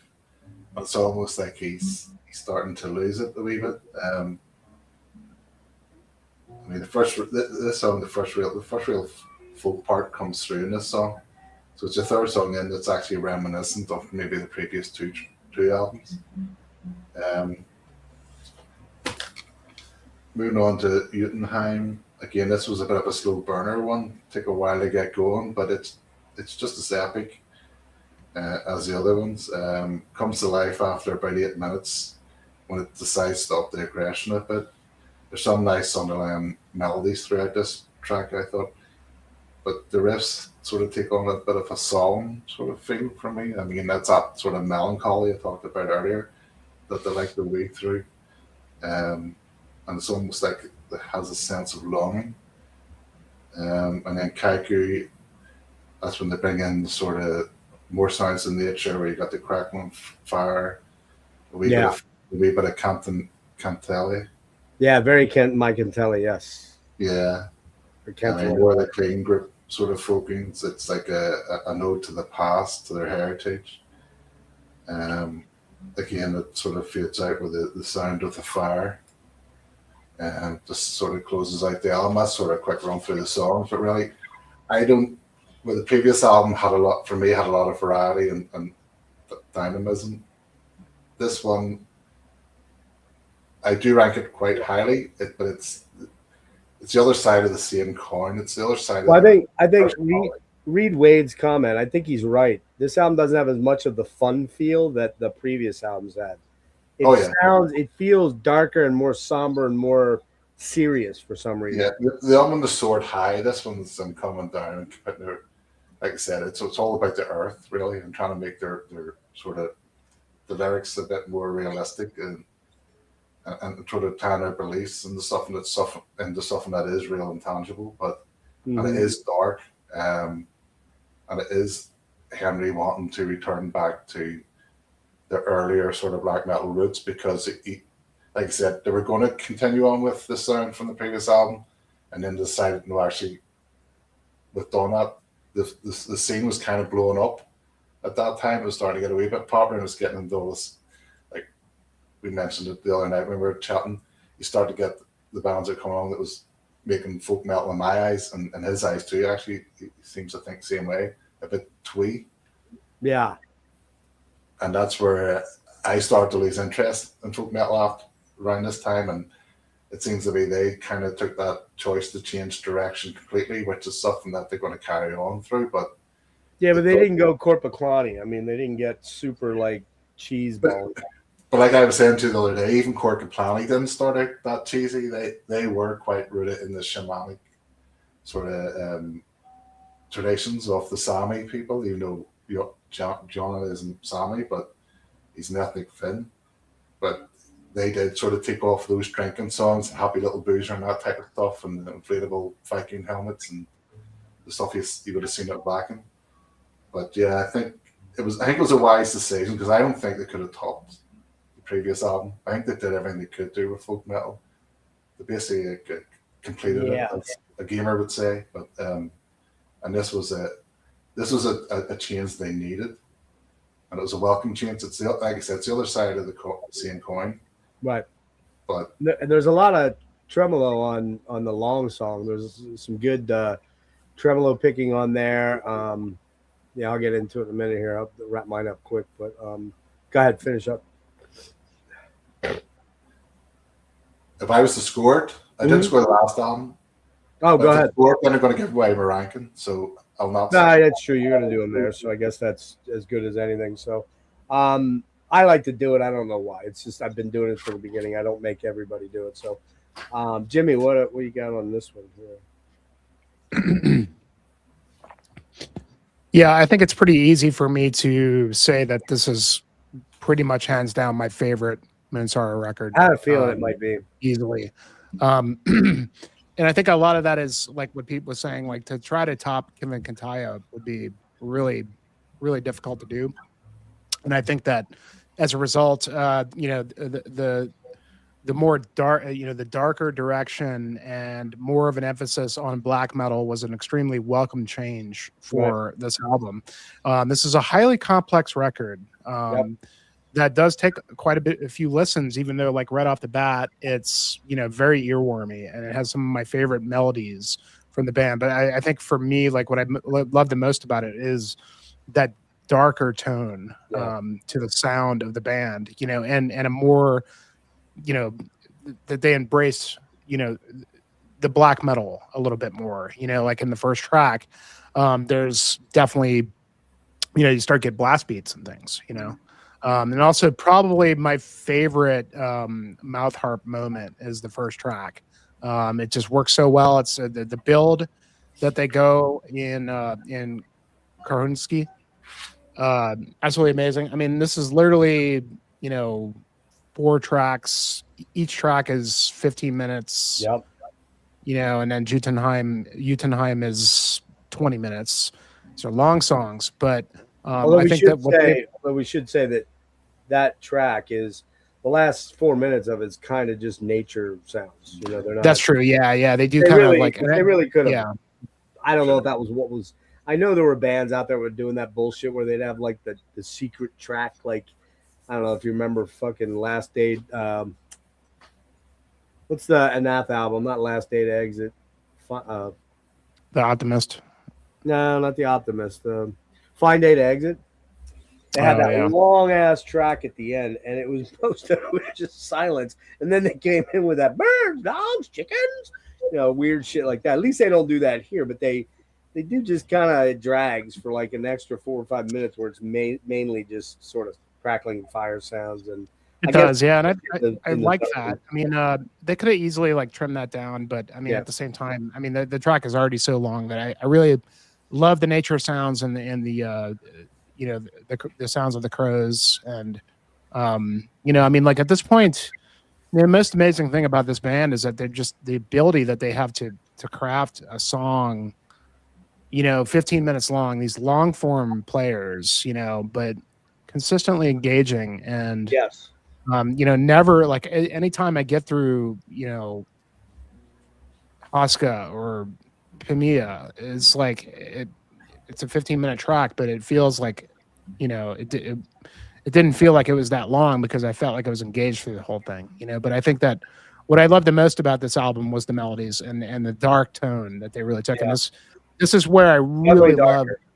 what this band is doing, because if they'd have continued just like doing folk metal, I don't know if it would have been as special for me. And they already had like shown that even as a folk metal band, it was still very serious, very like honest and like not, I mean, you can maybe pick out moments, in those early records where there's more, you can pick out like maybe some cheesy melodies or whatever you want to say.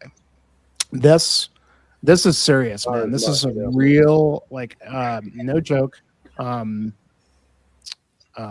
honest piece of music, and everything about it, like the brooding, like just sense of dread and despair, like in this, that they captured while still maintaining a lot of those folk elements and heightening the black metal side of the band is like really important, and what makes this record so great. And we're going to see that sort of continue as we go into the catalog. Jotunheim is like, to me, like that's like the Moonsorrow song. That melody, man. It's just, I mean, and they carry that on for quite a bit, and they build upon it. To me, that song sounds like, even though they're kind of reaching into their history, that song feels to me like it's a homage to Finland or something. It's a homage to their homeland and their heritage. The concepts here and the things that they're touching upon, I mean, is pretty similar to what they've been doing so far, but they've definitely kind of gotten to a point to like there's sort of a existentialism to a struggle with that in terms of like, what are these things? Why does fighting matter anymore? Yeah. They touched upon that a bit on Stonebearer, but they really, really, it's sort of idea that like, in a lot of ways, the natural aspect and the natural world, that they've, kind of touched upon in previous records and sort of like, there's like a reverence to that, where here it's like more of a, like there's a Futility, a sense of futility. yeah, like a decay, like, and where does that fit with the idea of fate, and that really shines through in the music itself, sort of like the calm build up to this sort of eruption of like chaos and violence, and then like breaking that down to like aftermath and like reflecting upon those things. It's kind of like all these real human themes and qualities that really, you don't have to really be into Viking stuff or whatever to like sympathize and feel kind of those attributes. And a lot of things like sort of feeling like sort of unresolved in a way, this sort of sense of longing. And yeah, I mean, I could go on this one. It was interesting last night, as I've been kind of listening to the records and stuff. Me and my wife sat down here and smoked up a little bit and put this record on, blasted it, and just really just drowned in it. And I've always loved it, but it just was sort of a resolution of why this record means so much to me, but yeah, So you got pretty beautiful. pretty deep into the existentialism of it, right? Yeah, and I feel like I could sort of like kind of, you know, I can like feel that myself being middle aged and like having that sort of midlife crisis kind of feel. I wonder if these guys, obviously this is this record came out in 2007 or 8, something like that. But I think 5. there's an amazing maturity to this music, and wow, they really went somewhere for me, and like this is going to sort of inform where they go from here. But yeah, hands down. I mean, I would not be able to find anything wrong whatsoever. Even the last track, another folk track, which is really cool that they added that. But this is it's an undertaking, but one that you won't be sorry to have put yourself through. Absolutely amazing record. Yeah, love it. So here's another one of the. I'll probably fuck it up, but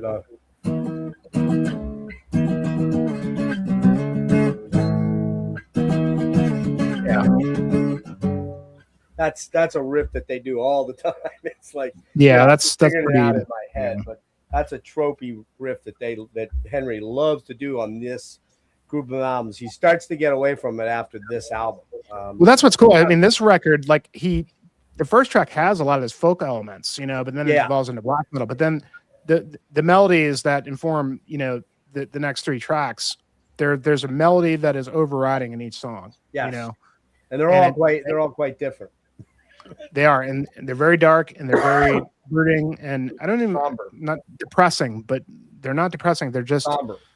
Yeah, somber. And yeah. So anyway, I'll rip through this quick, and then we'll play a little bit of one of the tracks. The first track does have a little bit of that very piratey yo ho ho thing going on at first, though. That kind of riff is kind of in there. What's that? Because there's a few heys. Yeah, the shout that you get that swashbuckling feel. Wouldn't be out of place on a Running Wild album. Like it's just got a little bit of Running Wild trad medley vibes to it. And then you get into the sort of familiar melodies of the jig folk thing, juice harp, staccato riffing, huge vocals. Decidedly more black metal here, starting. And I will say that it sounds like the tuning is. They do a lot of their stuff. A lot of the early stuff was all in E standard, which I'm probably a little off here with but pretty close to this. That's close. It might be a little flat, but your E chord.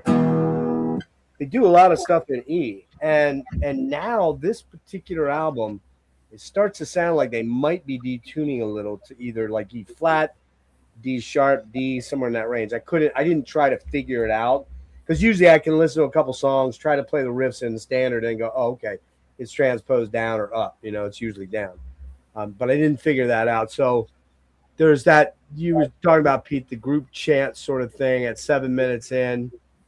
Sort of makes this song super cool, and it's got a power metal feel on this one. Got to be honest with you, but it goes in right after that. Goes into the blasty tremolo section there, and it's the ending few minutes of the track are just super fucking badass. Right around, I guess I would say.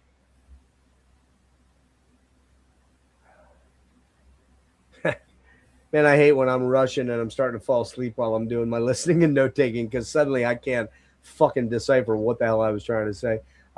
This song, I think, might have been the most overtly black metal that they've sounded for quite a while. Around 12 minutes, definitely Viking black metal there at its finest, the most monstrously epic. Maybe we'll try to play that a little bit. 2 is Carrion.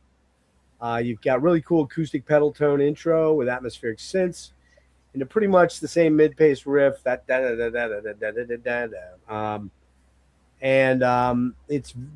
It's those colliding astral melodies that have that intrinsically triumphant sound to them. Those are all these buzzwords that we're gonna wrap up with at the end here soon. Massively epic track, no bullshit. slays all the way through at 11 and a half minutes. This is the track I'm going to play. The atmospherics, the Jews harp, and the distant piano synths and percussion start, and a mantra, and it's very beautiful. That is Carrion. Dark, everybody feels like that's the best track, and it is a great track. Probably my second favorite on the album. Lots of birds in nature, intros and outros. Might be the most scathing, yet still happy sounding black metal track in the catalog. It feels like I should be riding a fire-breathing dragon naked. Yeah, I said naked, bitches, all right? Just hear me out, all right? I know nobody wants to see, 60-year-old man ass, but I'm not too flabby yet. Yeah, I should be riding a fire-breathing dragon, naked through the skies of Finland while brandishing a 10-foot-long, fire-hardened steel sword with a giant, gnarly hand grip that is a baby's skull. Yes, you heard it here first, baby. A baby skull with a hand grip. Yeah, that'll get me kicked off fucking YouTube probably for that. Screaming, "I am a king, a god amongst men." Yeah, it could happen. I'm just saying. Just listen. The blood curdling screams on this song are fucking epic. I mean, they're blood curdling screams, man. On track 3, they're just like, whoa, holy shit. That is Pimea, which is dark. Then we got Judenheim, which we talked about. It's a 19, almost 20-minute track, but it's really only about 14, 15 minutes if you take all the stuff at the end off. Again, Highlander vibes, traditional metal vibes, huge synth pads. The screams are. It's a little bit more of the more plodding mid-tempo tracks on here, but there's some crazy shrieks in this one, about 2.5 minutes, somewhere in there. A lot of tremolo picking, lots of that kind of choral thing that they kind of get into. And then you get all the nature sounds. And then finally, what's the last track called? There, it's called Echo, Kaiku, which is the shortest song at 8:19, by the way. And lots of acoustic and accordion, tin whistle, which I got to be honest with you, which the tin whistle, Peter, because that's a big thing in Irish folk jigs and things like that. And I've got Jimmy up there and me just rambling like a fucking loon. This is a beautiful track at the end here, man. Very campfire drinking song, right? I can imagine horns of mead overflowing with and wenches everywhere. Just kidding, ladies. Just like any ladies are watching this stream. Final thoughts. Sounds like Villa has changed his approach on here. There's some anguish screams all over that rip. And it's a total package of this album, but I am going to go 9.5 because there's one more album that I like quite a bit more, and that's the next one we're going to talk about. But before we do that, let's play a little bit of track 2, which is Carrion. Jump into this quick.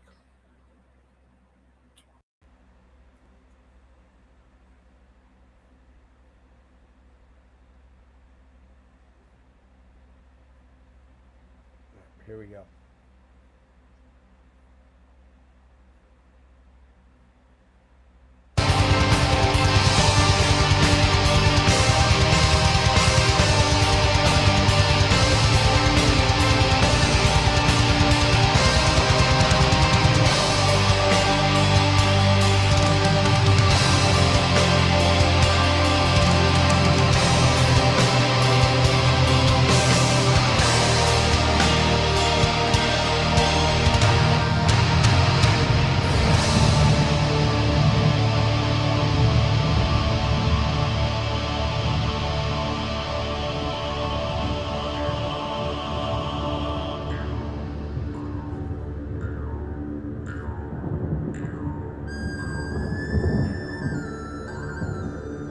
Hobbits,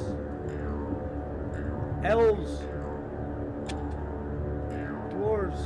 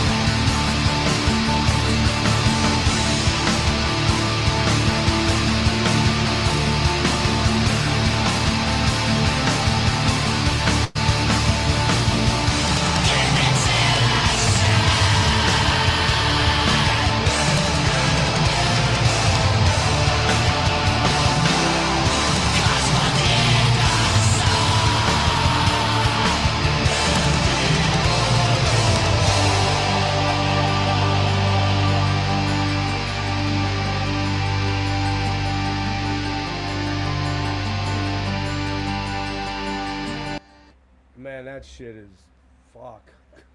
That song, So killer. dude, that song is so goddamn good, man. I mean, every song on the album is great. I guess shit, I already killed it, so we'll just go with that. I apologize. I know Pete, you gave me a couple things, but if we do I an don't, example, we'll be here all night. So, but I did want to give people a brief thing. Now, the trying to pick a sample out of the next album is quite difficult because, well, it consists of two fucking songs, and the song is called V. Aviety, however you pronounce that, which is Chapter 5, Ravaged. Fifth full-length album by was released January 10th, 2007 through Spine Fund. Henry Sorvali is the producer now, which I guess maybe that means that he just took on all the production decisions, didn't consult his band members. Um, as a joke by the band, the name Homosika Gay Pig was released as the working title for Vides Luku Haviati. I gotta say, in talking to a lot of Finnish people, they aren't quite on the woke scale like we are in terms of the gay stuff. It is still very much a regular sort of thing that they make fun of a lot. So that makes sense. Plus, this is 2007. It's a whole almost 20 years ago when the thought process was a little different then. The album consists of only two songs, each exceeding 25 minutes in length, and act as organic compositions with recurring musical themes, which are gradually built upon to climaxes. While the folk instruments and choirs of prior albums are still present, it has a more prominent black metal influence. For example, it features tremolo picking and blast beats. New York Times, the album was called an engrossing hour-long album, and engrossing and enveloping. And that's a really cool term. I hadn't seen that, but that really is enveloping. Really kind of crystallizes how I feel about this music because, again, I keep saying it over and over and over again. I shouldn't like this music, but it envelops me, and I give into it. I'm like, yes, I admit I dig it. But, okay. I like the Gay Pig music. I'm totally into it. This album is fucking unbelievable, man.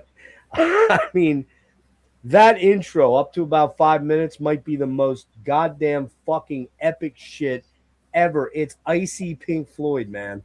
It is Pink Floyd in the icy wastelands of fucking Scandinavia, and it is stunning, man. It is so you say the word evocative, and that's what this is. Like, I could listen to that for 25 fucking minutes and never get quite enough of it because it just blows my mind. And Jimmy, you remember when I got the box set, I kept sending you pictures. I probably sent you like 7 pictures. Dude, this fucking album, what the fuck? I was just like, I literally was tripping balls. I was just like, I don't understand like how this album can be this good. Now, this is the album that I first listened to, and it's Eric, have you been listening to me all night or have you been sleeping? I mean, I've always said it a million times. I've been like, I hate power metal and pirates and Skyrim and D&D and fucking Tolkien, although I did read the books and I dug them back when I was a teenager. But, you got to remember, guys, I said boo. But you got to remember something, and I do not want to have to be very careful how I say this, okay? When you guys are getting into this music, like the music that got me into metal is the late 70s stuff, the Priest, the Maiden, the new album, right? And then it was hair metal. I'm unabashedly a fucking fan of a lot of hair metal. I'm not going to lie. I don't dock and rules, rat and rules. Boo. Maybe you want an early exit to go to bed early. But here's the thing. What were those bands obsessed with? And be careful how you say it. Female genitalia. We'll leave it at that, okay? Getting laid, drinking, doing drugs. That was where I came from. So all the, and don't get me wrong, I read the fucking Michael Moorcock stuff. No funny jokes. I read all that shit. And I dug, Far Far in the Gray Mauser from Fritz Lieber. I dug all that shit. But I wasn't a fucking nerd. I just was not a nerd. I was a dude that was trying to hook up with chicks. I was going out to play, we were going to the arcade. I could give a shit less about Galaga and Defender and all those games. I was zeroed in on Honeys. That was where I was. So my apologies to any women that might watch this and be like, "He's a fucking pig." Okay, I guess I'm a pig. I don't, you know, I've changed my views a little bit throughout time, kind of, a little bit. But I yeah, was definitely concerned with the same things, but I also like. you were a Okay. fucking nerd. In other words, you were a nerd. I was not a nerd. I was wearing fucking leather pants in I high was a school. nerd, but I had balls. I was wearing gray leather calf skin fucking pants in my senior year in high school because I can't had ever say I did that. I had the David Coverdale poofy thing, the parachute pants too. This is 1984, so keep in mind that was the thing. The fucking the Japanese rising sun gear that was all big time. The elf boots. We've already been over this, made fun of me lots and lots during streams. But that was what I was digging. And yes, I read the stuff, but I was like, I didn't want to be like, I don't want to be uncool like those dudes because those guys are never getting laid. Just saying. That's the way I was thinking. They're never getting laid. Maybe they did. They probably all became doctors and lawyers and fucking make shit tons of money and aren't long hair creeps like I am that can't afford to live. But long story short, this album is just fucking amazing, dude. It is just, it's a 10 out of 10 record. Although they could shave a little bit of some of these songs could have been shaved a wee bit down. It is 30, what is it, 56, 57 minutes long, I believe, total. Yeah, 56. Yeah. The intro, again, like I said, is just unbelievable. And at the 6-minute mark, man, my jaw hits the floor every fucking time. So huge. Universe encompassing, man. We're talking like fucking massive. The sound is just like this album in fucking surround sound by Steven Wilson. They don't have the budget to hire him to do it, I'm sure, and Henry might be able to do it himself.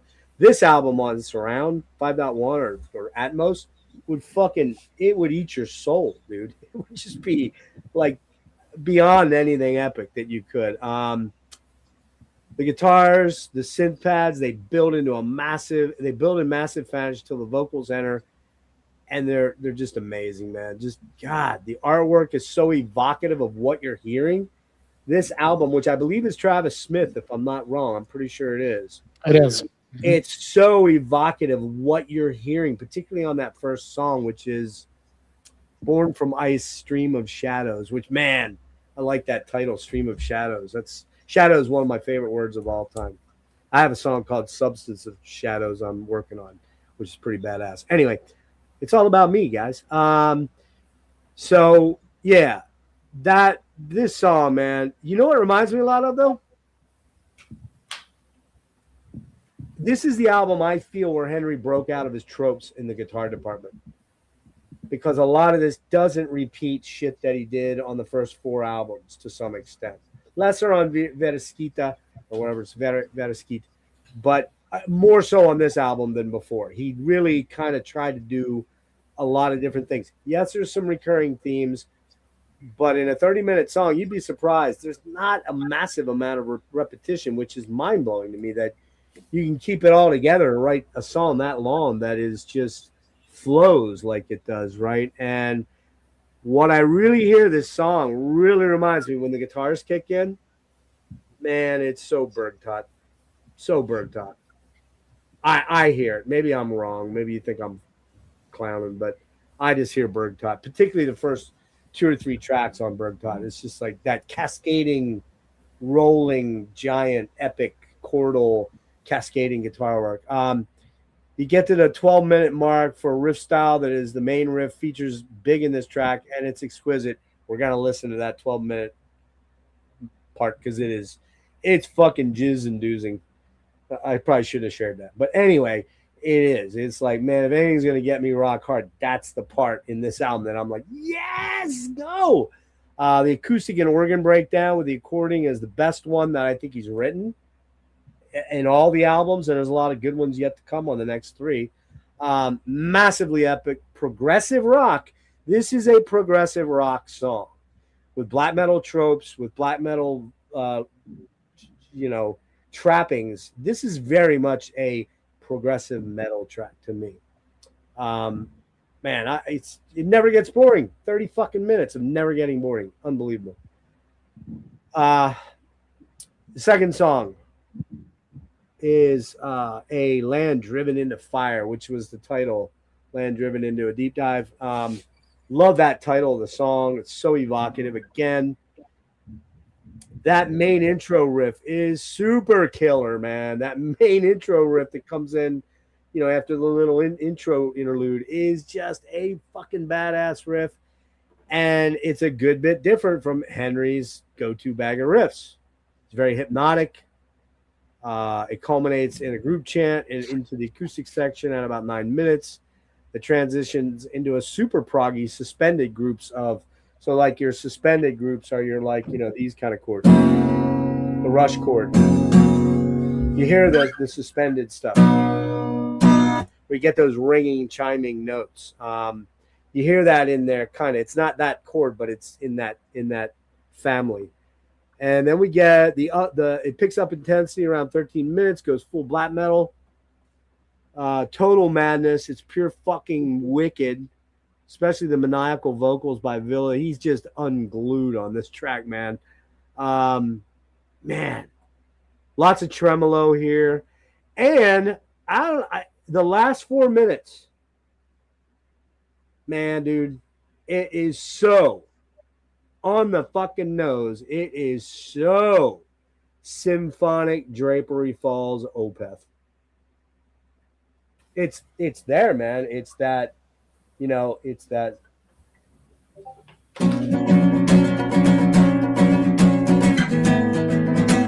That whole thing that my guitar's out of tune because of all the heat in here. But man, I don't know. Go listen to that and tell me I'm crazy, but I so hear Opeth's Drapery Falls there. Not that he's ripping it off, but clearly, where are we at here now? We're in what year? 2007. So it's 5 years after Blackwater Park. Ain't no way you can't tell me he wasn't listening to fucking Opeth. Ain't no way. Because everybody was listening to Opeth back then because Opeth was fucking king. They just were. And Michael still is one of the greatest songwriters ever, if not maybe the greatest progressive death metal writer. I know. Open to debate, I guess. Ask John Holm how he feels about Michael Ockerfeldt and his writing skill. Boo. Yeah, mega boo. Hey, John Hall, if you're watching. All right. He does want to go record shopping with Michael. So there's that. All right. Yeah, man. Jesus fucking Christ. This is the only reason I give it a 9.95 out of 10 is because it could have shaved 5 to 8 minutes off the whole album with some of the repetitive sections that kind of go a little, maybe an extra couple of. He doesn't hate him. That's not true. Wait, he doesn't hate him. He just doesn't. He doesn't get the mystique of Ockerfeldt, and he's just not clued in. And I'm not saying it's jealousy or anything. I don't think that's it. John's achieved a lot, but yeah, he's just we go round and round and round on that shit a lot. Yeah, he definitely is not a big fan of Opeth the band. Boo. Let's get a chorus of boos for that. Boo. You suck, John. John. We love you, dude. But yeah, wrong take. Okay. I love your band. He's also not a huge Moonsorrow fan either. So, which I can kind of get that because I don't get him being into the twee-ness of it that you could label at some of their synthy stuff. Because John's not a big synth lover, you know what I mean? Unless it's Rush. Then synths are great if it's Rush. Okay. So with this sidetracked into a fucking psychological workup on John Holm, we should move on. Yeah, 9.95. It's a damn near perfect album. Nah, it is a perfect album. Stunning production, stunning songwriting, simply stunning. All right, man. Jimmy, you're up. Yeah, I mean, I could easily pick this one and number one as well. I agree with pretty much everything you said. This is the ultimate test in the build-up. 30-minute tracks. I mean, that's I don't think I can think of another band that has a 30-minute song that will, keep my attention throughout the whole thing. I'm sure there's something out there, but I can't think of anything at the moment. But I agree, that build up in the first song, absolutely love it. I could listen to it over and over again.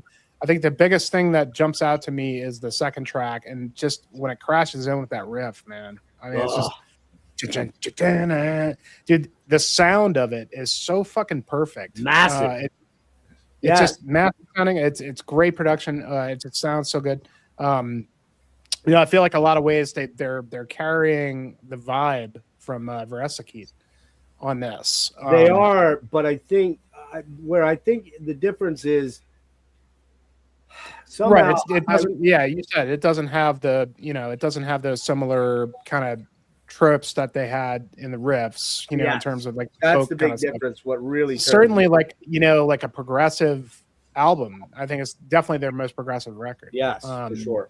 And definitely the most experimental thing that they've done, just in terms of like how far can we push, And I heard Henry talking about that on that interview. Was that like, we could kind of just keep pushing it in that sense, like, how far can we go, and like introducing riffs here and there. It's a very, very difficult thing, I'm sure, and also like risky to like be able to push something, even in the moments where I feel like things are, like repetitive, they still don't feel like it's not bothersome to me. Exactly. Like I feel like it just continues to kind of like just go in a direction that I really enjoy, and just like naturally, it never feels drags. very natural. It never drags. It doesn't drag. Yeah, it never drags. Like it feels natural. You would think it might in a 26 or a 30-minute track. You might think, oh man, if you're repeating certain sections, it's gonna get super draggy. It doesn't, and I don't quite get it. And they definitely like bring like the folk element like in the first track, like kind of 20 minutes in or whatever, which is cool. Like it works because they find like a way to kind of get off of what they've been doing to kind of like further the song. And we'll see this in the EP as well, is that like they can, they still can manage to work in those folk influences without having to rely on like what you're talking about, like some of those riffs that kind of start to feel similar in like the construction of the way that they execute that stuff. But that's one, I mean, it's just, it's certainly like, I wouldn't, in some ways I could maybe tell people like, you could go to this one first, but I don't know, man. It's definitely one of those ones that like, you have to have the time for it, because you're not going to want to listen to it for like, 4 or 5 minutes and then go to something else. Like you have to commit to listening to the entire album, two 30-minute tracks. And that's, that's a little bit to commit to, but you find that it's pretty easy to do. I have no problem listening to this album, from front to back. Yeah. And never wanting to turn it off at any given moment in the whole I'll tell thing. you what, this is a fucking killer record to drive at night on the highway too, man. Holy ball sack, dude. Like just fucking yeah. rip. It's really magical. It's really just really musically. I think for me, like musically they really nailed it in terms of like, I didn't really delve too deep in the concept of this. I think they're kind of building on what they did in sort of the dark direction that they've taken things. And I think they're that much better for it, in terms of moving a bit away from like the whole folk metal, even though there's always going to be a folk element, and really just becoming unto themselves, like at this point, they're not really pigeonholed into any kind of genre or anything. Yeah. They're just really just Moonsorrow. And, but it's very serious, and it's very like, they're not messing around whatsoever. And I think they still continue to do that to this day. But yeah, man, absolutely amazing record. Banger. And anybody that hasn't spent the time with this, if you like the later direction of Moonsorrow, it's probably one of the most important records I think that they put out. Yeah, Metal Kev was in here earlier. In a weird way, I would almost say start here, because if it clicks for you on this album, the rest is going to click for you. Sure. Mm-hmm. But this is not the Happy Meal, dude, or the value menu thing. This is the full-on fucking 10-course meal, right? This is the big mahaf. And I also have to say a little bit about the cover art. It's cool, because Travis Smith at this point is being used like a whore. By everyone. But But I mean, wow, he really did a great job with this, and I love, because the crow is very important to this band. I feel like, Yeah. that, or the raven, whatever you want to call it, it's a crow to me. I feel like that's, very much a symbol of a lot of this later style, and like behind this sort of epic mountain that could be like sort of a fortress or something, and the fire beneath, Well, I beyond. also get a Sauron vibe from it, a little bit of a Sauron vibe. Like that's Yeah, where I'm absolutely. coming at it from the Lord of the Rings vibe. Even though Absolutely, yeah. But most I don't think any importantly, of this, hang on just one second. I don't think any of this, looking at the title of the songs, I don't think well, it could be. I mean, the song titles could be. I don't think they are specific to Tolkien at all or Middle Earth, but that cover feels like it is. You know what I mean? So yeah, It's it a could. I song. mean, it certainly Fire could be like, yeah, like Psychic just said, the glow of Mordor. But I think that the most important thing about it is that, even though Travis was being used a lot and he was doing a lot of cover art, I think he really kind of captured, the feeling and the vibe music. of this band. Yeah, Like he understood the band, like by doing, that cover art. 100%.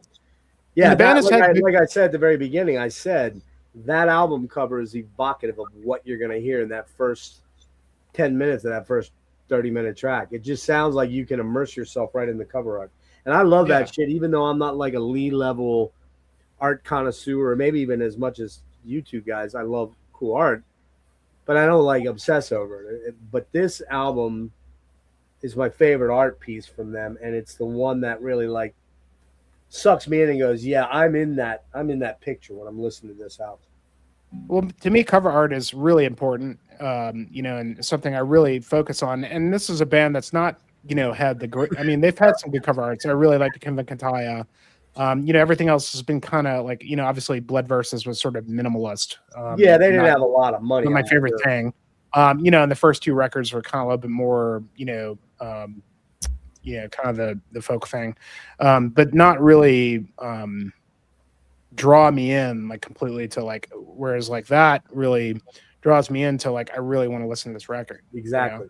Yep. Yeah. All right, Pete, So, let's get you in here quick.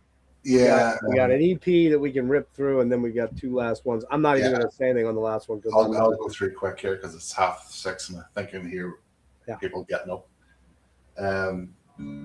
So yeah, this is their Fire and Ice album. So the previous was their Earth. So for this, you mentioned something, Jimmy, about Henry saying about writing a song and see where it takes him. This is the album where, in the interviews I've read anyway, that he said he brought the band in more to collaborate around arrangements and see where it would go. And they thought, right, let's try to write 30-minute songs, see what happens. So they're intentionally wanting to write longer songs now. And for me, I think the whole Fire and Ice element sort of is a good sort of portrayal of the music, because there is that type of tension in that first song.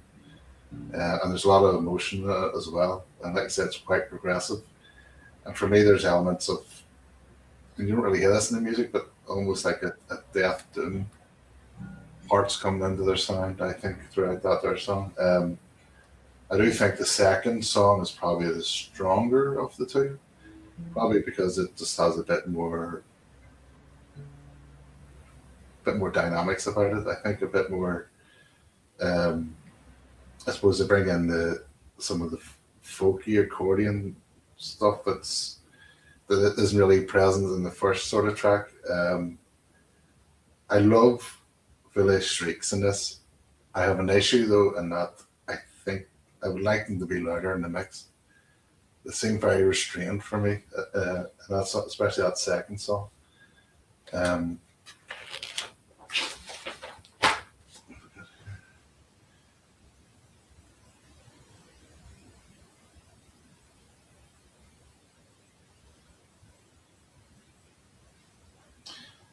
Yeah, just similar points to what I've said in previous albums about that sort of release from tension.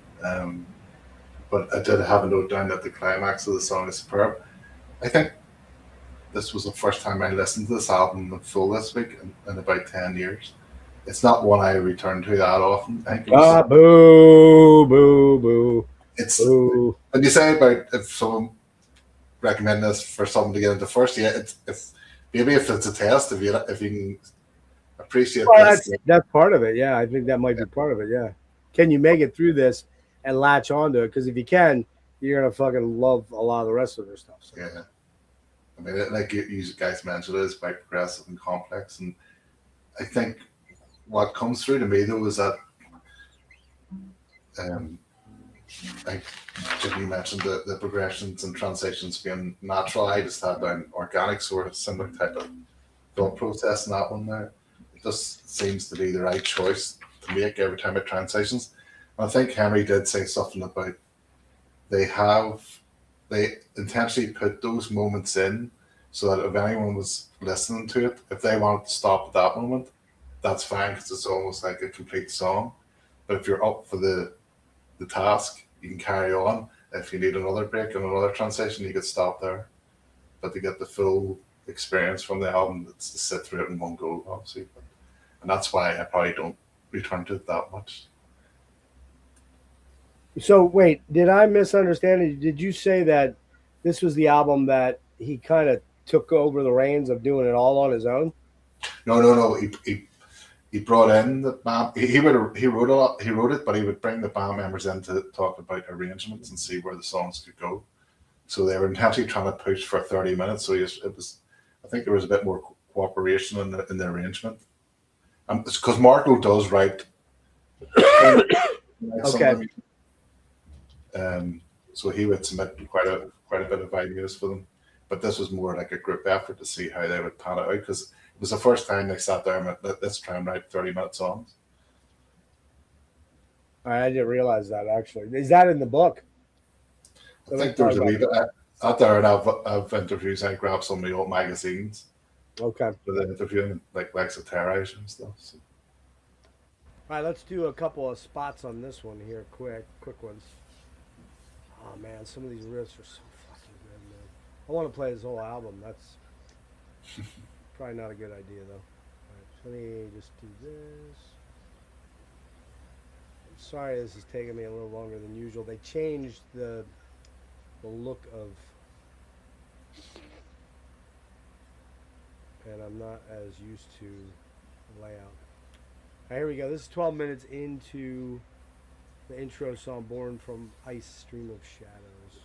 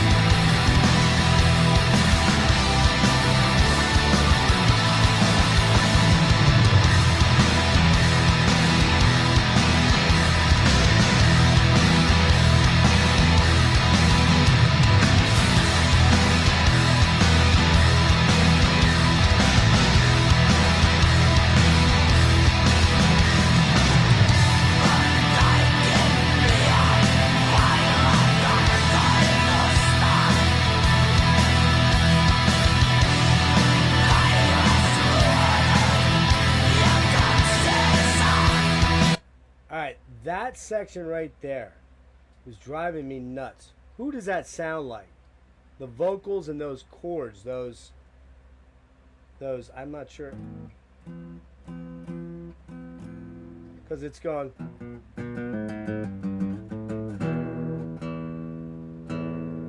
This heat in my room is fuck. I just had it tuned and it's out of.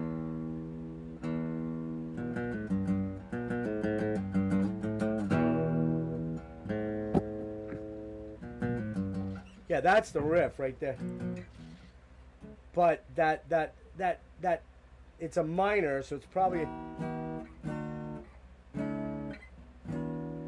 I'd have to fuck around with it to figure out what chord, because I'm not in the exact tuning. I'm a little flat or a little sharp. But does that ring a bell to you at all, man? Peter, that the way he's singing that and the way it's kind of plotting like do do but do do but do. Does that remind you of anybody? Like it jumps out at you because it does me, and I cannot think of who it is. No.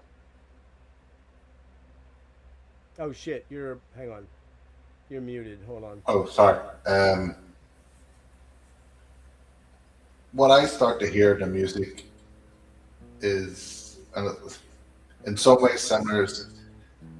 They always say primordial or kindred spirits of theirs, and I Yeah, I think know that. that. I don't hear it so much. Do you? No, not well. I'm thinking more in the context of their sort of dark paganism. But is that what Alan Averill sounds like? Because I've not dug deep. No. He doesn't. Not the Shrieks. Not the Shrieks. More the way they set their songs up, like you send a big plot sort of.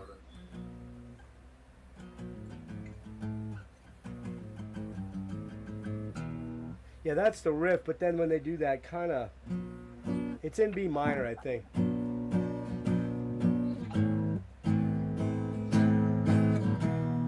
It goes back to E. So it is actually an E. I'm just not tuned to it very well because of that part where he's going.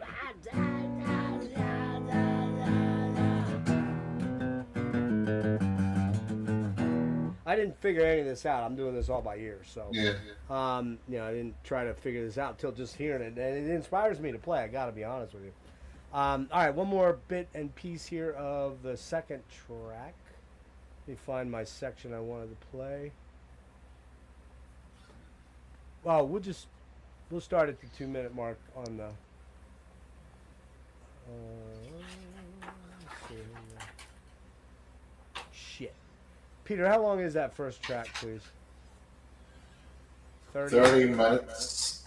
And I would say let's try and plow through the next three because I don't really have too much time left. Yeah, it's 6:45 here for me. Mom just wanna. Wendy's has new chicken tenders. Crispy, juicy, tendery, I don't have anything to tendies. say on the Ooh, last that's fun one, to so say. just- Tendies, tendies, I really tendies. don't And they're so good, maybe we We'll should have a lot change to say our... on the next to last one, so For tendies you're gonna know by name, gotta be Wendy's. You're not a child, you're a man. So stop wearing so many layers to go outside and get the bare.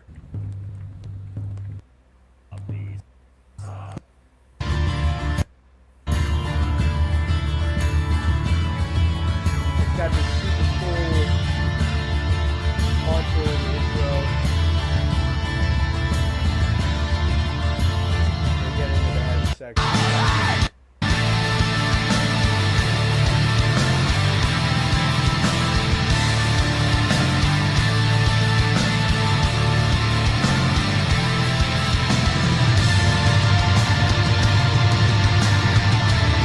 See, I don't really think I've heard that before. I don't remember him doing something quite like that before on the guitar. So, all right, Shit rules. Tulomirsky, which is an EP. It's a short EP, only 68 minutes long. And by the way, Angelic, yeah, you're not alone. I'm not and I know Austin. He's a great guy, awesome guy, but I just don't quite get it. I'm not as deep in that camp. I know Jimmy likes him quite a bit. I don't know about you, Peter, but I just don't quite get it. But okay, Tulomirsky means Firestorm, first EP. Kind of hard to believe they didn't have any other EPs. Came out in April 30th, 2008. Actually, it was supposed to come out in March of 2008, but it was put off for a month to allow for proper promotion.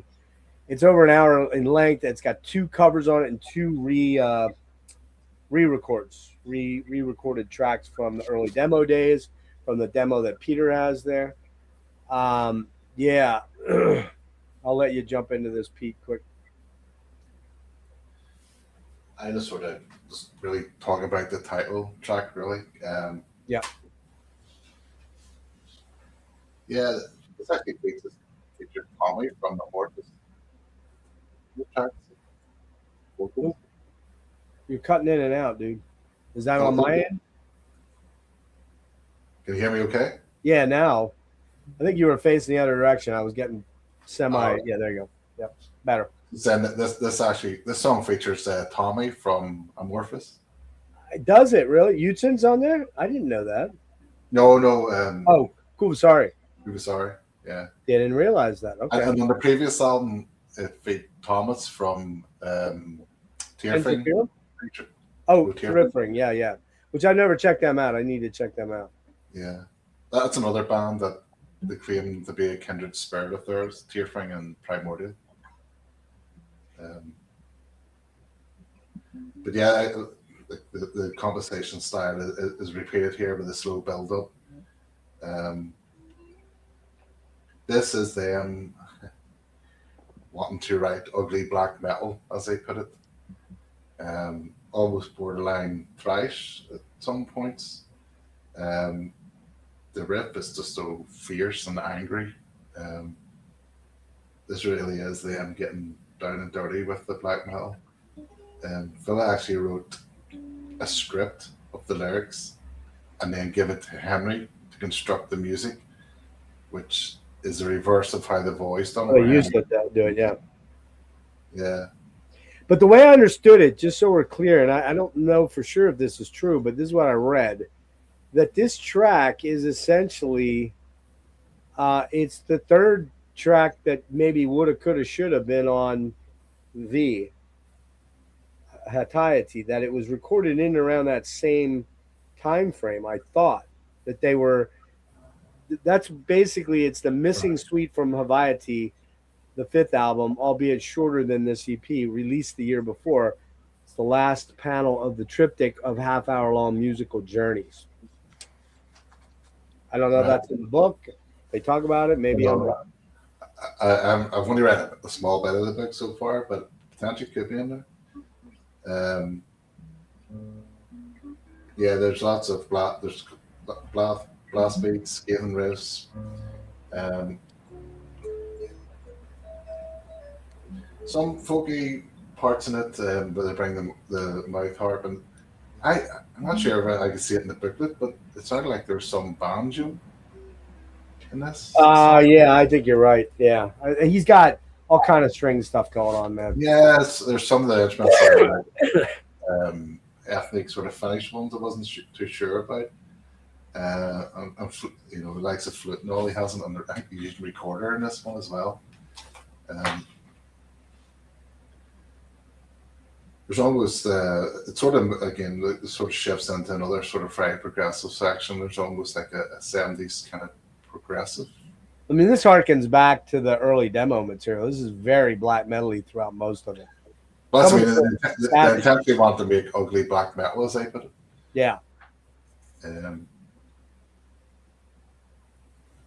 Yeah, just sort of like the conversation where they just bring all those elements back in towards the end of the song around the 19-minute mark. Then it just seeds into this kind of metal segment. There's a bit of spoken word before, again, that has its time, and then they bring in the fierce black metal. Right. But yeah, the hymnal chants are return as well, kind of add another layer to the music. How about that cowbell around 6-minute mark, 6.5-minute mark? Like, that's the first time I recall hearing a cowbell in one of their songs. Like, whoa, man. What this song needs is a little bit more cowbell. But sometimes I hear things that are like, is it really in there? Because you look at the booklet and see, have they listed that as an instrument? And it's not there. So it's a cowbell, dude. That's 100% a cowbell. I know a cowbell if I hear one now. It's cowbell, which I don't think I heard them do on anything else. So it's just kind of weird, you know. Yeah, this real down and dirty sort of track. I mean, they're obsessed now at this point of writing 30-minute songs, but I think they said that was it out of their system now after that one. And then obviously... Yeah, they backed down to 20-minute songs and 17 minutes. Yeah. It's like, So, dude. Yeah. I think the label were actually pushing them for another album, and they didn't want to do another album. They weren't in that space, because I think Henry had some issues in his life on the previous album, and that's probably why it got darker. But yeah, so they've been doing that Merciless cover for a while live. Dude, that's a killer cover, man. Yeah. That is so good. I didn't know the original. I like their cover better than the original. I really do. Yeah, and they just thought from the Bell Tolls, I think that was one of Phil's favorite Metallica song. So Yeah, they made it their own. I don't Yeah, love they did. I don't love the vocals because it doesn't. This clean parts don't sound as good as I'd like them to. But it's cool because they make it kind of a fucking folky, heavy metal. It's not thrashy at all. It's No. It's Moonsorrow, you know. But Yeah. that Merciless cover, dude, that thing's wicked as fuck. So good. yeah, the two Tambo tracks, obviously they polished them up and re-recorded them. But Solid. yeah, to be honest, I just focused mainly on the title track for this one. Yeah. I mean, did they need to throw all that candy floss and extra stuff on? Probably not. But it's not the first time they've done covers. So yeah. Jimmy, how about you? Yeah. As far as the title track, I mean, as much as I love 5, I think this is better. I love this track. I heard a lot of Bathory and Enslaved. I like to focus on black metal. Oh, yeah. That riff, dude. The riff is so good. The vocals, interestingly, are a little bit different. But overall, the whole track pretty much captivates me throughout the entirety. I love that what they usually do is they stick to a certain thing for like half of it, then they go into the folk part of it, you know. But the most interesting thing for me with this is the emphasis on the more just like the old school black metal riff, and it really works well. I like it a lot, you know. A lot of killer tremolo picking, a lot of Bloodheim, a lot of that, killer drumming. Yeah, it's some definitely dark thrown in there, maybe even a little bit of more. Oh yeah, battle. I think I heard early Enslaved the most on this track. Yeah, Viking Ligger Definitely Veldy. some Frost, Viking Ligger Veldy. But it's just you know, it's kind of an extension of what they were doing in 5 in a lot of ways, but it works throughout the entirety of the song. I really like the re-recordings of the demos on this. They're great. I think that those are probably the 2 strongest songs from the demos as well. Yeah, for sure. That third Regelmer and Tastilu Pajos. Yeah, that one's killer, man. I love it. Yeah. I'm not familiar with Merciless, so I can't really comment on that. I wasn't cover. either. I went and listened to it. I like fucking Moonsorrow's version way better, man. Really? Yeah, it's Swedish death metal and it's cool, but and it's got like kind of a weird. It's very kind of run of the mill Swedish death metal, good, but I don't really know Merciless. I probably should. That's a band. They kind of changed it. So they started out at sort of death thrash, and then the third album, Unbound, is kind of like almost like borderline melodic black metal. Almost. I'll have to check them out. I don't know. I've never checked them out. Weirdly, so when that came up, I'm like, man. And I listened to it, and like I said, I think the Moonsorrow version's cooler. So, all right, we'll skip sound samples going forward. But to Lemersky, I mean, like the transition from that like really like heavy like second wave black metal riff to the like that harmonic thing that they do, like it's so cool. And I think that's why I love that track so much, because I love how they do that, and they bring it back a couple times and it just works really well. Sounds good, flows really nice. Yeah, man. I mean, like I almost kind of in a lot of ways like hate to call this an EP because I'd much prefer this to be a full length. Really, yeah. I think I much prefer to do that. I mean, I'd have been happy if they like, you know, just I like the Metallica cover. It's cool. But if they would have just like did the main track and then the 2 demos and maybe like add another demo in there, you know, to re-record, in a lot of ways it could have just been a new full length. I don't know. Yeah, but it really could have. I mean, love this. Yeah. Mm-hmm. I'm never super excited about death metal and black metal bands doing covers, but yeah, me neither. These are both well done, and they don't try to be the song. They don't do it verbatim. They do it. They make the song a Moonsorrow song. You have to listen to From the Bell Tolls to kind of get the vibe, and you're like, oh, okay, well that was an interesting twist. So, this is a great one for me, man. I really dig it a lot. I'm gonna pass on going into too much detail, but I actually give this a 9.5 out of 10. I love it. I think it's so cool. All right, so we're on to the 2011 album called, oh man, come on, dude. A shadow Yeah, we good luck walk. trying to Yeah. pronounce that. Yeah. Wargoina Kulema Kulayadin Masa. As shadows we walk in the land of the dead. Came out February 21st, 2011 through Spine Farm.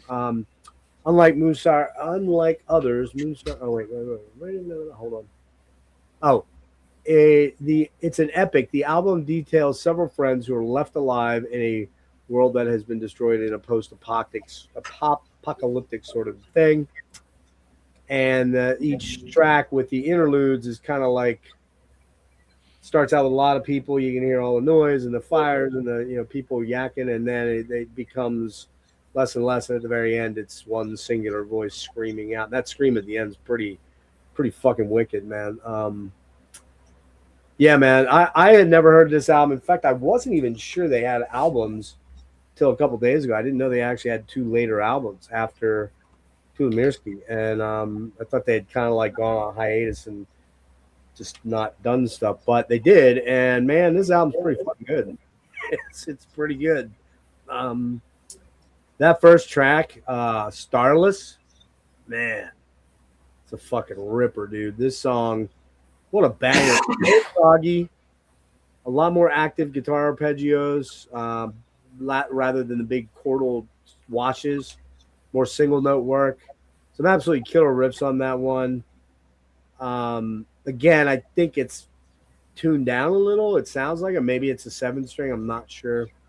The acoustic parts are really intense and get even sort of an ugly, dark, throaty. Oh, wait, I'm sorry. After the acoustic part, you get a real dark, throaty guitar sort of vibe in there. And the gargle vocals at 9 minutes, pretty savage, man. The Villain, I guess, is the main singer, or is actually Henry doing some vocals too? I think he is, right? Might be both. I think Bill is still the main vocalist. He's the main guy, yeah. Man, just savage, man. And then you got these little interludes, and it's like the guy walking and coughing, and I said it's kind of over and Agalaki, and that's where it comes from. Track 3, which is the Ancient Ones. Huge synths and choral washes. Not anything unusual here. Kind of rides a tremolo picked melody. Lots of chants again, and nothing super new, but always sounds oddly, freakily, weirdly different. This one builds and builds and has some grand riffs that are like modern heavy metal or death metal at times, and the scream vocals are seriously on the edge, man. They're just the vocals on this album in specific, I think they're more like kind of like how Chuck ended up sounding on Sound of Perseverance, like more unhinged and raspy and high. But maybe that's just I was listening to so much of their stuff that I was kind of getting ear fatigue. I don't know. More snow trudging, and 5 opens with a gorgeous clean and acoustic guitar. Sea of chords, astral space synths, then bam, the synth melodies on this track are so massive. That's probably my favorite track on the album, number 5, which is Buto, the Scream. Yeah, so good. Again, the track 6, the survivor falls to grief, gasps out his final breath in futility. It's the life and birth and death cycle, also the fear that death elicits in the final moments if you're awake to accept it and comprehend it. And finally, that last song, very enslaved, the land of the dead. The very early part of it is very enslaved. The chords are kind of monumention-y, like Caravans to Nothing, in that vein, like that first couple of songs or maybe even a little bit of Marjoram on there. It's got some really cool, unique chord voicings that are really good. Another 9.5, man. This is a killer album. I was thinking, yeah, I got all the Moonsorrow I need. I don't need to buy anymore. And I'm like, yeah, okay. So I'm hunting around on eBay, already trying to find a cheap copy. And it's like, fuck. I don't think I'm going to find a copy under $25, unfortunately, even of CD. So, yeah, 9.5 out of 10 for this one. And I got nothing on the last one, so we'll let you guys. Maybe, Jimmy, do you want to run through? I didn't even move me over. Do you want to run through your final 2 albums quick? Yeah, I'll go real quick. This one, this is the first Moonsorrow record that kind of misses the mark for me. Wow. Feels like a chore to get through. Um, it's not a bad record. I mean, I do like it. It Interesting. just doesn't really have the big Hard hitting moments. stuff. I feel like they kind of like, I don't know. I don't know. This one doesn't do it for me, unfortunately. Okay. I think Huto is a great track. I like that. It's really the only song that really like stands out for me, in terms of like what they do. But I don't know, like the first two like big long playing tracks. I spent a lot of time with this one too because I felt like I just wasn't Needed more. maybe I with it. wasn't absorbing it or whatever. But every time I listened to it, I just felt like this one was kind of Work. it was just kind of low bar, Okay. and as a result, kind of my least favorite Moonsorrow record. Interesting. Okay. Yeah. Just there are just not really any moments on this that really, like the previous 2, 3, really well, everything before this. Right. Every single record is pretty much stand out, pretty close to mind blowing. Right. And maybe like I haven't, I still maybe I haven't really figured out. I love the cover art. I think that's really It's cool. Very It's cool. just cool, minimalist, but I really like Underneath that the they came logo out. like that, sort of standing. I like the concept. I like the story. I think all that's really good. I just felt like the music was, I don't know. I just feel like lackluster. they sort of plateaued a bit for me. Okay. And I know, and you said you liked it. I know Logan is not going to like that. I thought he would be in here, but I haven't seen it. Yeah, I guess you got. But I know this is like his favorite. Is it? Moonsorrow record, I think. Yeah. But yeah, unfortunately, I mean, again, it's still a good record. I mean, I still enjoy it. It's just compared to everything else, it's pretty low bar. However, this is fucking amazing. Wow. I mean, could be my favorite Moonsorrow record. No shit. Wow. I did. It dude. didn't jump. I You don't didn't know this give it one? a I didn't give it a full listen. I kind of Oh, had to man. bounce through it, so I'm not going to comment on it. But it didn't blow my mind. Yeah, interesting. See this? I mean, like to me, this is almost kind of like a culmination of everything they've done. It's got all the folk elements, it's got all the black metal, it's brooding, but yet it's uplifting. Everything they've done thus far, I feel like has culminated in Yumaltan Aika. The second track, I'm not going to try and pronounce it, but like I love how they always have they've had, I don't know if we've talked about this, but like there are certain tracks where it's a certain song, but it also says including another song. And I don't know what they mean by that, like because the song sounds like a full song. Well, it's kind of like a song within a song, like a set. Yeah, it's Yeah. kind of a little weird. I don't know. What do you think about that, Peter? So Is that the ones when I'm listening to it, it almost feels like the main songs come to an end, and it's like an addendum to it. Maybe. Yeah, a But coda. it's hard to tell unless they explain it.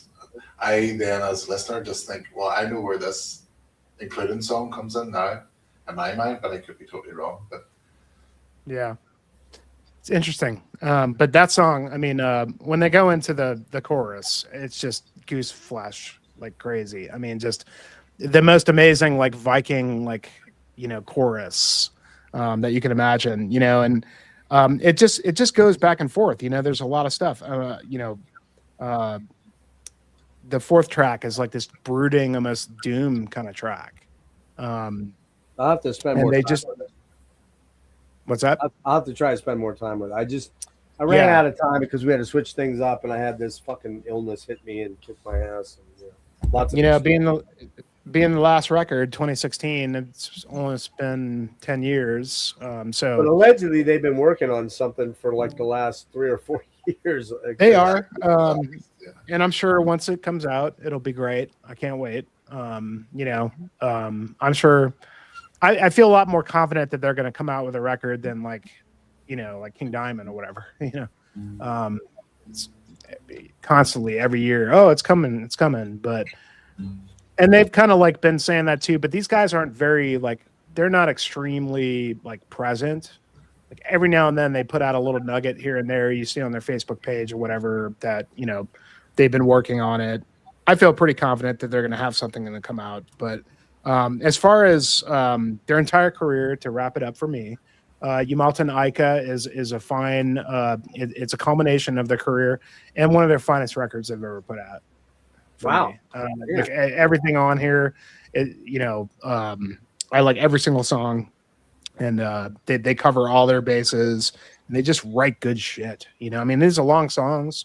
Again, as they're not used quite to as long doing, as but- B, but still, you know, pretty well, close. I mean, like they're not like they're not going back to like okay, we have to have 30-minute songs every time. You know, these are back to the 10 to 15-minute range. But really well constructed and sounds big, just sounds great. Yeah, man.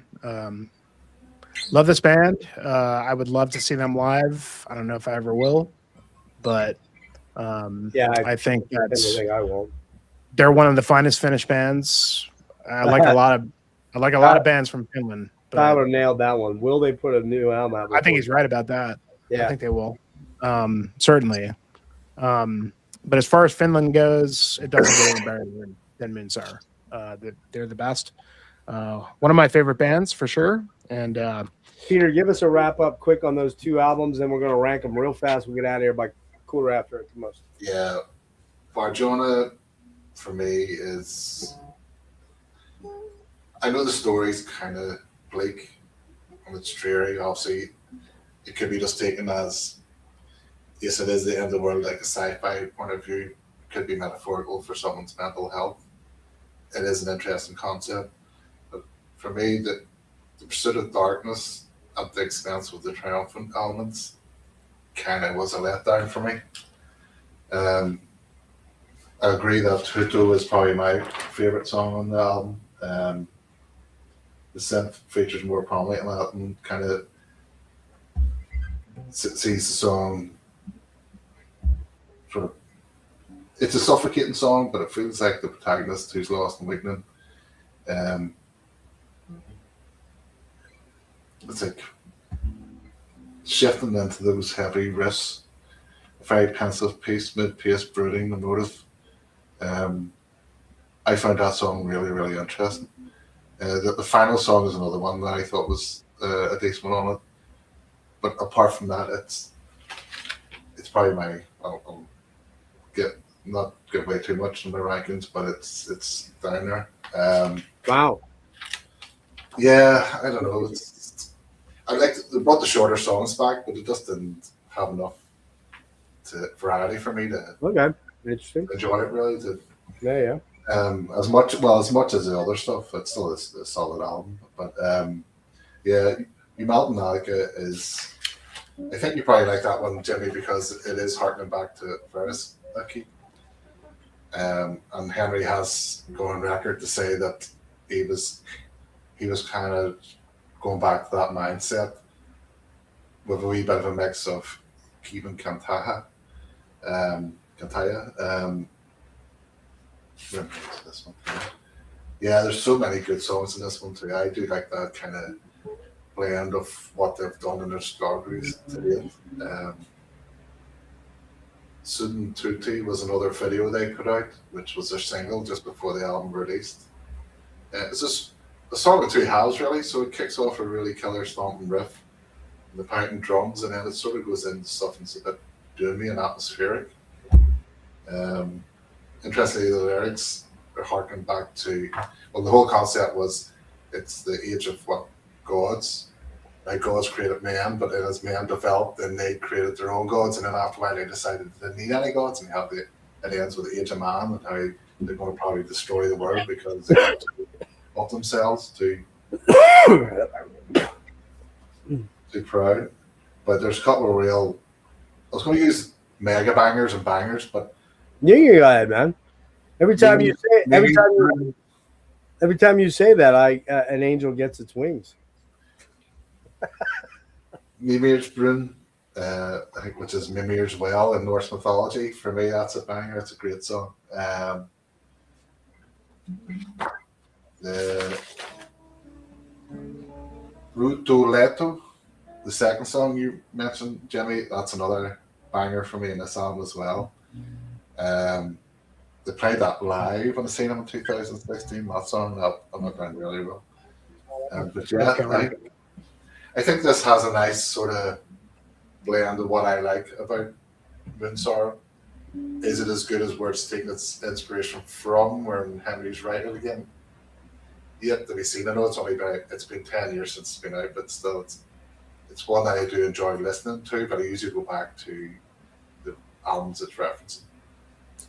All right, cool. Let's roll through our picks real fast. So I'm only going to do 6, well, including the EP, it's 7. You guys are doing 8. So what's your lowest one here? Go ahead, Peter.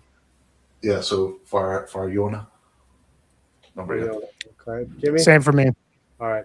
I'm going to go Jamalton Ika because I don't really know. So it's not really – I'm not really ranking it. I'm saying I don't know it well enough to voice an opinion. So, all right, now we'll start going down. We'll count down now. So, Jimmy, what do you got for next? Sudan Uni is the next one. Still a great record, but low on the list. How about you, Peter? So I have Tulimirski.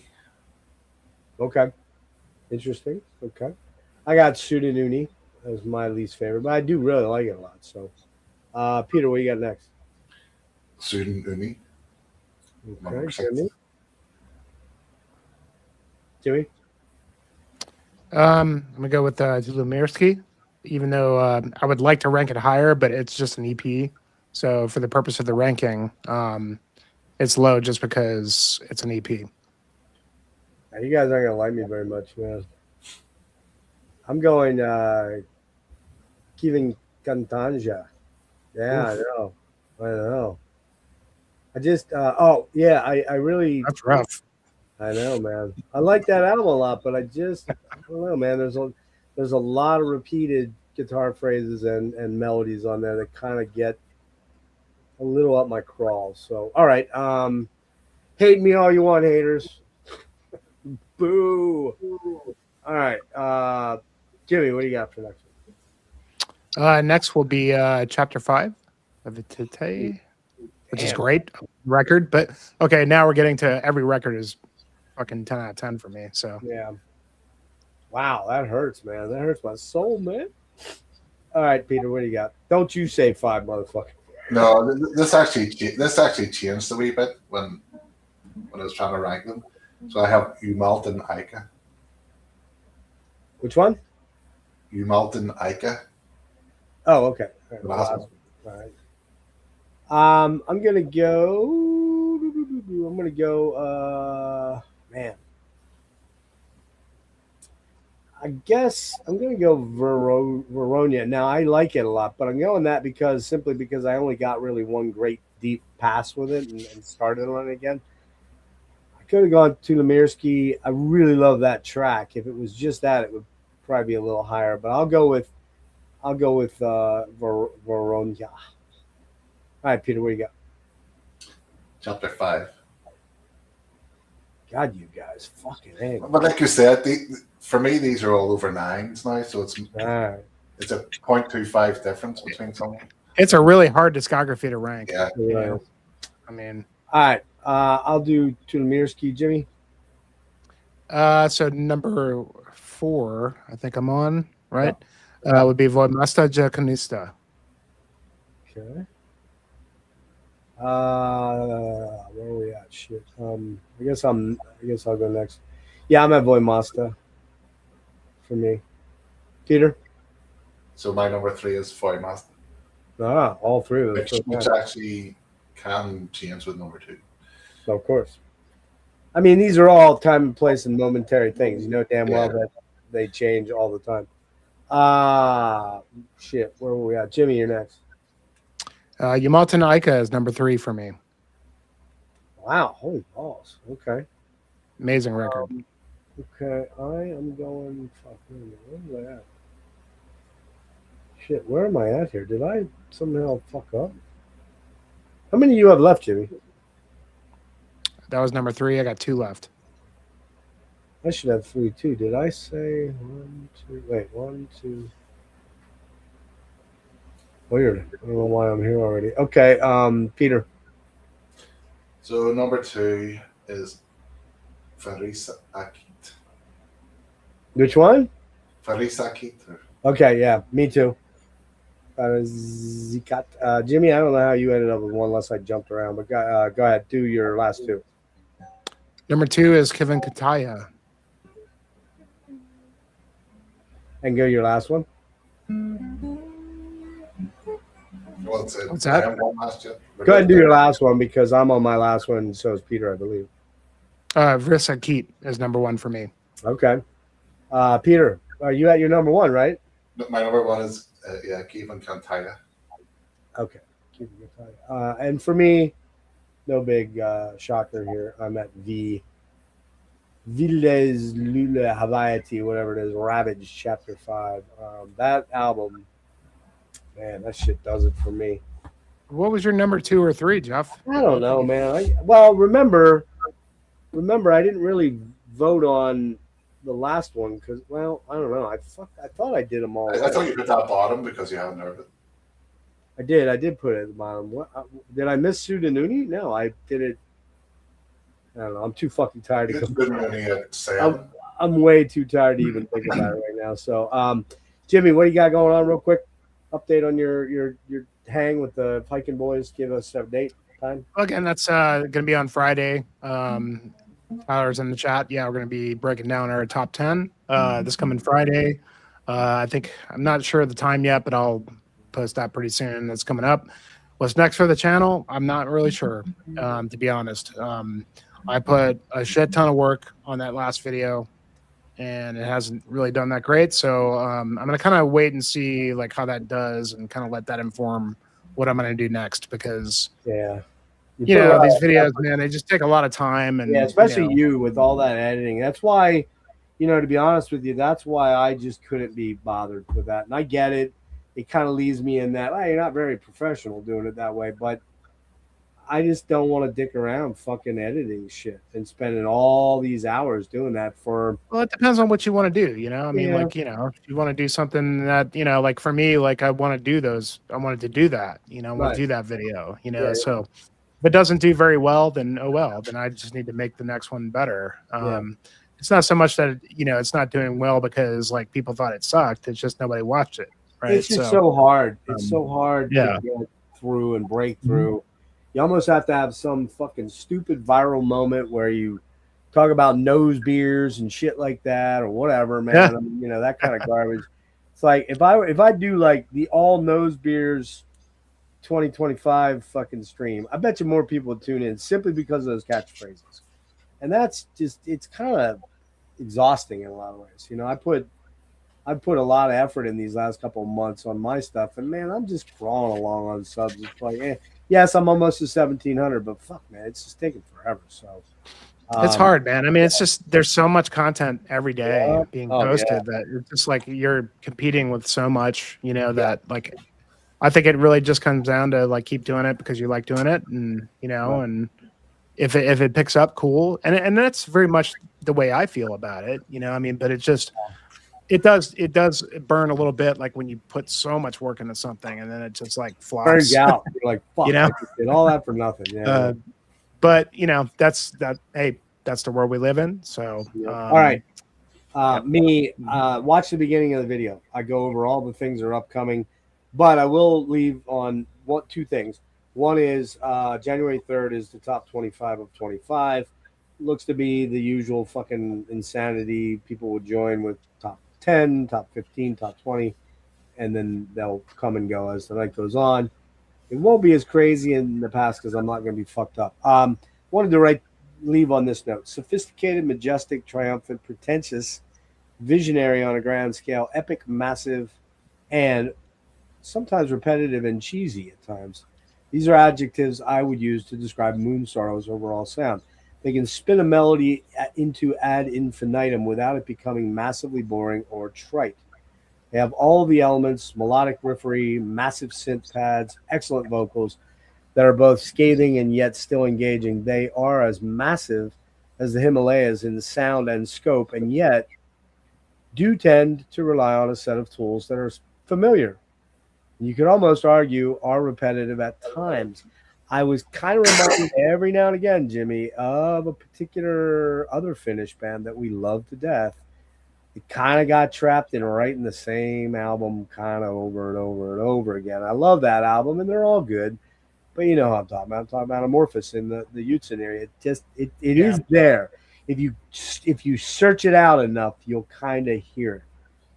That said, my only major advice would be to It's not fine. You know, it's fine. Hang on, let me finish my rap here. Perhaps my only major advice would be to not try and cram a massive amount of music over. As far as new listeners, if you're checking in on this and you don't know this band, my major advice would be don't try and cram a massive amount of music over 7 albums and 4 demos and 1 EP into a condensed listening session. It's not something I would advise because you can reach a saturation point, to be honest. And still in all, this is a pretty stunning and epic listening experience. One of the most surprising things about Moonsorrow, that was all mine. This is someone I pulled off of. I didn't write his name down. Sorry. One of the most surprising things about Moonsorrow is that it's never really a surprise as to what kind of album they will release. They dutifully check off every single element that defines their style. That began way back on Viomasta Ja, okay? And adamantly adhere to the formula set forth ever since. That usual formula has consisted of sprawling 10-plus minute epic tracks that commence with slow atmospheric buildups and erupt into black metal fury wrapped around Finnish folk metal songs structures. And then they draw you out and eke every possible variation from every single cadence possible. That's kind of really what I think they encompass as a band. Any final words there? Peter Fleck. Talking about the demo. What was I going to say? Oh, yeah. So I seen Moonsorrow live in 2006 and then 2016. Next year is 10 years, decade. Yep. So hopefully, I'm holding out that they appear in some festival bill somewhere, so I can go see them. I don't know. What was the last time they played live? Do you know? I think 22 at least. I saw some. No, they played recently. You know. Oh, they did. Okay. Did you see Vela fall off the stage? He was drunk. No, he was drunk. Oh boy. He is a drinker. Like, so you think of all the rights and the deep meanings and the poetry and stuff, and then you see him in interviews and he sounds like a bit of a character. You know, he likes to have a bit of a laugh, and he always has the Finns are characters, dude. Every Finn I've met, for the most part, there's a couple of them that are pretty low key, but I've noticed that a lot of them are kind of larger than life, kind of a little bit unhinged. Man, I love my interview with Juha where he's just talking about how crazy Finnish people are, how fucking psycho and nuts they are, and how he said that, you know, the classic line from there, I was like, oh man, that's gonna get me removed. Where he's like, yeah, all the Vikings, they took all our women because our women are too ugly to fuck. I was like, dude, okay. There goes all the chicks. I mean, you're good dude and you're finished, so I guess some chicks will still stick by that. But I was like, oh man, I kind of shriveled up and crawled inside myself for a minute there because it was pretty harsh. So. Dudes. I hope, I know, Peter, I'm going to see you on Sunday at a more less godly hour. Yeah, it's breakfast time now. Yep. And thank you so much for staying up all night. Did you nap at all or no? I was going to, and I opened a bottle of scotch and had a few doubles before we started. Holy fuck. Perfect. I didn't notice it. Good on you, dude. Oh, well, I'm see, for the last hour and a half, I've been feeling my mind's trying to catch up with my mouth. Did you drink it all night, Jimmy?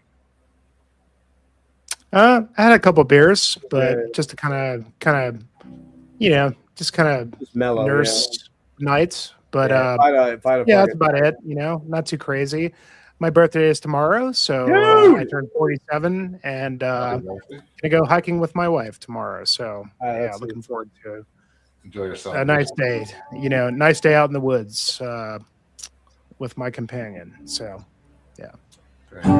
Happy birthday. And a great way to go out on this because what a great band, Yeah. And I love Moonsorrow. They're one of my favorites. And Well, I really appreciate you guys hanging in there with me tonight for 4 hours and 15 thank you, buds. minutes.